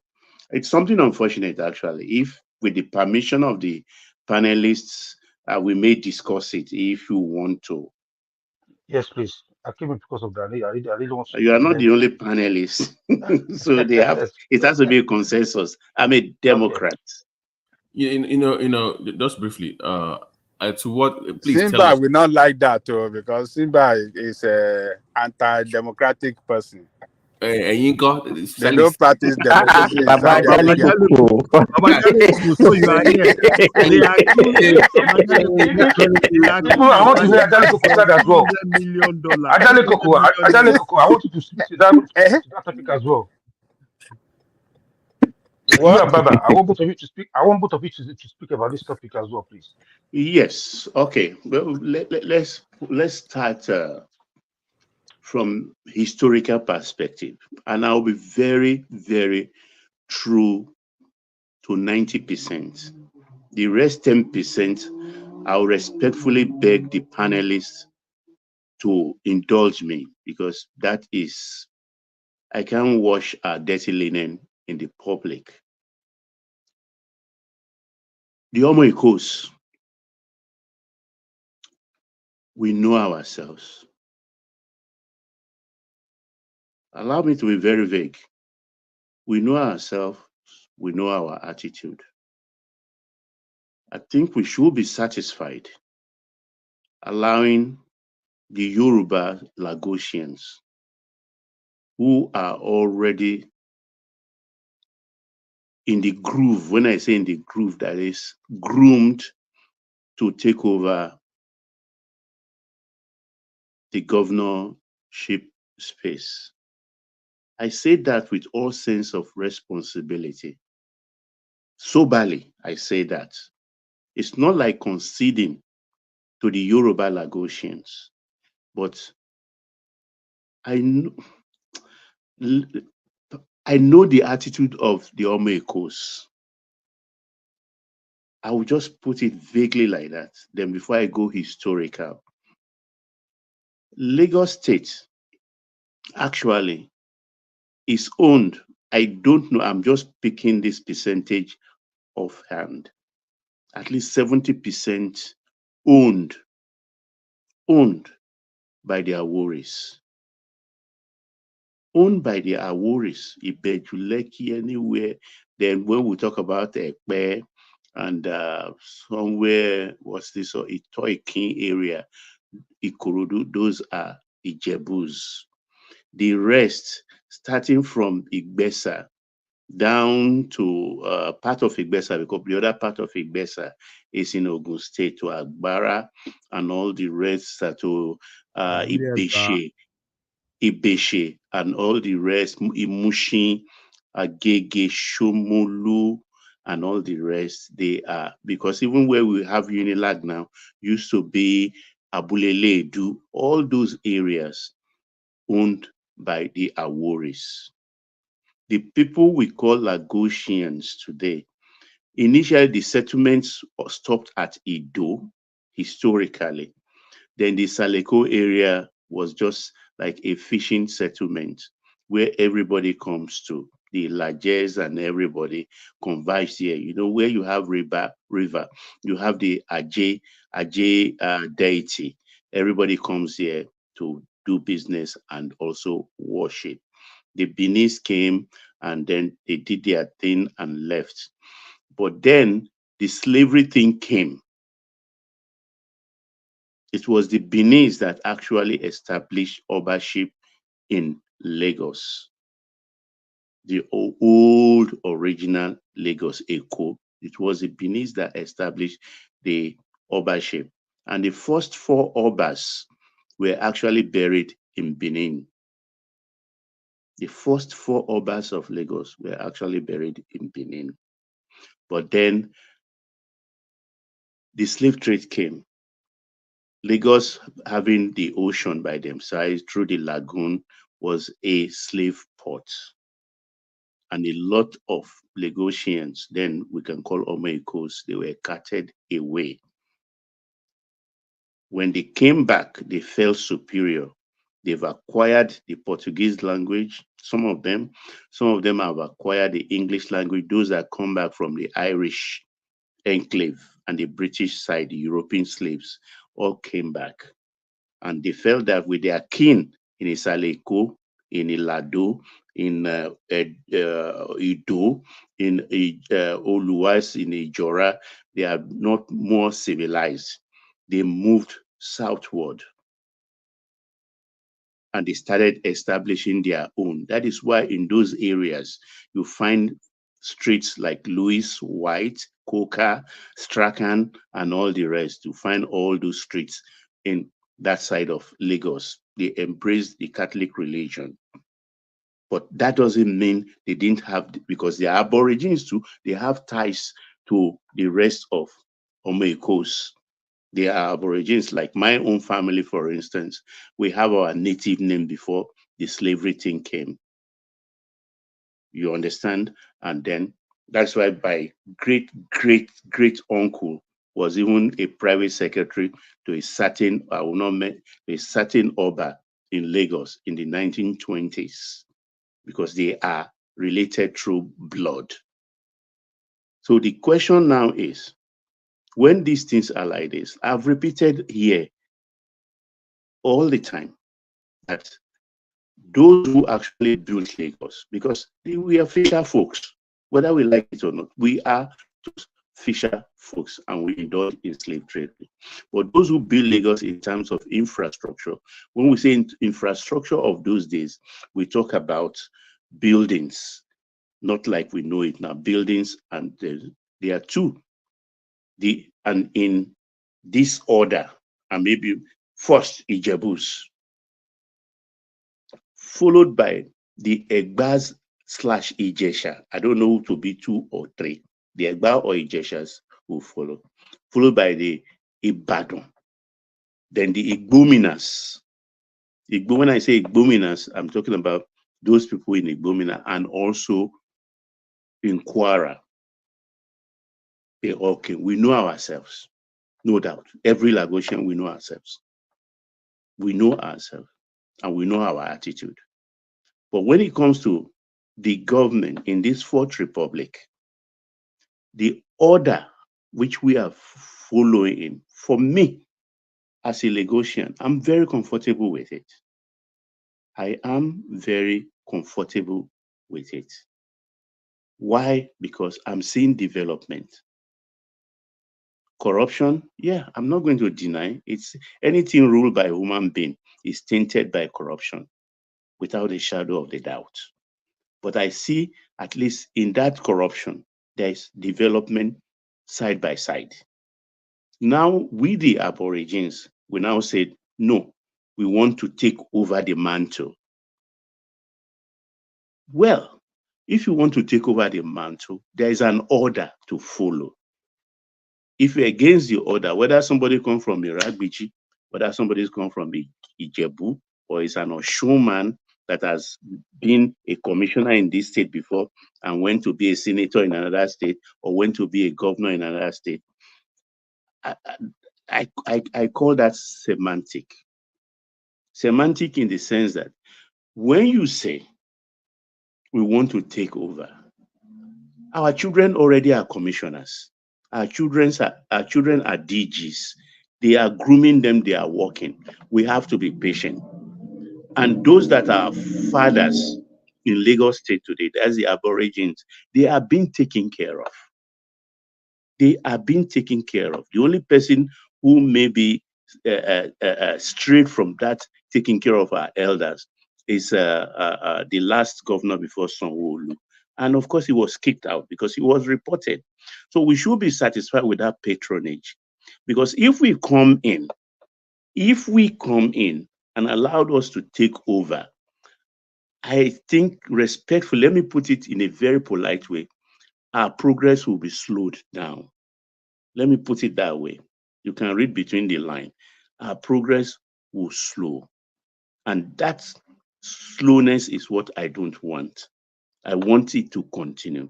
After all, if we have a progenitor known as Oduduwa, then all Yorubas are one. As far as I am concerned, all of us are one. And everywhere the Yoruba man is belongs to every Yoruba man. I don't think as a Lagosian, my mother is an Egba woman.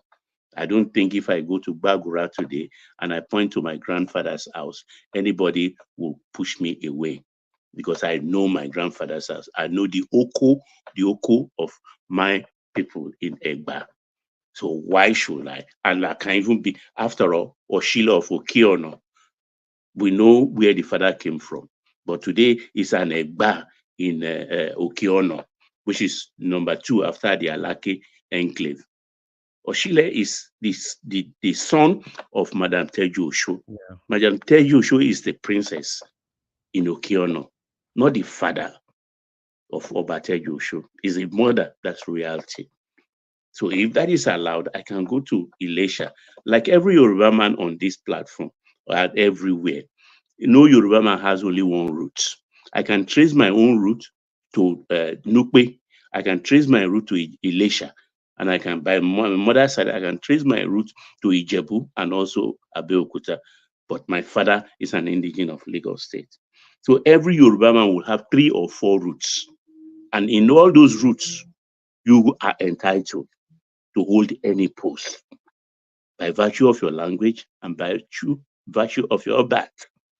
That is how I look at it. So these Lagos State people coming with our Igbon Major General Olanrewaju and all the rest, and Chief Bode George and all the respectfully, I can't mention their name. I think it's just bad belly, if I may put it in strict parlance. It is bad belly, and they just want to make trouble. You understand? And that trouble, if we get it, we invite it, we will just disrupt a good thing that is going on. I rest my case meanwhile. So Larry, come in. Yeah, thank you, Baba. Ekworo. I'm sorry, I never knew this is the perspective you will be coming from. You see, these people, these your Lagos that believes that they are the real Lagosian. I had that same conversation with an Adeniji Adele,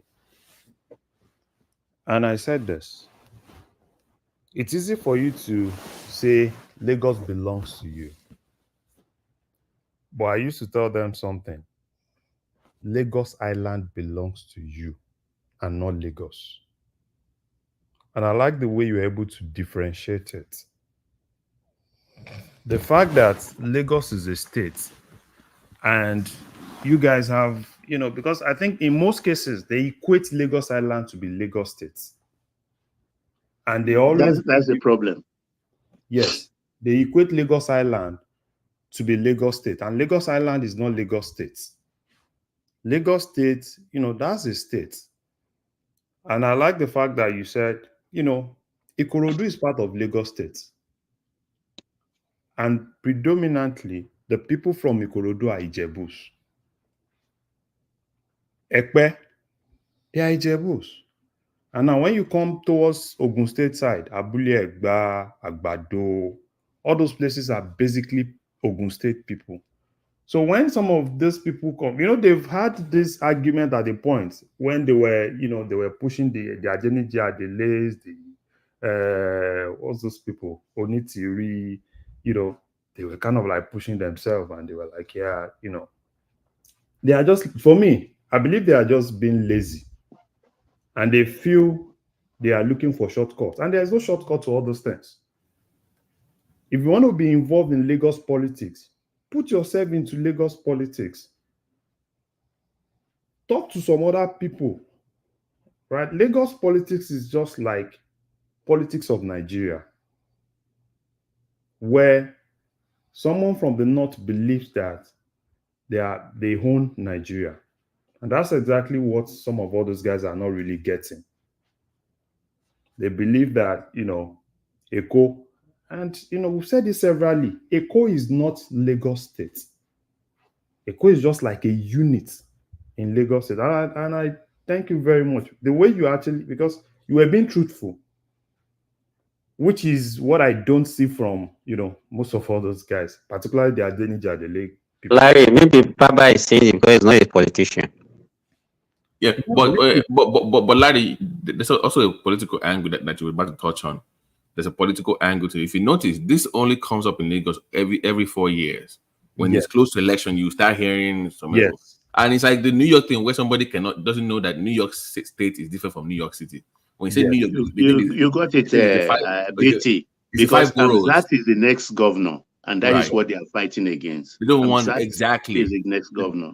They don't want that Buckner thing over again, where Buckner is trying to unseat Tinubu in office and he wants to take over because she's the original Meko kind of thing. So they see that coming. They don't want that repeat of that. It's what's going on here. Yes. So, but how much political influence do these Saleko people have? How much political influence do they have? That's the problem. Yes, and that's exactly where I'm actually coming from. Right? And if you look at their lifestyle, we all know their lifestyle. Right? Oh, Don't say it, Larry. Don't say it. Don't say it. It's gonna don't say it, please. Respect me. I beg you. Thank you.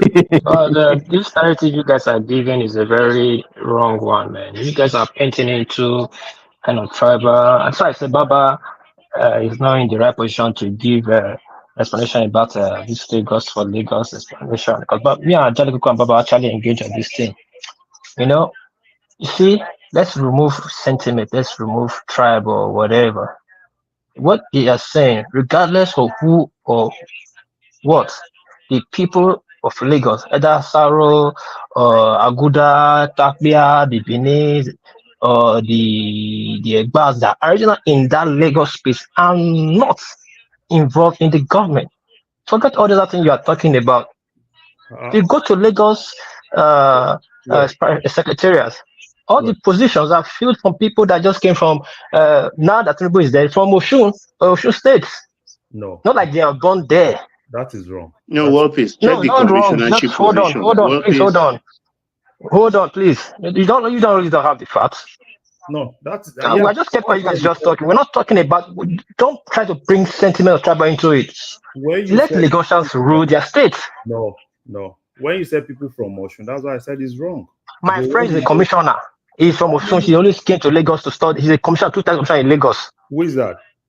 I don't have to tell you. So yeah. So no, I can give you many names. Go to Alausa and see people there. Some people from Ekiti. It's wrong. Let's say the truth. How many? This is how you suppress people. It's not about. See, hold on. Sorry, I'm not going to talk about you. It's not about who is what. Just listen to where I'm coming from. Let the Lagosians, either they are good or they are sorrows or they are Agba or they are worries. That is Lagosians. Let them decide themselves for themselves. They get their jobs. Not you. Let me start. Wolpis. Let me start the Lagos State government. Larry, wait. Akim someone who is from someone who is not Lagosian. How about this not Lagosian? Can I start, Wolpis? Listen, calm down. Larry, calm down. Science and technology. These are list of Lagos commissioners. Hakim Farm. Farm is Ikorodu. Youth and social development. Shegun Daudu. Islander. Tunji Bello. Islander stroke Oshun. Women Affairs and Poverty Alleviation. Lola Akonde. I don't know where that is coming from. Oh, this thing is not giving me more of it.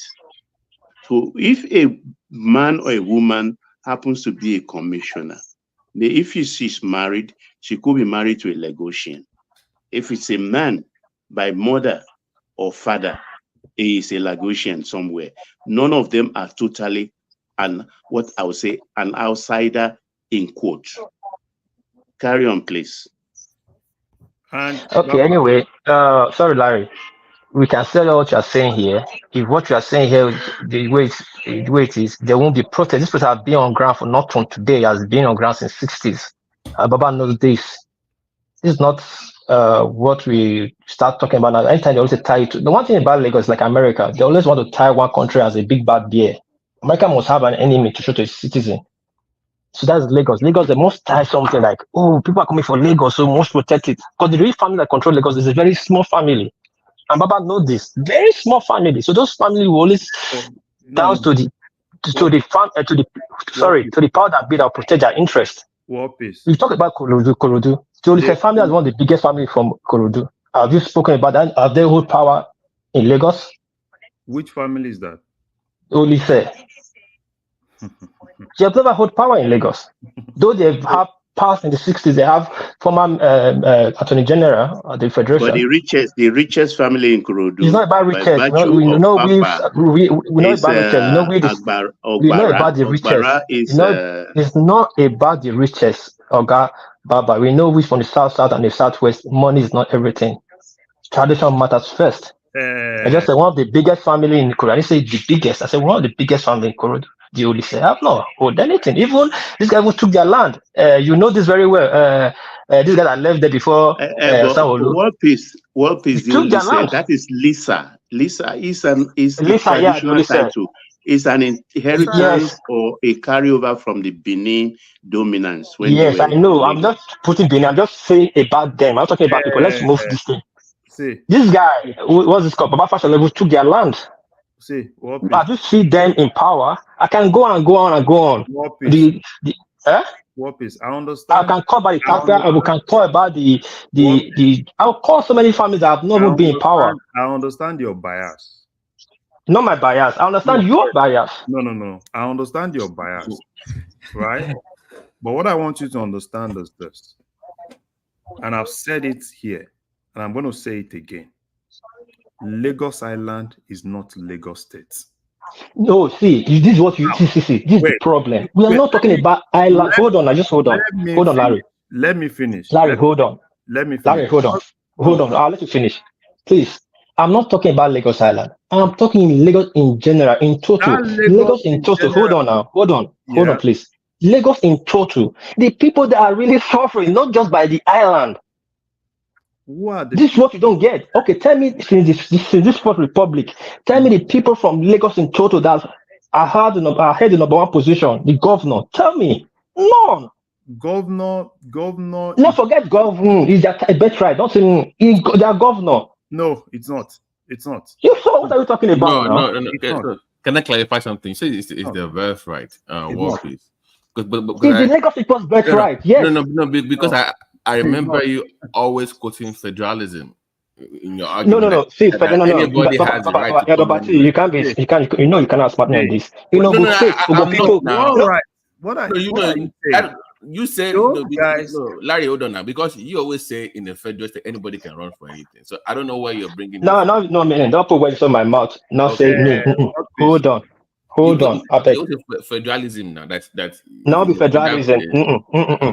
So every state. You said it's their birthright. So like, where is the birthright in the Constitution? It is not. When you want to talk about probably traditional, now when you want to talk about birthright, right? Yeah, probably you are talking about traditional. Wait, hold on. No, Larry, for him to clarify, so that what I'm asking. Yeah, okay. So let me tell you. In Ogun, just neighboring there, is Ogun people, the indigenous that call indigenous, what are run for the number one office.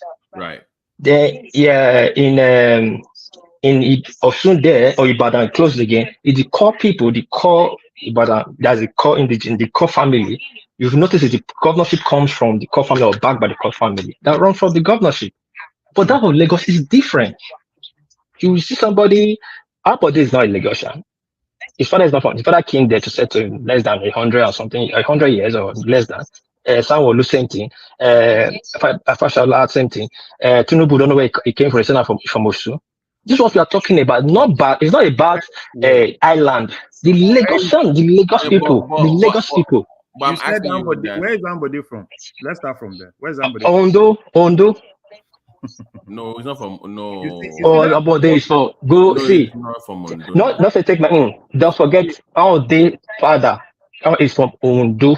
That you see, you guys just spin a lot of things. You spin a lot of things. How Abode went to how Abode? You spin. Abode is from Ondo. You guys. The inhabitant of Ekpe doesn't mean it's from Ekpe. Abode is from Ondo. You spin a lot. See, wait. The problem I have with you guys is that you spin a lot of things and you always insist and make it look like is the truth. That's the problem. Okay. Now, you just said something. You said, the commissioners in Lagos State are basically from Osun, and we debunked it. Right? I see. Wait. I like people when they... See, I don't like you to be smart. I don't like you to play with words to tell a lie. I'm not being No. I said, hold on. I said, no. You won't say it. No. You won't do this on a public platform. I said, just listen now. Just listen. You just listen. I said most of the position is being taken by Osun people. I said the commissioners are from Osun. Hold on now. I said some of the commissioners are from Osun. I used my friend. I said, I don't want to tell you her name. Now you want me to tell her agenda. I don't want to tell her position. She's from Osun. Well, how can you make just a generalization statement that all the people are from Osun? I said some. I use generation. I said most. He said most of them are from Osun. Yes. You don't even have the statistics. You are just talking generally. I don't want to call names. I have. I said most. You are educated. I didn't say all. Why you say so changing most to some? I say the different thing now. Most and some is saying. Stop this. You guys go to announcer. You go to there. You see the workers there. So most of the things that you are saying on this platform today, you don't have facts. You are just talking. You that have facts. May I interject, please? Larry, please. Look, I expressed it here a short while ago. The Yoruba roots, everybody here, Michael, BTO, Bomulero, everybody, their roots are complicated.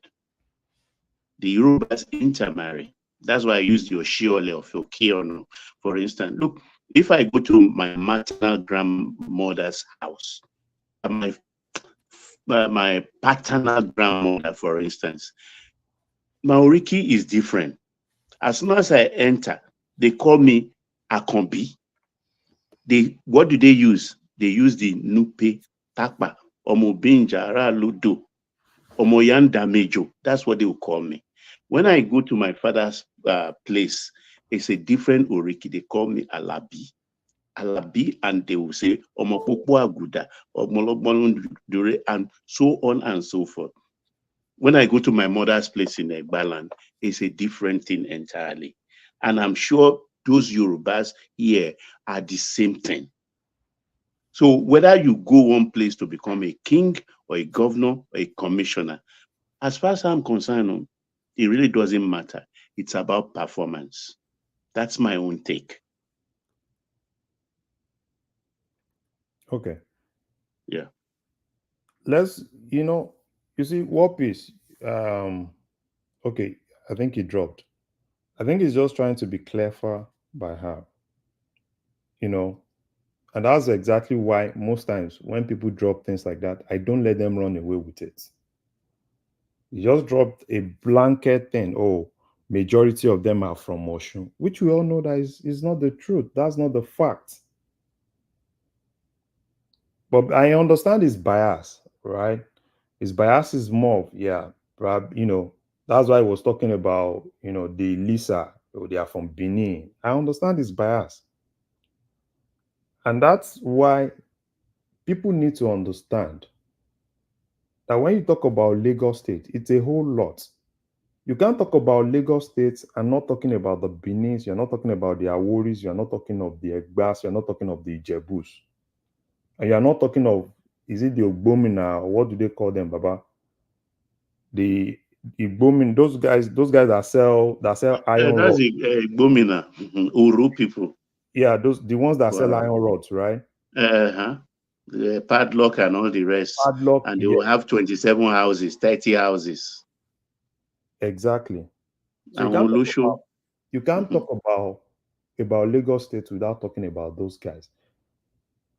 And I like what they've been doing in Lagos. Head of service in Lagos.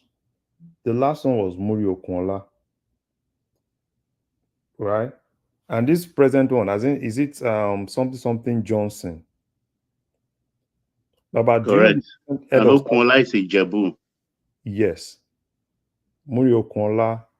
I think the present one is, I think I've forgotten his name. I know it's something Johnson. Yeah.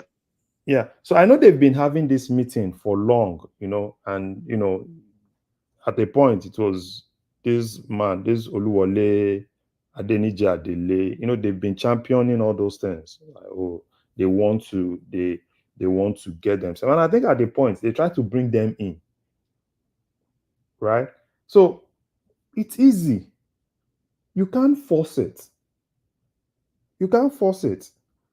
If you decide to be part of opposition in Lagos, it is still going to be the same thing.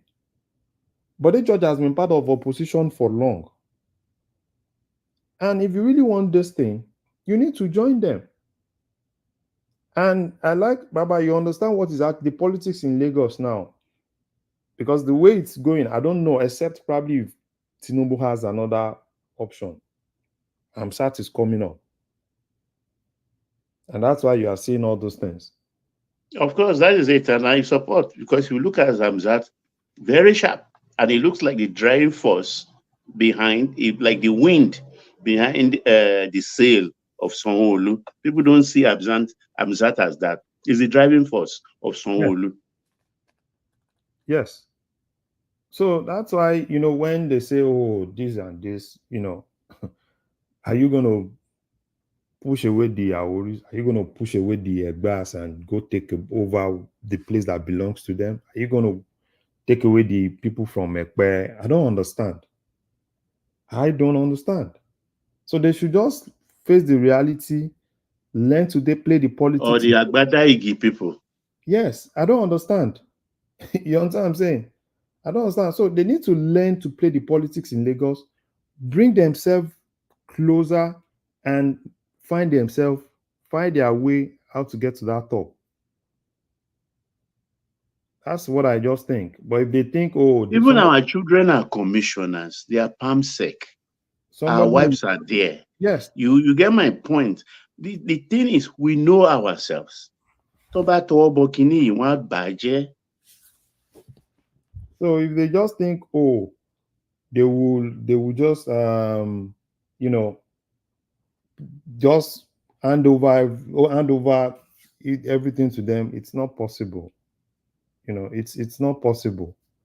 You understand what I'm saying? And I like the way you said it. If everybody kind of talk about their roots, you understand?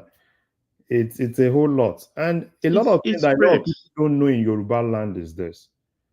In Yoruba land, aside the fact that you are a male child, they also give relevance to the female child.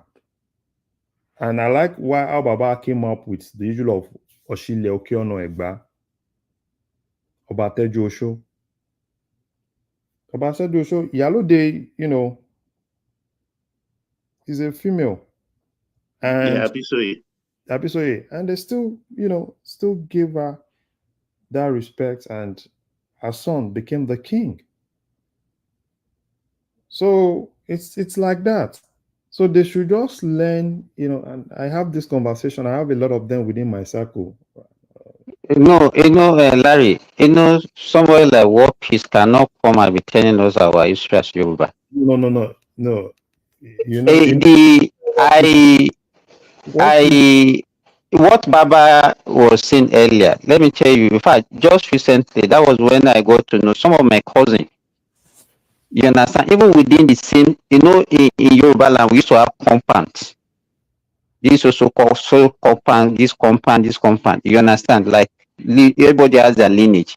It was Agbole, you understand? Agbole, so. It was recently I got to know that some of my cousins that I know that belongs to one Agbole, they actually not even from that Agbole. That is their mother's house.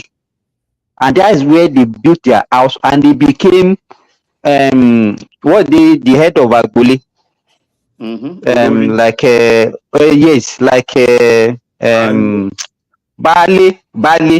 Bali. They became Bali in their mother's house, not in their father's house, because their father, when the father came back from Ghana in the 50s, they couldn't get land in their father's house.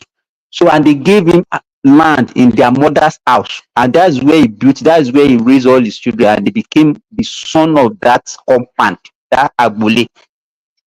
That's how Yoruba respect their lineage. It's not, but somebody will now come from somewhere and be telling us that you just forget it, Jerry. No, like I said, I know where his bias is coming from, right? I know everybody knows now. We should know where it's coming from.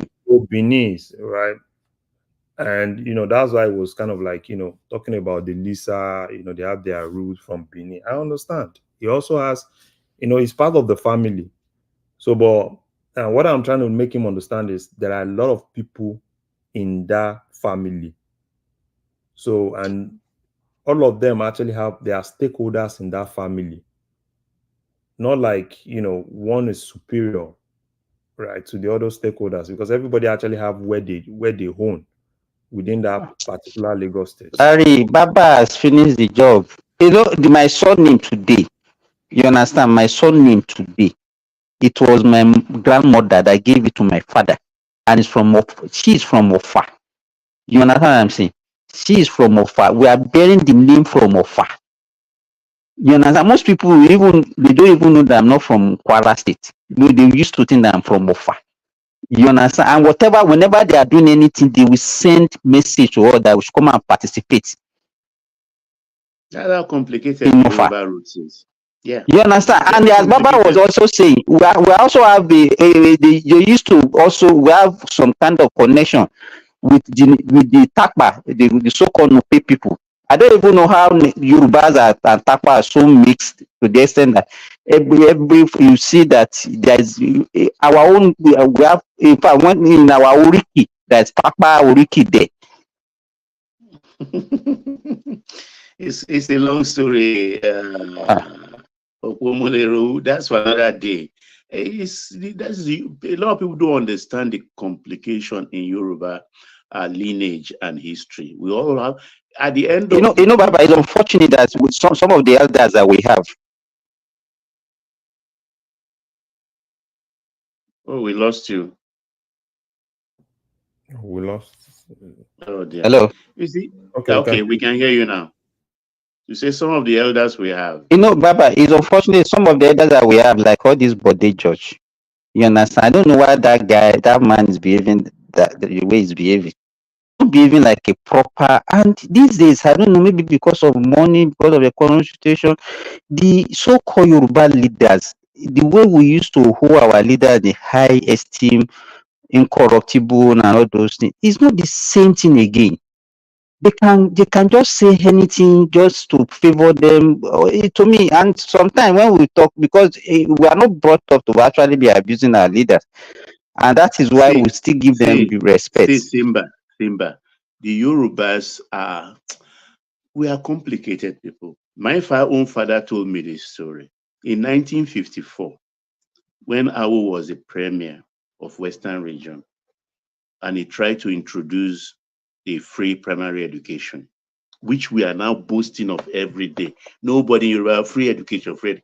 Do you know the Yorubas opposed it because of the tax of 1 shilling in 1954? There was big protest. There was opposition. But Awo stuck to his gun and made it a reality.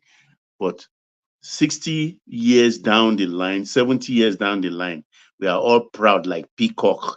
Anything we talk, oh, it's free education. Oh, Awolowo Baba, this, that.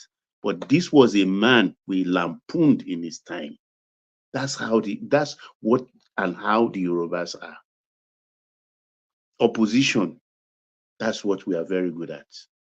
Don't something we will now eat. Untamajelale,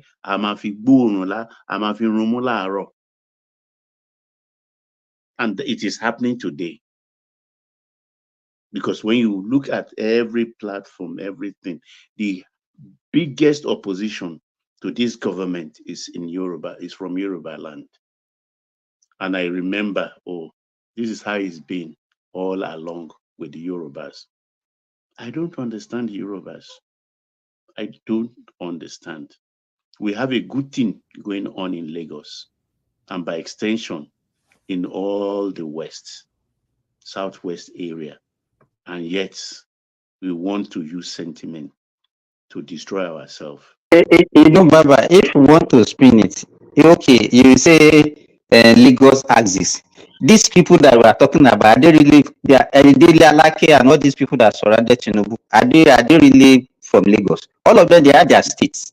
No, Edwin is Ogun, Alake is Ondo or so. You understand? But when we want to, by the time we want to bring somebody, they are all people from Lagos. They are Lagos axis. Lagos. Nigeria. Only Kaduso I can say is a Lagosian. The rest are from Southwest, not from Lagos. Not from Lagos State per se. Onoluga and all of them. It's only Cardoso, the CBN governor. And it's a checkered history the Yorubas have. And I think we just have to check ourselves to tell ourselves the truth. Because this thing we are discussing here, I talk to Lagos every day, talk to my household every blessed day, talk to friends. And it's very contentious. But I always stick to my guns and I tell my own brothers, my sisters, the truth. Because we know ourselves. We know ourselves. We know our attitude. Yeah? Baba, Yes, you know this cosmopolitan nature of Lagos and the people, the kind of mixture that Lagos has, that is what is working for Lagos. You understand? Nobody can have this total 100% ownership thing that will say, okay, well, I can do whatever I can do. And that is what is making Lagos to progress. Then, as you said it, you don't want to just come out boldly and say, if they were to be the so-called you said it, you understand? And if we look at other states where we are talking about indigenous, those so-called indigenous, is it really working? It's not working. Look at the Larry state that looks like 80. The BT state, Ogun state, is a useless state. To me. Wait. Take it easy. I just want to pull their leg now. Maybe they are sleeping already. Sometimes in this life, I don't know, Simba. Just make your point. I don't know why you have to attack on. Good evening,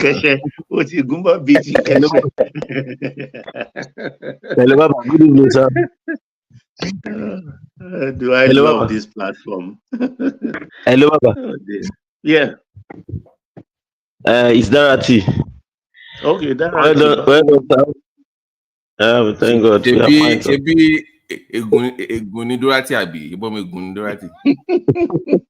No. I just want to put this. This issue of Awolowo that everybody was eulogizing. Last week something happened to me. I remembered my father. When how he normally plays Obey song, and I was looking at how everything was going in Nigeria, and I remember that song that Obey sang for him. I mean, that tribute song for Awolowo. And I went online. I just went onto my Booms Play, and I looked for it and I played it. It's about 17 minutes audio, and it gave me some kind of it refreshed my memory. And one thing that was very passionate there in that song was the fact that all the things that Awolowo did in this world, even the Yorubas, apart from the fact that the other guys from other part of the country, they did not like him. That was one of the reasons why they ganged up against him to make sure he did not get to that particular position of the presidency.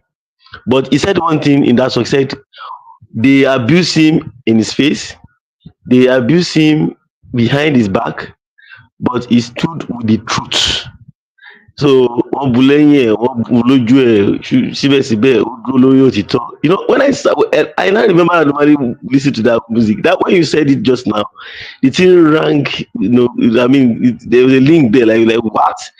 So most of the time, and I also know that when you are doing some kind of reforms and some things, it's just a kind of motivation to me. That's a lot of the Yorubas, sadly. You understand? As We in, always don't you like appreciate. We don't appreciate the now. What we have at hand is late. Ìgbẹ̀yìn ló máa ń dun olóko àdáwà. That's very unfortunate. Very unfortunate. And everybody was talking about there's nobody that attended Ife today.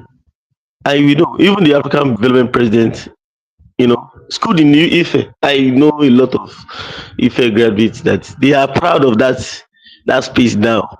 That they went to that school. Until date, it still has the best structure in Nigeria standing. When I talk about what is happening now is not new. In the First Republic, all the island is NCNC. NCNC because of Baba Abat Macaulay. Abat Macaulay is the grandson of the guy who wrote the Bible, who translated the Bible. Ajayi Crowther. Ajayi Crowther's daughter is the mother of Abat Macaulay. Because of that, I've been an islander. We are all NCNC. NCNC because of Abat Macaulay. And by implication, when Abat Macaulay died, Zik took over. We became Zikists. The Ogunsanyas, all the enclave become. It has always been an opposition territory. So what is happening? Who was the secretary to the when Zik became the head of NCSC? That was one Yoruba man from Lagos now. I remember he was the secretary even to the Lagos City Council. Is oh God, that man, he has that link to the present Chief Justice. I think either the father of the present Chief, yeah, that person is a lawyer. He is the father of the present Chief Justice woman, because the name she's bearing is the husband's name. So it's the father you are referring to. Is the father of the present Chief Justice. They're all Zikist movement. In fact, my own enclave, the Kukbu Aguda, was headquarters of NCNC in Lagos Island. So the opposition is not new. It has always been like that. And we've was that not what gave the Zik the effrontery to leave the Southeast to come and be contesting for we gave him that impetus. We gave him that impetus. We gave him that impetus. And it was hell when I was growing up in Lagos. Fight, toggery on the island. Not small. Somebody was saying, I think Kulata was saying, Adeniji. Yes. Yeah, okay. There is not the father of the present Chief Justice. Maybe he was the second. Yeah. Adeniji. Type that in the comment section.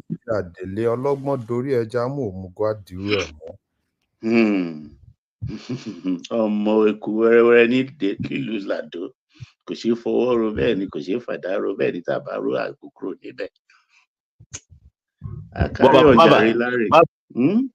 Baba, do you think Tinubu can end up being another better Awolowo with the way he's going? Well, people will disagree with me, but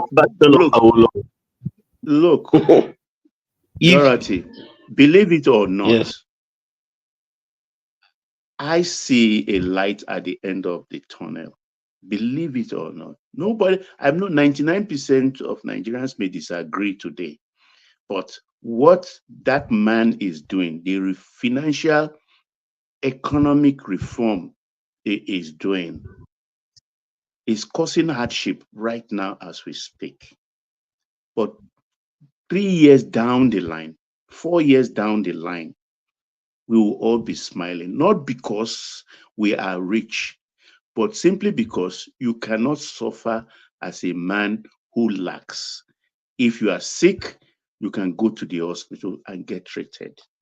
If you can afford, if your children are indigent, you can afford school fees, they can go to school on loan. And if you want to buy anything, nothing will become too high for you. Just like in other climes, at least you can get the basic thing that can make you survive. And that is how life is being lived. He wants to establish a welfareist state where those that can afford things can be taken care of, at least at the barest minimum level. That is what he aspires. That aspiration, to me, I will fought it. Let me tell you, even in the society where they do all these things, they're having issues. Go to Europe now, most of the European countries, be it Germany, Netherlands, France, and that's where you see riot every now and then in France. That welfare system is actually costing them a lot because they have aging population. You understand? They are finding it very difficult to finance because it's costing them a lot of money. Sustainable in the long run. It's not. We don't even have the resources to do such a thing now. Because of the population. Yeah. The population it's not something that we can even say we want to just start now. It's not possible. How much do we have? But then if you look at the country where this Akim is, their population is just 7 million. That probably like maybe a state like Osun. That's island. Even with that 7 million population, they're having issues with welfare system. And that's why sometimes when I listen to Ajale Kuko, I say, is all these things that you are preaching, is it really actually practicable? I'm about of any galani everything. Let me tell you, you have a country like Netherlands. They are even Netherlands as Netherlands population is just like 11 million people. They are having housing issues. And this country, they are export dependent though, and yet they are still having problems. So they are productive. Yes. So you not look at Nigeria that we are import dependent. You now want to add social welfare on top of that wahala. We don't even have social welfare. We live recklessly. Yeah. But what can we do in the sense that we are Baba, look at Baba, let me even give another thing. Most of the countries that we mentioned now, their population is not increasing, is rather decreasing. And still they are having, we don't even have, we are struggling, we are suffering, in quote, we are suffering, and people produce like recklessly. Now, just give Nigeria and say, okay, you can get everything that you need, free education, free food, free this. You will see that one man can produce 100 children. And our government, they will take up the baby diary. What to do? You know who we are now. No, in the sense of the welfareism I'm talking about actually is in the model of the US, for instance, because insurance actually carries the weight of the financial burden in the health sector, for instance. So it's not something that weighs heavily in the government pocket. And when it comes to education in the tertiary, for instance, it's about loan, not outright free. So you have to pay back. I know in the US, there is a problem about repayment right now. But somewhere, let's start from somewhere, because we stand on a tripod. The tripod we stand on, I mean, one of them, they are not allowing themselves to be carried along. So they are weight, a burden on the other two legs. And that is causing us a lot of problem. Whether we like it or not, that is the truth. Because when two are performing or two are striving and one is just laid back, not worried, and the movement becomes very sluggish and slow. Maybe you can see the point I'm talking about. Okay, you give them money to go to school, but where are the jobs when they finish school? Yeah, that is the thing. That's what I'm saying. So you cannot just say you're giving free loans for A, B, C, and D. You also have to work on that part as well to create jobs when they finish school. But in the interim, Betty, there are ways government do have escape route or carve one out for themselves. To me, I look at, for instance, the state police as an avenue of one of the ways to carve out that escape route for unemployment. If they make every state to have their place, minimally, most states at least will have. How many people do you think can, even if you say that one even employed, do you know there are unemployment in Nigeria? Even I'm saying one of the escape routes. You understand? That's what I'm saying. And don't discount that. If we have 36 states and each states have 100,000 police, for instance, even Nigeria, the whole country, how many do we have? The state cannot have 100,000. What are they going to use to finance it? No, but they will be forced to. Not high quality. The states that want to do high quality policing will have high quality policing. Even if you want to move, how much do you think they will be paying each of the police officer?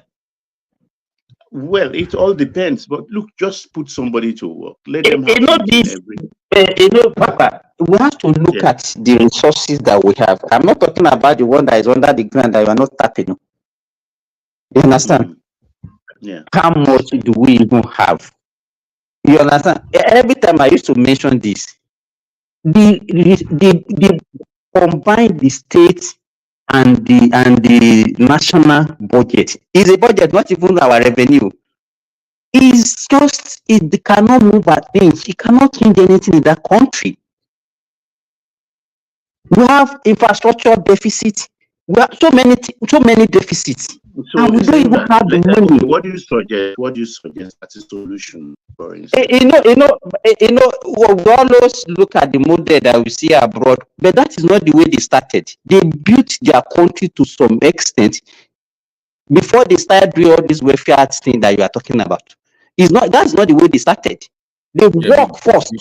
Before introducing Medicare, Medicaid, they were at the level of production. Okay, what do we suggest for our country? We have to be more productive. That is what we're supposed to do first. Let's be what everybody will be shouting. Your people back home, Can I come in they here? must be. Yes, come in, Remy. Come in. Yeah. Good morning, Baba. I do seriously almost the same thing now, because my grandmother is also from Isaleko, also from Nupe side. And if I want to claim Gonself Papa, I was born in maternity ward in Surulere, so I'm a Lagosian. So today I have my birth certificate, so I can also. So, but cannot be anybody. Ben, sir. So, welcome. So I Adeshinile Isaleko also, and Adeshinile Surulere in Alayaki. So. Great. So I'll make one but whatever shall life continue. So actually, you guys have spoken, have said everything whole, because the reason why I like why Nigeria is it today is that this is the reality of that country. Like all those fake lives that we have been living, it has come to crumble on us at the end of the day. This is the reality, and I think there is no way that this Dangote can sell petrol for 400 naira. And from the handwriting, it seems that this Baba Tinubu does not want to subsidize anything anymore. Because subsidizing means, at the end of the day, they will still carry the petrol, go and give it to Benin Republic, go and give it to Cotonou, Cameroon, go and be selling it again at that place. Because our border is not 100% tight, and it can never be 100% tight. So at the end of the day, it's just, I don't know the price they will sell, but I don't think it's going to be 500 or 400.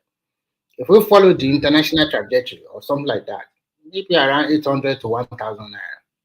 And why they continue to push on the alternative, it can be slow now, but in the long run, it will be better for Nigeria. Actually, everywhere you go all over the world, especially in the Western world, if you decide to use a car, you are no more a small man, because you have to buy gas, especially in Europe, and it's not cheap. So the price is crashing down. So if, for example, look at a lot of Nigerians are crying that buying a Tokunbo car in Nigeria now is millions of naira. So importing from abroad is no more the same thing. And yesterday, another beautiful story come up. Dana Motors, they started rolling out their CNG buses, just like Innocent. So and they also said they are going to provide 1 million kits for commercial motor vehicle to come and get it free of charge. Wow, that's great. So I don't know, but you know, the problem with most Nigerians is that they don't look for information, and when some people are getting it, and some people are still doubting. See, quick question on that CNG thing: the price point for CNG compared to what we have right now. For the gases are about a liter is about 230. Yeah, 230 for CNG. Now I want to also I want to tell you something that maybe you guys don't know. In the north now, I'm part of Lagos. They have started studying electric keke napep with battery, and even police bicycle with electric charger that use electricity. That use e-bike. E-bike. Like, this is a very powerful police bike. Do you know that is becoming popular? I put two links but ojú tiẹ̀ 100 cent buses láti lunch báyìí kí lẹ́yìn lunch dábúlé yín.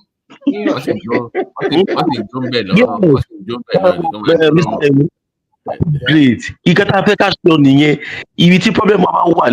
that's what the Europeans and the Americans do. When they see a problem, they turn it around and use it to give themselves a leverage. Some Trust me. Nigerians are turning things around now. Those people that are selling all those things now. By the time you give them 1 year, they become multimillionaire. And some people still become. There are these companies in Lagos that actually make all these bikes, e-cars, and I was watching the CEO of the company talk that he said close to 8% of what they use for making it is made in Nigeria. They only import about 20 to 15% of what they use to make this power bikes. And they have the tricycles, they have the bikes, all electric, and it's made in Lagos. So government should look in that direction and see how they can partner together. That will also help. A lot is going on. It's not been highlighted because the noises coming from the opposition quarter is just bearing that of what is going on. There are a lot of things happening, BT. There's one that I watched. You see, when I say that there's this man called Kole Shorinyo, he said that the diaspora plays a serious role in the economic emancipation of any country. And I saw a guy. There's this guy on there. His name is Indibusi Ekwekwe. The guy he lives in the UK. Where he's from the southeast. Very very open-minded guy, and he brings in a lot of investment into Nigeria. He's a friend on Facebook.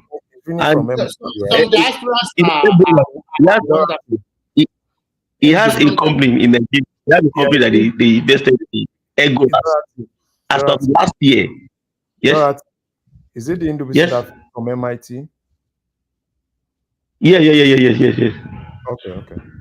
Yeah, it's okay. So the Egolas, I was happy when I saw Nigerian engineers building keke napep that can use dual fuel. Can use gas. You know that your gas cooker, you have it in a place. That your cylinder, you have it in a place, and you can connect it wherever you can use petrol. You can also use the gas. It's called hybrid. Yes, hybrid. Egoras. I know the first one they did. The 100 pieces that they did, they moved it to Kano. Somebody paid outrightly for it. 100 of it moved to Kano, and I saw it when they were test running. I can show you the videos if you want. I saw them when they were test running it. You see, what gave me joy was that Dorothy. I don't know. This technology that we are talking about. If I tell you that I've seen somebody locally that have been doing these things since probably 2004, 2005 in Nigeria. But that time, the way they do it is that inside your boot, that's where they will go. That's where they will put the cylinder inside your boot. That back boot. That's where they used to. In fact, the guy was even asking me then, as far back as 2004.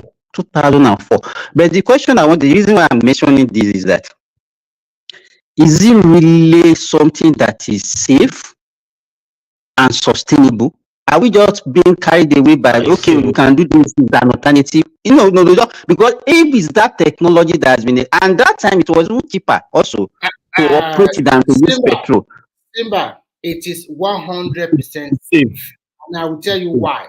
I live in a city of over 30 million people before, more than Lagos. And the taxes. When you are in China, because this is your 1 million population country. All the taxis in that city are using CNG. That was my first time. I'm talking about year 2011 that I saw it. I was like, you guys are not buying petrol now. What do you use? They opened their boot and I saw the small cylinder inside. If it can be safe in such a country like that, and they have been using it for several years, and the taxi there, it's not cheap. Everywhere in Western world, taxi is not cheap. If you are flagging up a taxi, it is more environmental friendly. It does not pollute the environment, and we have it in abundance in Nigeria. We are just flaring them away. So why can't we use them?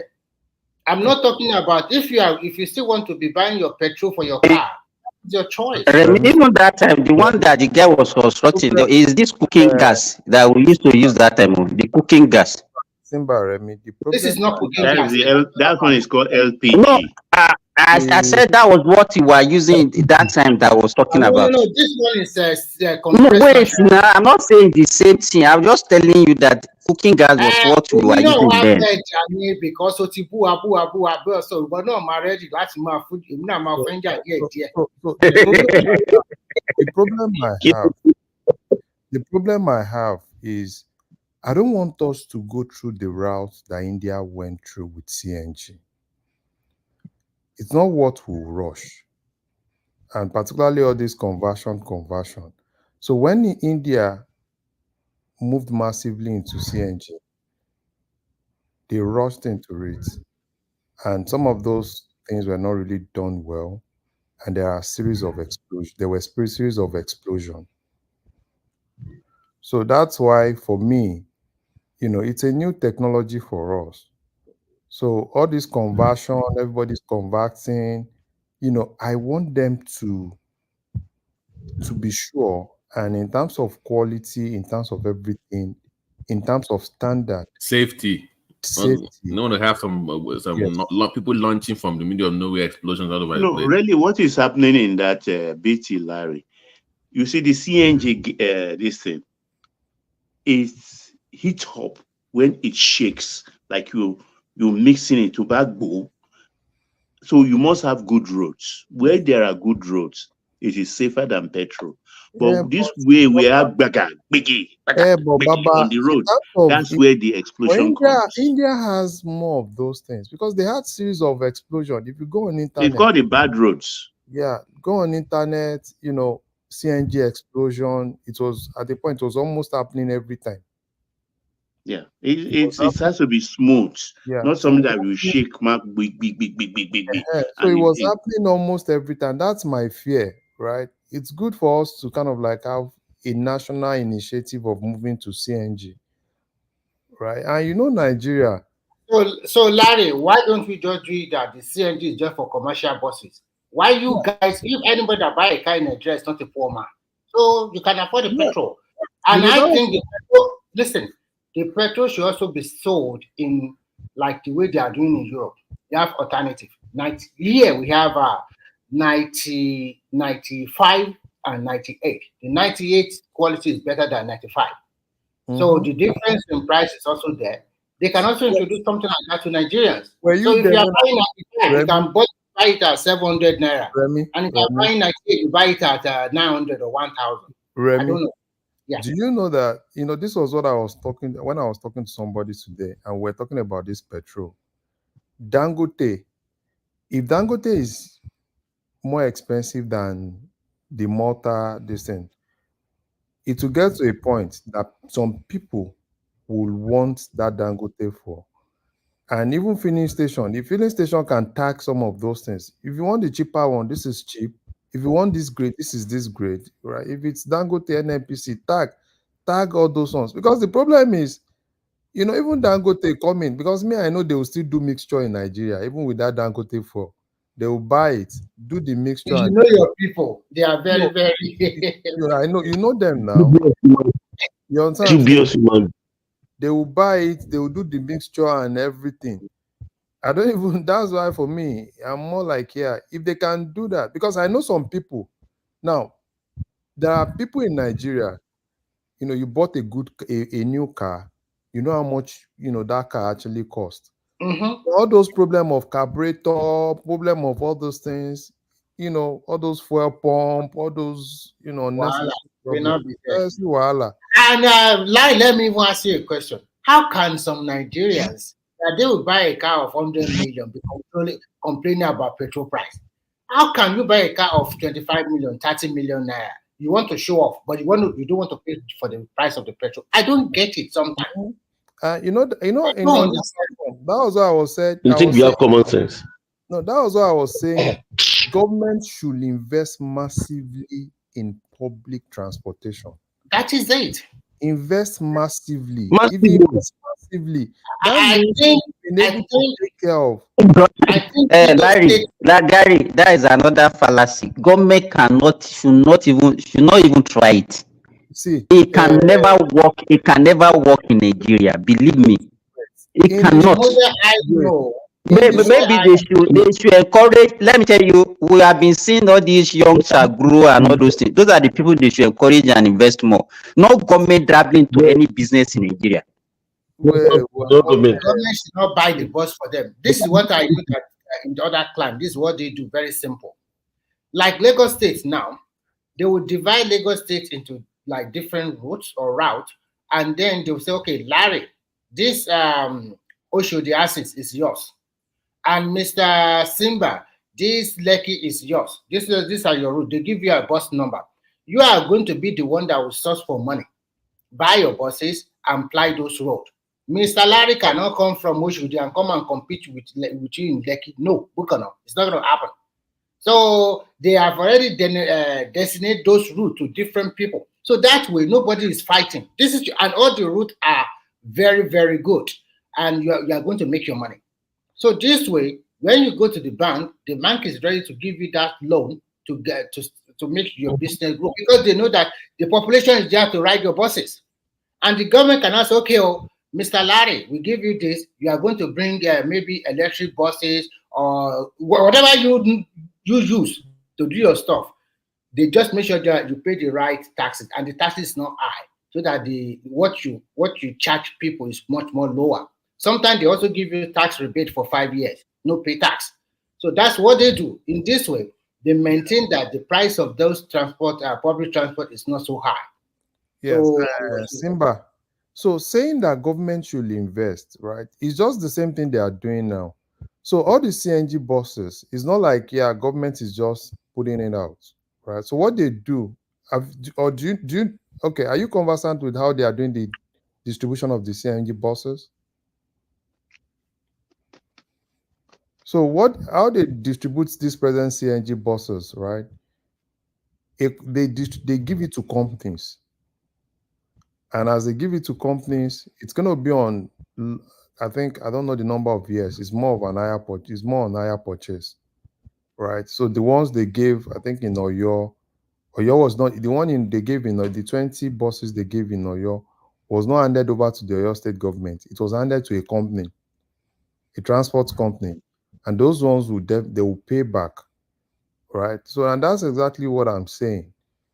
You don't need to you need to buy some of those buses, right? And just give it to people, to just go and do whatsoever they want to do with it, right? You can invest in it. Try to understand Simba. From presidents, you will see that. I understand. They will pay back. They will be stalling. So, but if it's you that invest directly, I understand Simba. But we need, I understand Simba. We need a short-term solution. And that short-term solution, because number one, Tinubu is not ready to pay subsidy, right? And the short-term solution is public transportation. Now, look at the excuse that some governors are giving now. Some governors, because of that, they had to cancel, postpone resumption of schools, right? And I asked, because at the end of the day, it's going to have one or two effects. You're postponing school. Some of them are even postponing resumption indefinitely. It's all political. They are not, don't mind them. It's political. And at the end of the day, you talk about WAEC results and you say, oh, people failed woefully. Why won't they fail? Right? And these are things that, for me... But, right, hey, Larry, why are they postponing the resumption of school? What is the relation between fuel and school resumption? It's politics. It's politics. Don't mind them. And Larry, can you give me the name of a state that is doing that? If you look at our... Edo State did it. Because from my own something, I discovered that 70% of Nigerians are sending their children to private school. Their parents. I think Edo did it. I think Kano too did it. I think another state. I think I've seen. What do you expect from Kano? I think Anambra. I think I've seen as 3. Probably tomorrow, some of them will join. What do they want? They want another loan, aláìní right? kan ṣe ni gbogbo àwọn èèyàn tẹ́lẹ̀ náà. What is Northern State? I don't want is politically motivated. We know that one. No, I think Anambra or Abia, I don't know, one of the Anambra, I don't think so. Because let's analyze it. If you look at let's look at Southwest. If you are not whether you want to go to private or you want to go to public school, I don't think there is any place where you would live that it will take you like 5 kilometers before you can get to a school, whether private or secondary. Yeah, I know people Not anymore. Not anymore. Not anymore. In my own backyard, I share a fence with a private secondary school and primary school. See, and in that even Madam, I asked this, you can have like even 4 or 5 schools that the children can even take a walk in and out. Yes, exactly. I was hearing this platform, I think it was yesterday, people were saying, oh, public school is bad and all these things. And I asked myself, we all finished from public school. It's not like, yeah, I know there are some places, the classroom, they are dilapidated and they are not good and all those things. And somebody was talking about Lagos. Lagos State in Nigeria, as of today, they have the best public schools. After Lagos is probably Abuja. And people are saying, oh, schools are expensive, and all. I'm like, yeah, why not put your kids in the Lagos State public schools? Because at the end of the day, if you look at all those things, and this platform, somebody, I think, I don't know, I was just hearing, someone was like, oh no, why would they go and put their kids in public schools in Lagos? I'm like, wow, public schools in Lagos. But you can put your kids in Lagos in the country where you live. I don't understand us. Public schools in Lagos are even far better. They are even better than a lot of private schools. Because exactly. what people understand is the teachers you see in public schools are trained teachers. Larry, they are not only trained, they are more qualified. They are more qualified than those ones who are teaching in private schools. They get more salary. It's only our indiscipline that is not making them to work. They are qualified. Compare their salary, compare their qualification. They are better. How many private school can afford what the government is paying the teachers? So people say all sorts of, and what people don't understand, before you become a teacher in public school, that means probably you must have gone through education. In the sense that probably you did education. Not probably, you must have. You understand? You did education in university, probably, in university, unlike what you see in most of the private schools, right? Probably someone that, couldn't get job and, kind of like, oh, let me go back and teach and all those things. So it's a whole lot of things. I'm not saying the government is doing the best when it comes to that, right? But the basic thing is until we'll understand that we also have a lot to do. Like my secondary school in Abeokuta, I know how much I put in that school every year. I finished from African Church Grammar School, Afro Grams in Abeokuta. BBHS man no ibi egbe. No. I beg. I beg. No, they took that one. BBHS for waiting now. No. BBHS. But I need football. So need football.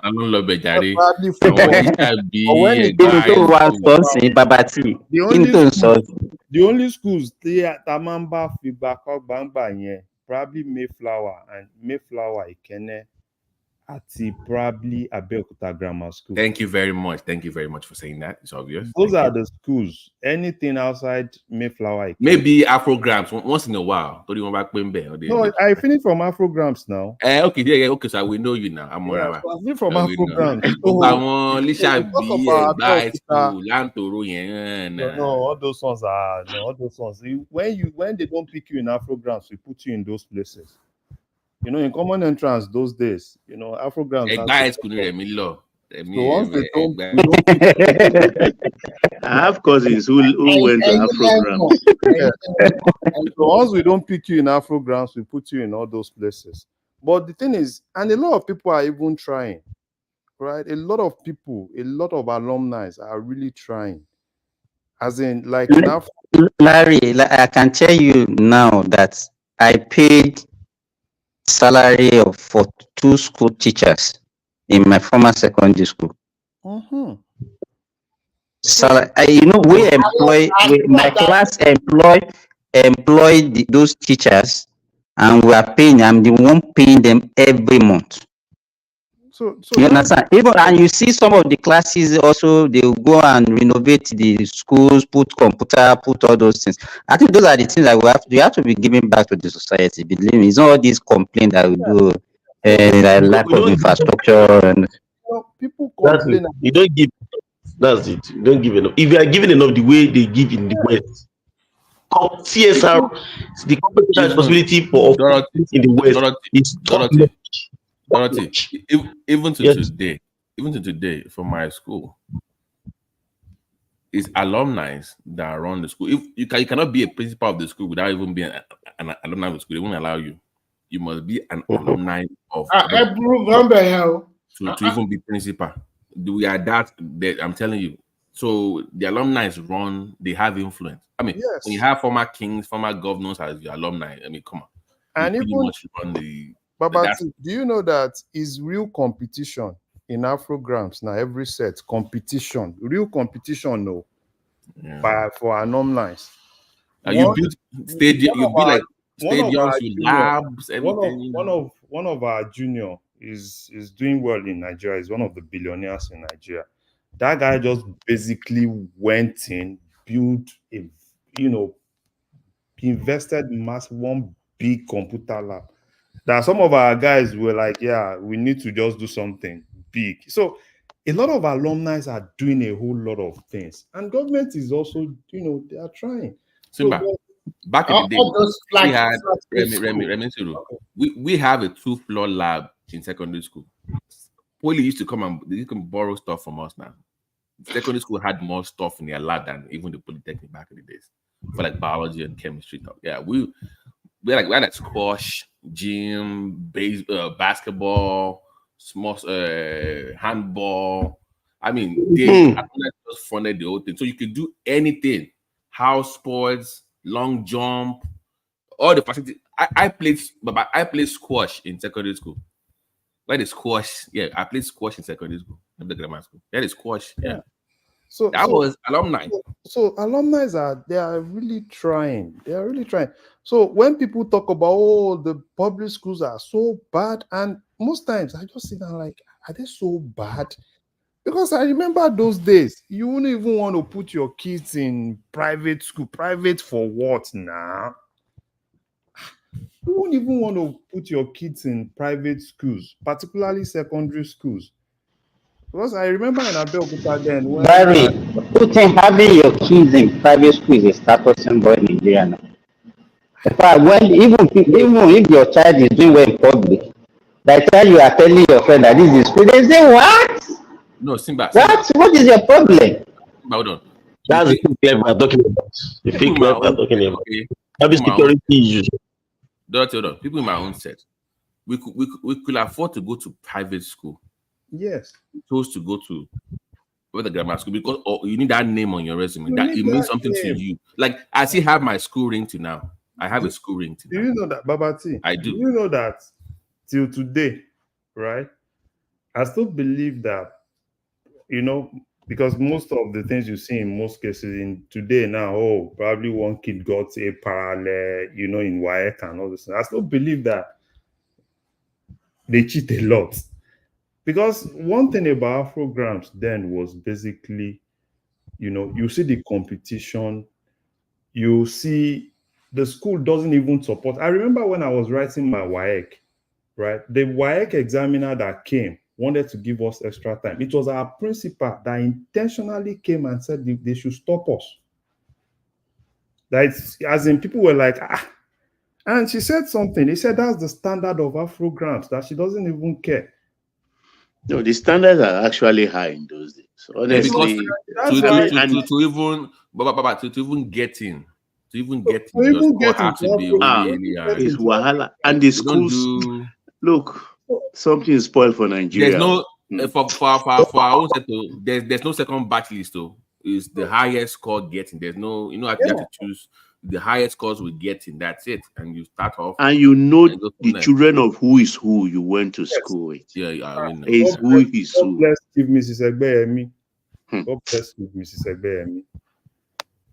Yeah. As in So those I don't know because I don't know the standard and everything because because people talk about it as if it's so bad. I'm like, probably it's something else, right? It's not as that bad. Like, oh, it's so bad. Don't even go near it. And I'm like, but yeah, and also it was fun. We had literary and debating society. You have to debate other classes. Of Yeah, course. you I have to debate. remember, I Babati, mean, do you know that those days, right? Those days when there is a competition, you know the people, particularly when there is a competition in Abeokuta Girls Grammar School, that's when you want to get your best. Because we know that people from Abel Grams are coming, right? And you want to put your best in. Is that the only reason, Larry? No, you know, Remy, you know. see, Remy, let me tell you something. In Abeokuta then, that is where the major gist is now. Because in Abeokuta, every literary debating session in Abeokuta Girls Grammar School, every top school wants to go there to represent, right? And those top schools, when you are actually in a competition with Abel Grams, you are in a competition with what's Navy Secondary School. They want to come. Even Baptist girls was good. No, Baptist girls. no. During my own time, they were pretty good. Baptist girls they were okay. Yeah, they were trying. They were trying at a point. But but what I'm trying to say is, you could see the competition. We know ourselves. When I did when I finished, right, there was a girl. That girl was, I think she kind of like led the whole WAEC in the whole of the state. But we knew her, right? So we knew ourselves. But when people talk about this public school, and you ask yourself, like, what be saying public school will go? It's no bad like that now. Because if you don't have money for all this big private school, why not? Even in primary school, when we used to go to Ogun Radio to debate, literally in Ogun State, in Ogun Radio. You don't have money for secondary school, public primary schools used to debate like private schools, like, and they were winning. They were good too. St. James, BT. The funny thing, even in university, those who went out to read in Europe were those who couldn't get admission into Nigerian universities. Yes. I'm telling you, those of us who can't get admission had to go abroad. Yes. Because the standards were just high, too high. Because it's just like for you to get, if you want to do economics, and for you to get economics to get admitted to UI, it's huge. If you want to do medicine, Larry, yeah, I can hear you. Larry, till date, because I have also experience in the education sector, and I've led a school to the Radio Nigeria Ibadan studio. I mean, Radio Nigeria in Ibadan. I was in their studio live for a program. You need to see, because I went to Ibadan Grammar School.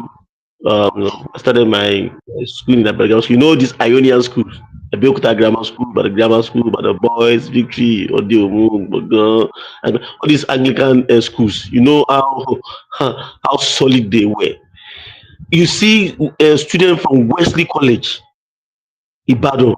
You see these guys, and I mean, the way they were blazing in the what in, it's a live program that was being televised. I mean, on Radio Nigeria, live. As in, you see these guys from private from public schools. You see the way they still trump even private school students. So till date, when anybody say anything about the country, we just like to diminish that country, even when we don't know nothing about the country. There's the schools are still doing fine. Look at what Lagos is doing. They take care of their teachers, buy cars, give them different things, and then Can I education ask is a not. question? Don't tell me about when did this thing follow? Because I remember even technical schools and police back then. I mean, they had brilliant students. Like they were like technical schools.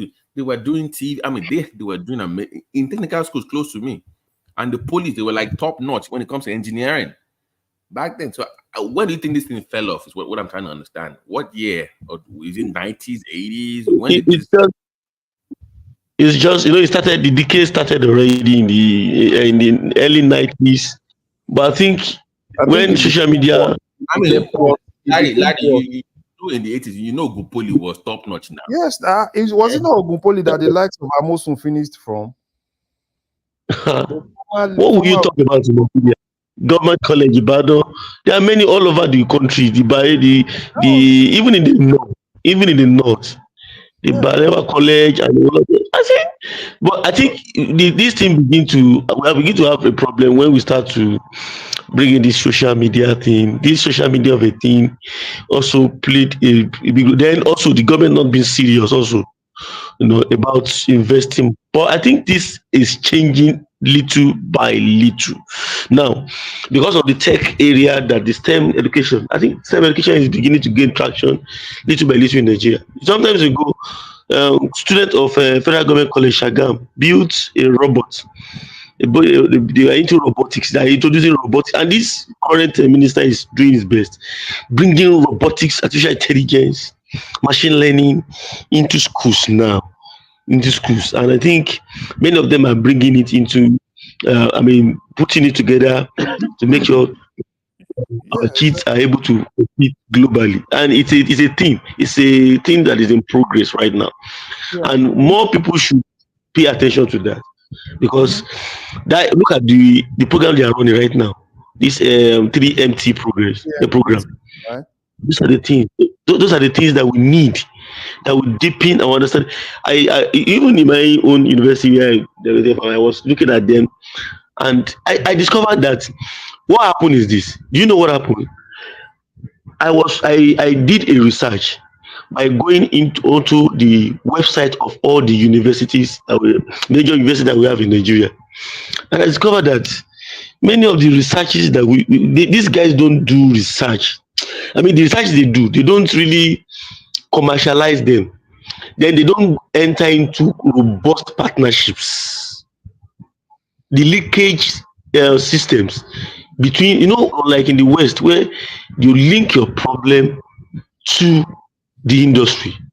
The industry fund research, they fund a whole lot of things to make sure that you are able to run the departments and the faculties, to meet the global challenges, to solve global challenges, and also to meet the requirements, for national development. So we don't have that linkage, that link between our academia and the industry, and that's where everything falters, and that's where education is a scam thing came up. So I was on OAU website, I was on University of Ibadan website. So and I was looking at it. I'm not seeing those linkages, those robust linkages are not coming on board. But I think it's beginning to change now. I think some universities are beginning to kickstart some of these things. I And think you can see what Tinubu did with China right now. They paired some universities in Nigeria right now with some Chinese 50 universities from Africa with China. And I my think own university was part of them. Unilever is part of them. I'm not seeing even many of the first grade universities being picked because they picked 50 in Africa. So I think those are the things that we need. Mhm. So I think a lot of things will change because for me, fine, if you can afford some of these expensive private schools, private secondary school, you can put your kids there. But if you can't afford it, the public schools are not that. It's not like it's very bad that you can't even put your kids there. So when you see people complain, oh, the tuition for the secondary school kids are too expensive, and I tell myself, why not go and put them in that public school? Okay, probably you can do a little bit, right, with them and help them a little bit, instead Mhm. of complaining, oh, it's so bad and all those. I'm like, it's not that bad. It's not So, like, so And the why sixth. why is free? yes. The So place for their wife and everything. okay. Well, So it's not that like, is secondary level, but university, they're falling off too, right? It's not the same like it used to. the I university. remember, like even my dad, like back in, he used to, he used to brag because maybe just me, but people that went to UI, they have this attitude because he got his MBA from UI. He's like, man, I went to UI, like we are the best. I'm like, dude, like they carry me, like he has this attitude about you, Ibadan. Like they just have, I don't know what it is, You know the but problem, BT. The problem with the university, and that's why sometimes I have a little bit concern, particularly with the unions. I think the unions finished those schools. They destroyed it. Right? And all these their, what do they call them? All these their ASU and everything.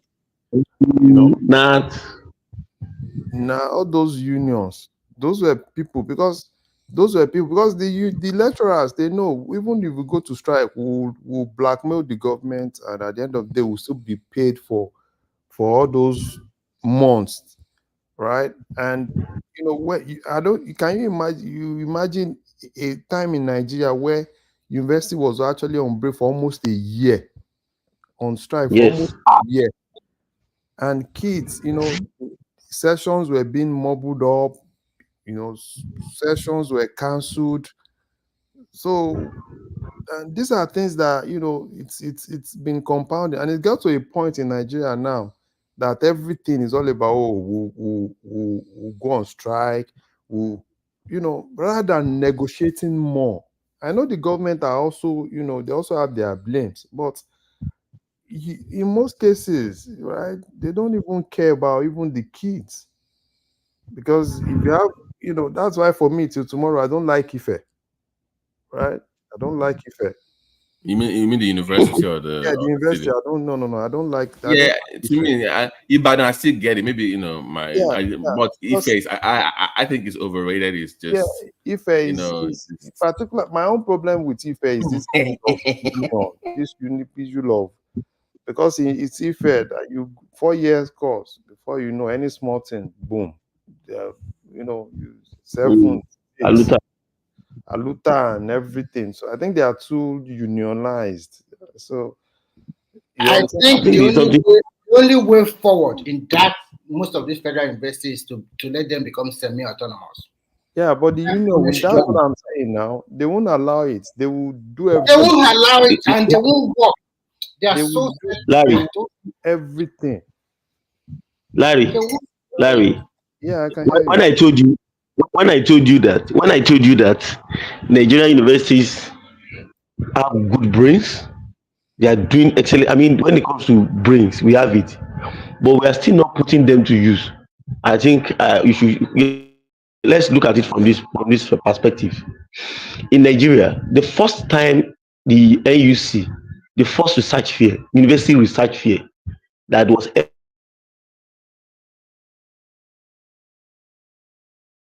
in Abeokuta. And how did they came about it? They matched the resources, the little resources that they have, which is like a top tier Can you university. I mean, when I say third generation university, can you repeat what you said? Because you yes, kind of broke up. You said something about Abeokuta research. I Couldn't said hear you because the first Nigerian University Commission (NUC) research and development trade fair that was organized was won by FUNAB. Then it was UNAB then. And how did they won it? They won it, you can Google search it. They won it because they were able to use some little resources they have within their backyard with what by they marshal everything into producing good things, products across board. Do you know that they were the one, that university is a third generation university, but that was what gave light to university education in Nigeria. it used to be good What before the thing now, that but they fell off. you know the reason why I said that. It was after, because I'm also partially an alumni of UI, so I understand what I'm talking about. It was when they finished that research trade fair, when every other university in Nigeria saw the kind of money that these guys were making. I can't continue to talk about it here. That was when UI went into massive production process. Everybody was like, it was, university used to be fully subvented. Nobody was actually really commercializing all the knowledge that they had before. You get it? So when they saw a third generation university coming around to top all of them, and they were seeing different machinery, different these, different products labeled, and was said, what? That was when UI started doing going into bread making, water production, these radio production, and they now saw that you can actually make money as a university. So before, the mindset is collect money from the university, from the government, pay workers, do research, put it on the shelf, and do. Right now, when I went through, I was doing this research about last week or 2 weeks ago. I went onto the website of all the universities in Nigeria. I began to see that school actually still, because they have that mandate, they were the ones that come and see linkages. Come and see what they are doing in that area, that core area of agriculture, engineering, and because it's a science-based university. They were making serious. Do you know that they have the largest solar power plant in Nigeria right now? 3 megawatt solar power plant. It's a solar. So, it's a research university, though. It's a research university. So, and that's what we really actually need. All these universities, UI has the wherewithal. They have the resources, the manpower. These were the guys that actually built all these universities that we're talking about, like UI. Most of the vice chancellors that were in those third generation universities, they were all from UI, IFE, and stuff. So it's not as if they don't have the capacity there also, but they have overlooked some of these things for a long time. But when they now reinvent themselves, when they, somebody is in UI, probably moved to UNI to become the VC, now saw that, we can do this, and so I bring in the information. Do you know that they have, like that right now, I'm seeing it as other universities in Nigeria are coming there now, come and even learn. And just name any part of research right now that these guys are not into, even in business. You see, they have a bank, they are collaborating with private institutions, private companies to fix Nigeria food security problem. So, and that's what all our universities are supposed to be doing. And don't forget that we have World Bank centers. There are some centers in Nigeria that they are being funded by World Bank. We call them World Bank Center of Excellence. We have one in Redeemers University. We call it World Bank Center of Excellence for Infectious and Genomics Diseases. So, genomics of diseases. That was where they discovered the UK variant of COVID. It was in that university, Redeemers University, World Bank Center of Excellence in infectious and genomics of diseases. Genomics of infectious diseases. That's where they discovered it. Only that they kept it. They took it to the federal government, but the federal government was maybe a bit kind of political about it. They did not want to release it. That was what South Africa released and got them into trouble. Don't forget also, it was Nigeria that eventually helped South Africa to let them off the hook from the West. When the West said they are cancelling all leaders' appointments with any of the Western countries then. So UNAB has its own center also for agriculture and sustainable development. In engineering, we have some universities also there in engineering. UI also has a center, in genetics.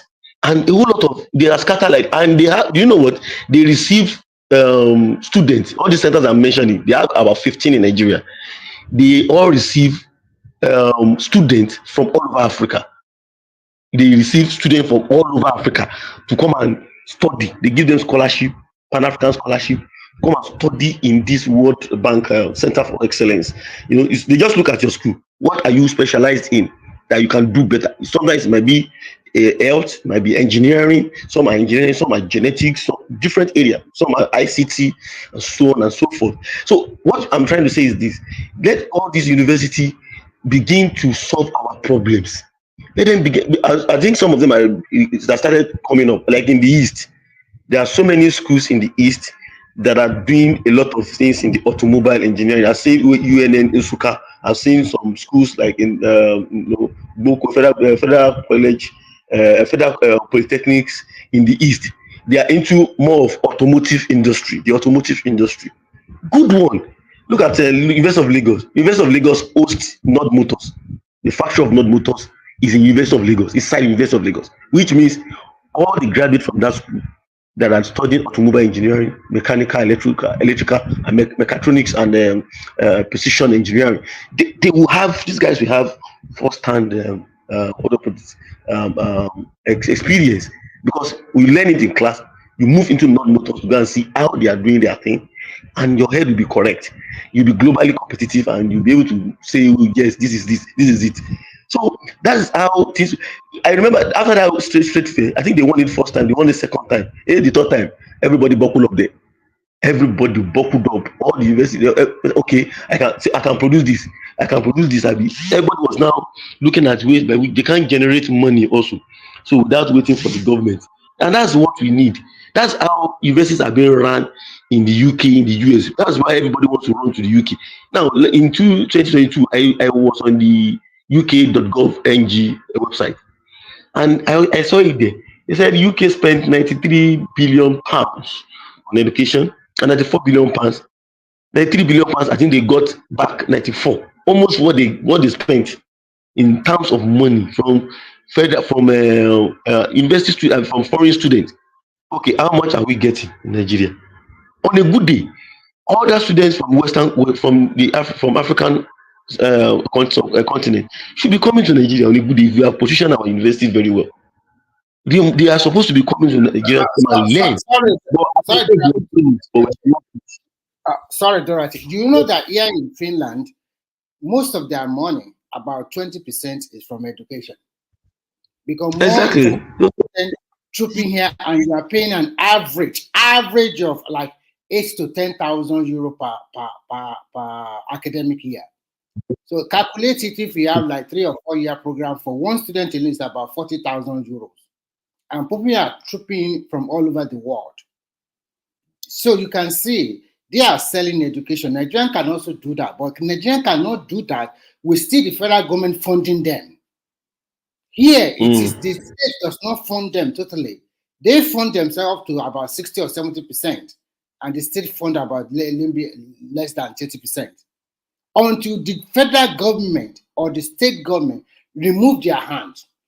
At present, most of these universities in Nigeria, they are collecting huge amount of money. If you do JAM, you also have to do post-JAM. And so many other levy. For example, acceptance fee. When one of my daughter get there, acceptance fee is about 80,000 naira. Just for you to get to the university. Now calculate 80,000 naira by sponsors, maybe 5,000 students per annum, per academic year in Nigeria. So the federal government should just hands up, little by little. I know it's not going to be easy. I've done that.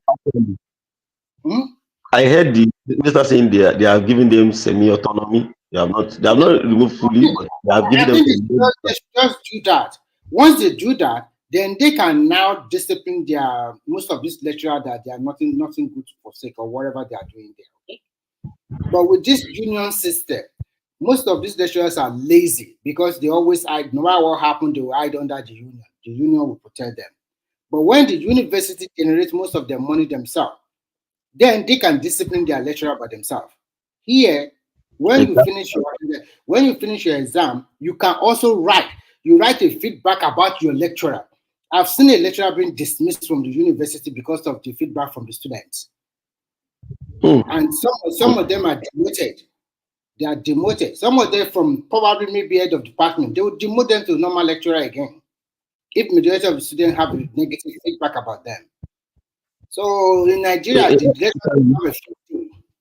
imagine what I saw on the internet yesterday or the day before yesterday. Our universities they are complaining that the cost of power is now on the increase. Now that there's a particular university, I can't remember the name of the university, that they are spending 80 million what do you call it, naira, probably monthly on electricity.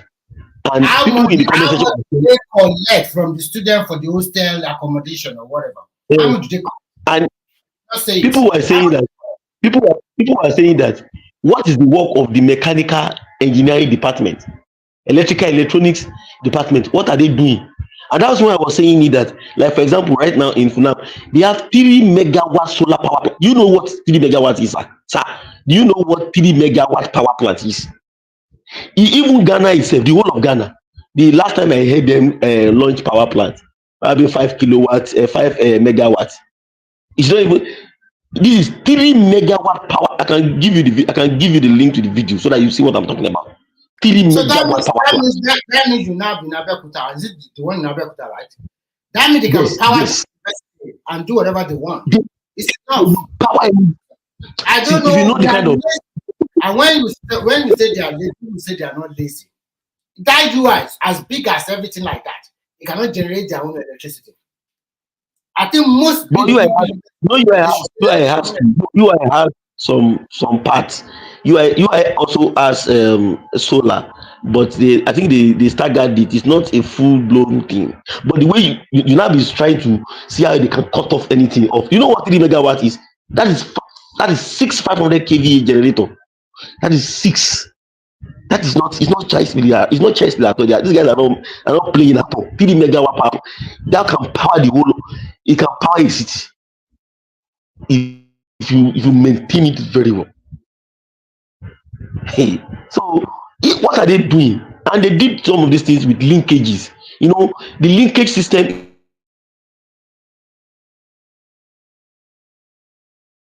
There was a time they were partnering with the government of France. Yes, they were partnering with the government of France. They were partnering with big governments all over the country, all over the world. Universities signing good MOUs that will help them to exchange lecturers to go and learn new things and bring them back. You know, those are the things that our universities need to do. So it relates with these American universities, this Chinese university. I think they are doing it now, so that we can solve our problem. The university is supposed to be the problem solver for the country. Why we are still at this level that we are, I don't understand. So if they are doing their work, we will not. If you see what do you know right now, that school is they are planting 100 hectares. They want to plant 1 million tubers of yam with a particular company. Okay. Dorothy, look at it. When the presidency asked them to give land in all the state, they refused. Now the federal government is using military land for agriculture. The state refused. I don't know why. Just as I'm talking to you today, Tinubu just released 108 billion naira to all the 36 states. Each state get 3 billion to fight this flood that is coming. Let's say there's no flood in your state. Where would that 3 billion go to? To the pocket of the state governor. They will. So you see, the federal government is also now publicizing as they release money. They are publicizing it, and that governor of Borno confirmed he already received his own. Okay, so that tomorrow they will now say, there's a flood. Federal government did not help us. 3 billion just to resettle or do whatever they want to do after the effect of the flood. If there's no flood in my state, use the money very well, but they won't use it. They will go and buy house in America and the rest. Stupid people. I don't know why. Black man. In Western countries, they are giving us a scholarship, partial scholarship, this scholarship, and we are traveling to their country to go and use us to fix their problem. Dorothy, do you see these girls from the OTA? I know that school is a private school, ambassadors. The past 3 years. Those ambassadors, they will blow. They can blow somebody's head. World math competition. You see all these girls, guys winning best record. You think that they are getting scholarship to go and study in Harvard and Stanford? They're going to leave the country. Yeah. They're leaving. You know, they're leaving. So, you know, you can't blame them. Even they don't want the foreign do you know that scholarship in front of them. So what can we do? You can't blame this. You can see that all this Western nation, they are pocketing our good brain, even from secondary school. People are eulogizing them. They are eulogizing them. We are so stupid. Look at Futa now. Futa is saying that they also want to go into full-time production. They've planted it and they saw what happened. They want to go into full-time production of this Eva F1. It's an Israeli tomato variety. Now look at all different schools. Para Polytechnic also planted something maize, and they generated very big money like that. I said, oh boy, we are going into this thing. No, this time again. No, we are repeating that cycle again. So let us be looking at electrical electronics. Come and look at this. How can you help us to build? Do you know that Nigerians build solar panels we build solar panels in Nigeria? There are companies that build solar panels in Nigeria. Even small guys, they build solar panels. We have people that I know people that, that do a lot of. What is happening in Nigeria? A lot of Nigeria are now thinking outside the box. They are now saying these people economies are already on board, so we need to think fast. So some people that are thinking fast and being creative with their ideas and coming out solutions. These are people that we, before you know it, turn everything around. It's not a creating millionaire easily like that. So everybody should think outside the box. This is what these people here are doing. Whenever they have a problem, they throw it out to the public. People think and come up with good idea, and before you know it, your idea might be the solution for all the problem. If not because of the increase in subsidy remover, we are not going to be talking about CNG gases. We are not going to talk about electric powered vehicles. So many initiatives. Exactly. So that is the point. Look at Dangote. Look at Dangote. I met somebody here. You know what? I met somebody here that told me he works with Dangote in Nigeria. He said, right now, Dangote is, you already launched a car factory and a heavy duty truck factory in Lagos. All his heavy duty trucks, they are going onto CNG straight away. Said they have been using it for some time, partially, but now they are going into CNG fully. So the guy selling you, so the guy selling you diesel and petrol is not even using it for his own car. Do you know that since like when he started that Dangote cement about 10 or 15 years ago, no, maybe 12 years ago, I know when Dangote bought, he came to China and he bought 500 Sino truck one day. Those people got crazy. They never see huge market like that. And before you know it, they have an agreement with Dangote. They are the ones supplying Dangote truck today. And that is why we need to see more influx of Chinese go to Nigeria. Because these Chinese people, the only thing they know is business. So they don't care you. Business. Even if you like, take AK-47 to the farm, they will go there. It's about business. They will bring their Did you see a video where a Chinese man? Did you see a video where a Chinese man farmed 50 acres of yam? And my people are shouting there. And you saw those Nigerian with eye and parking shirts standing beside him. This is our CEO. And you see the Chinese man with just a t-shirt. And you see the Nigerian with are you kidding me? This is the farmer and you are dressing like you are going to the bank. And they are even proud. This is the CEO. You are Nigerian. Somebody from abroad. Oh, I don't want to talk about it. It's just very disheartening. 50 acres. You see yam.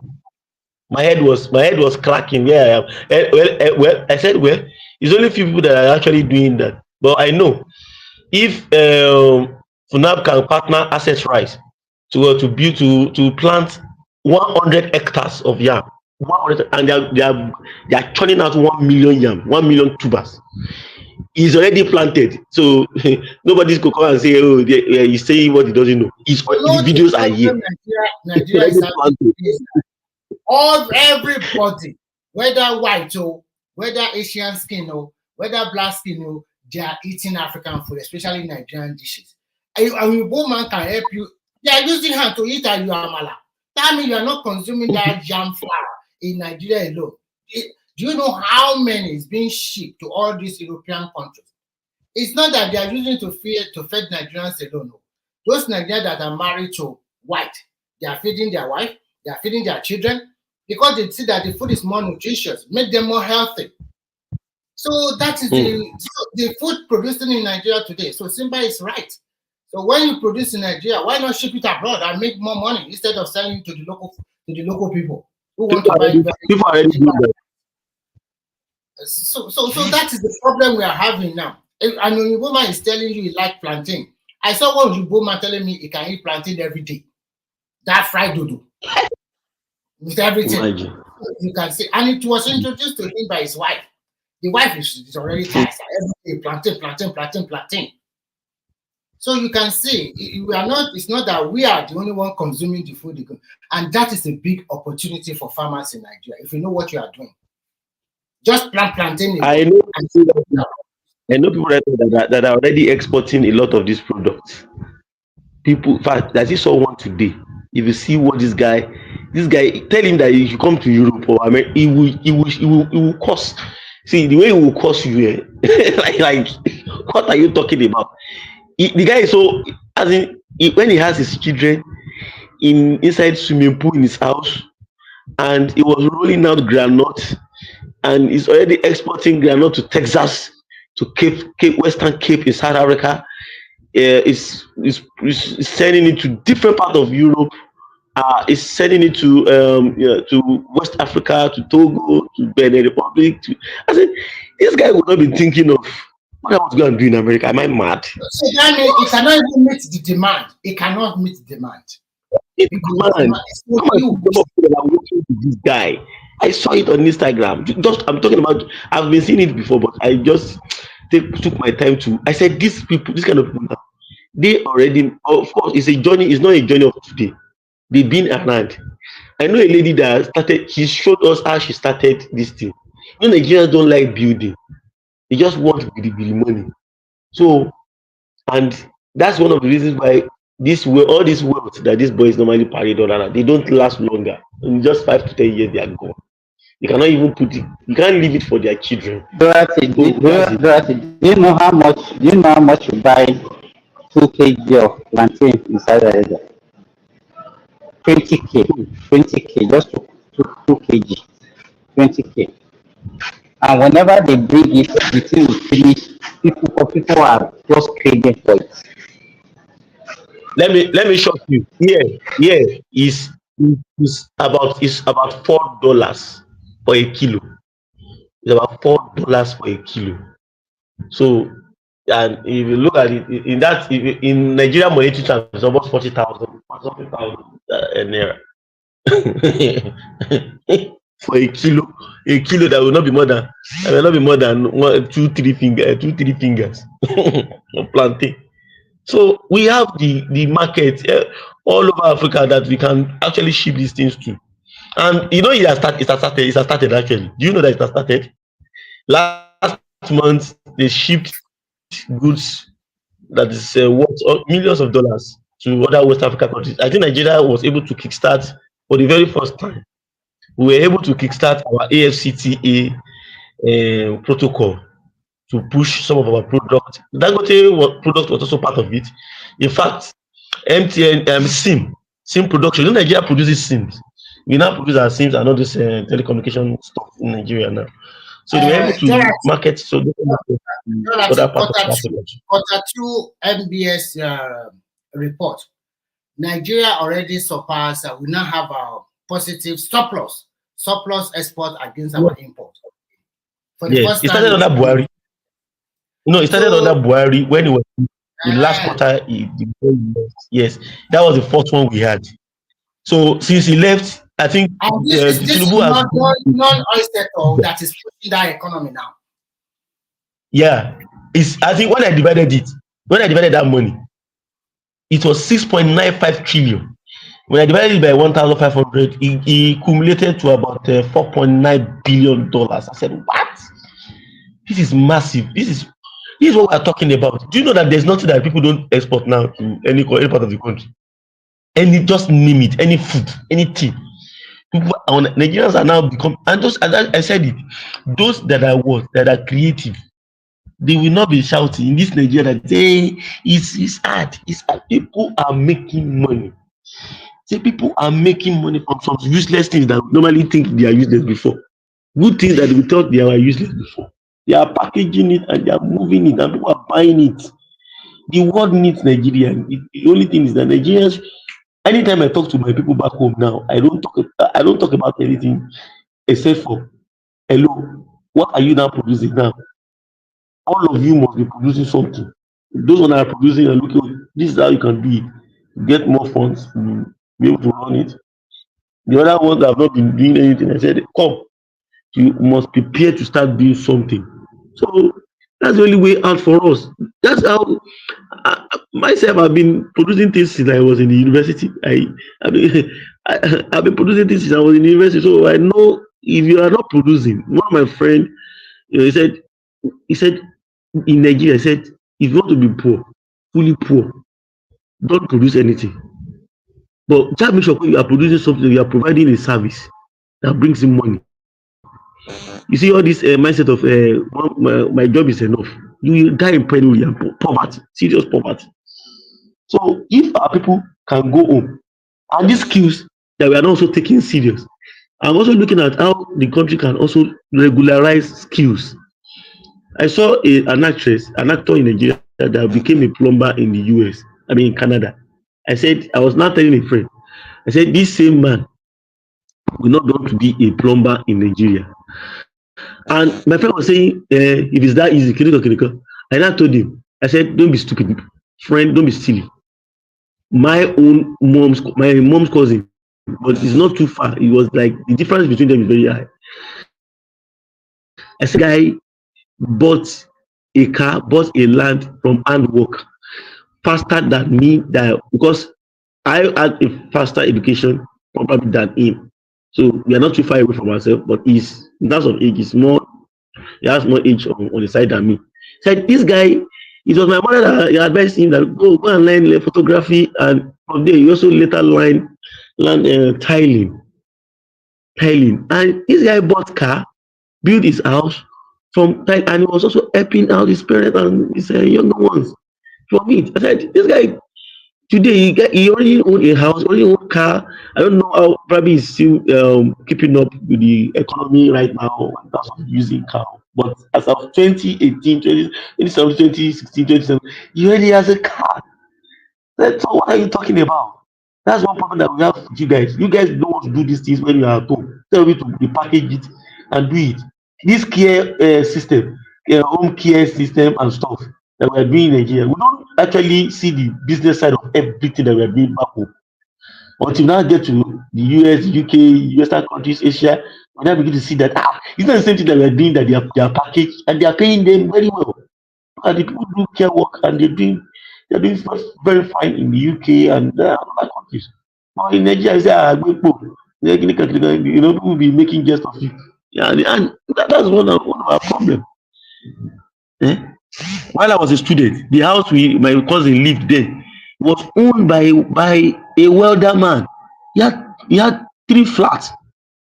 Look at that guy. That guy, what he has, some graduates do not have it. Some people that have been working for the government do not have it. So those are the mentality that we need to change before we can actually make it. If we are going to make it, we have to change those mentality. Anywhere you can get money, there's money everywhere in Nigeria. There's money everywhere. Package what you have. Get some mentorship in business, and you'll be good for it in the next 2 3 years. Build, and the next 3 years you'll be smiling to the bank. But we don't want to build anything. We just want overnight riches, and we'll not be claiming, oh, the government is this, the government is that, the government is this. So God help us, and we help ourselves too.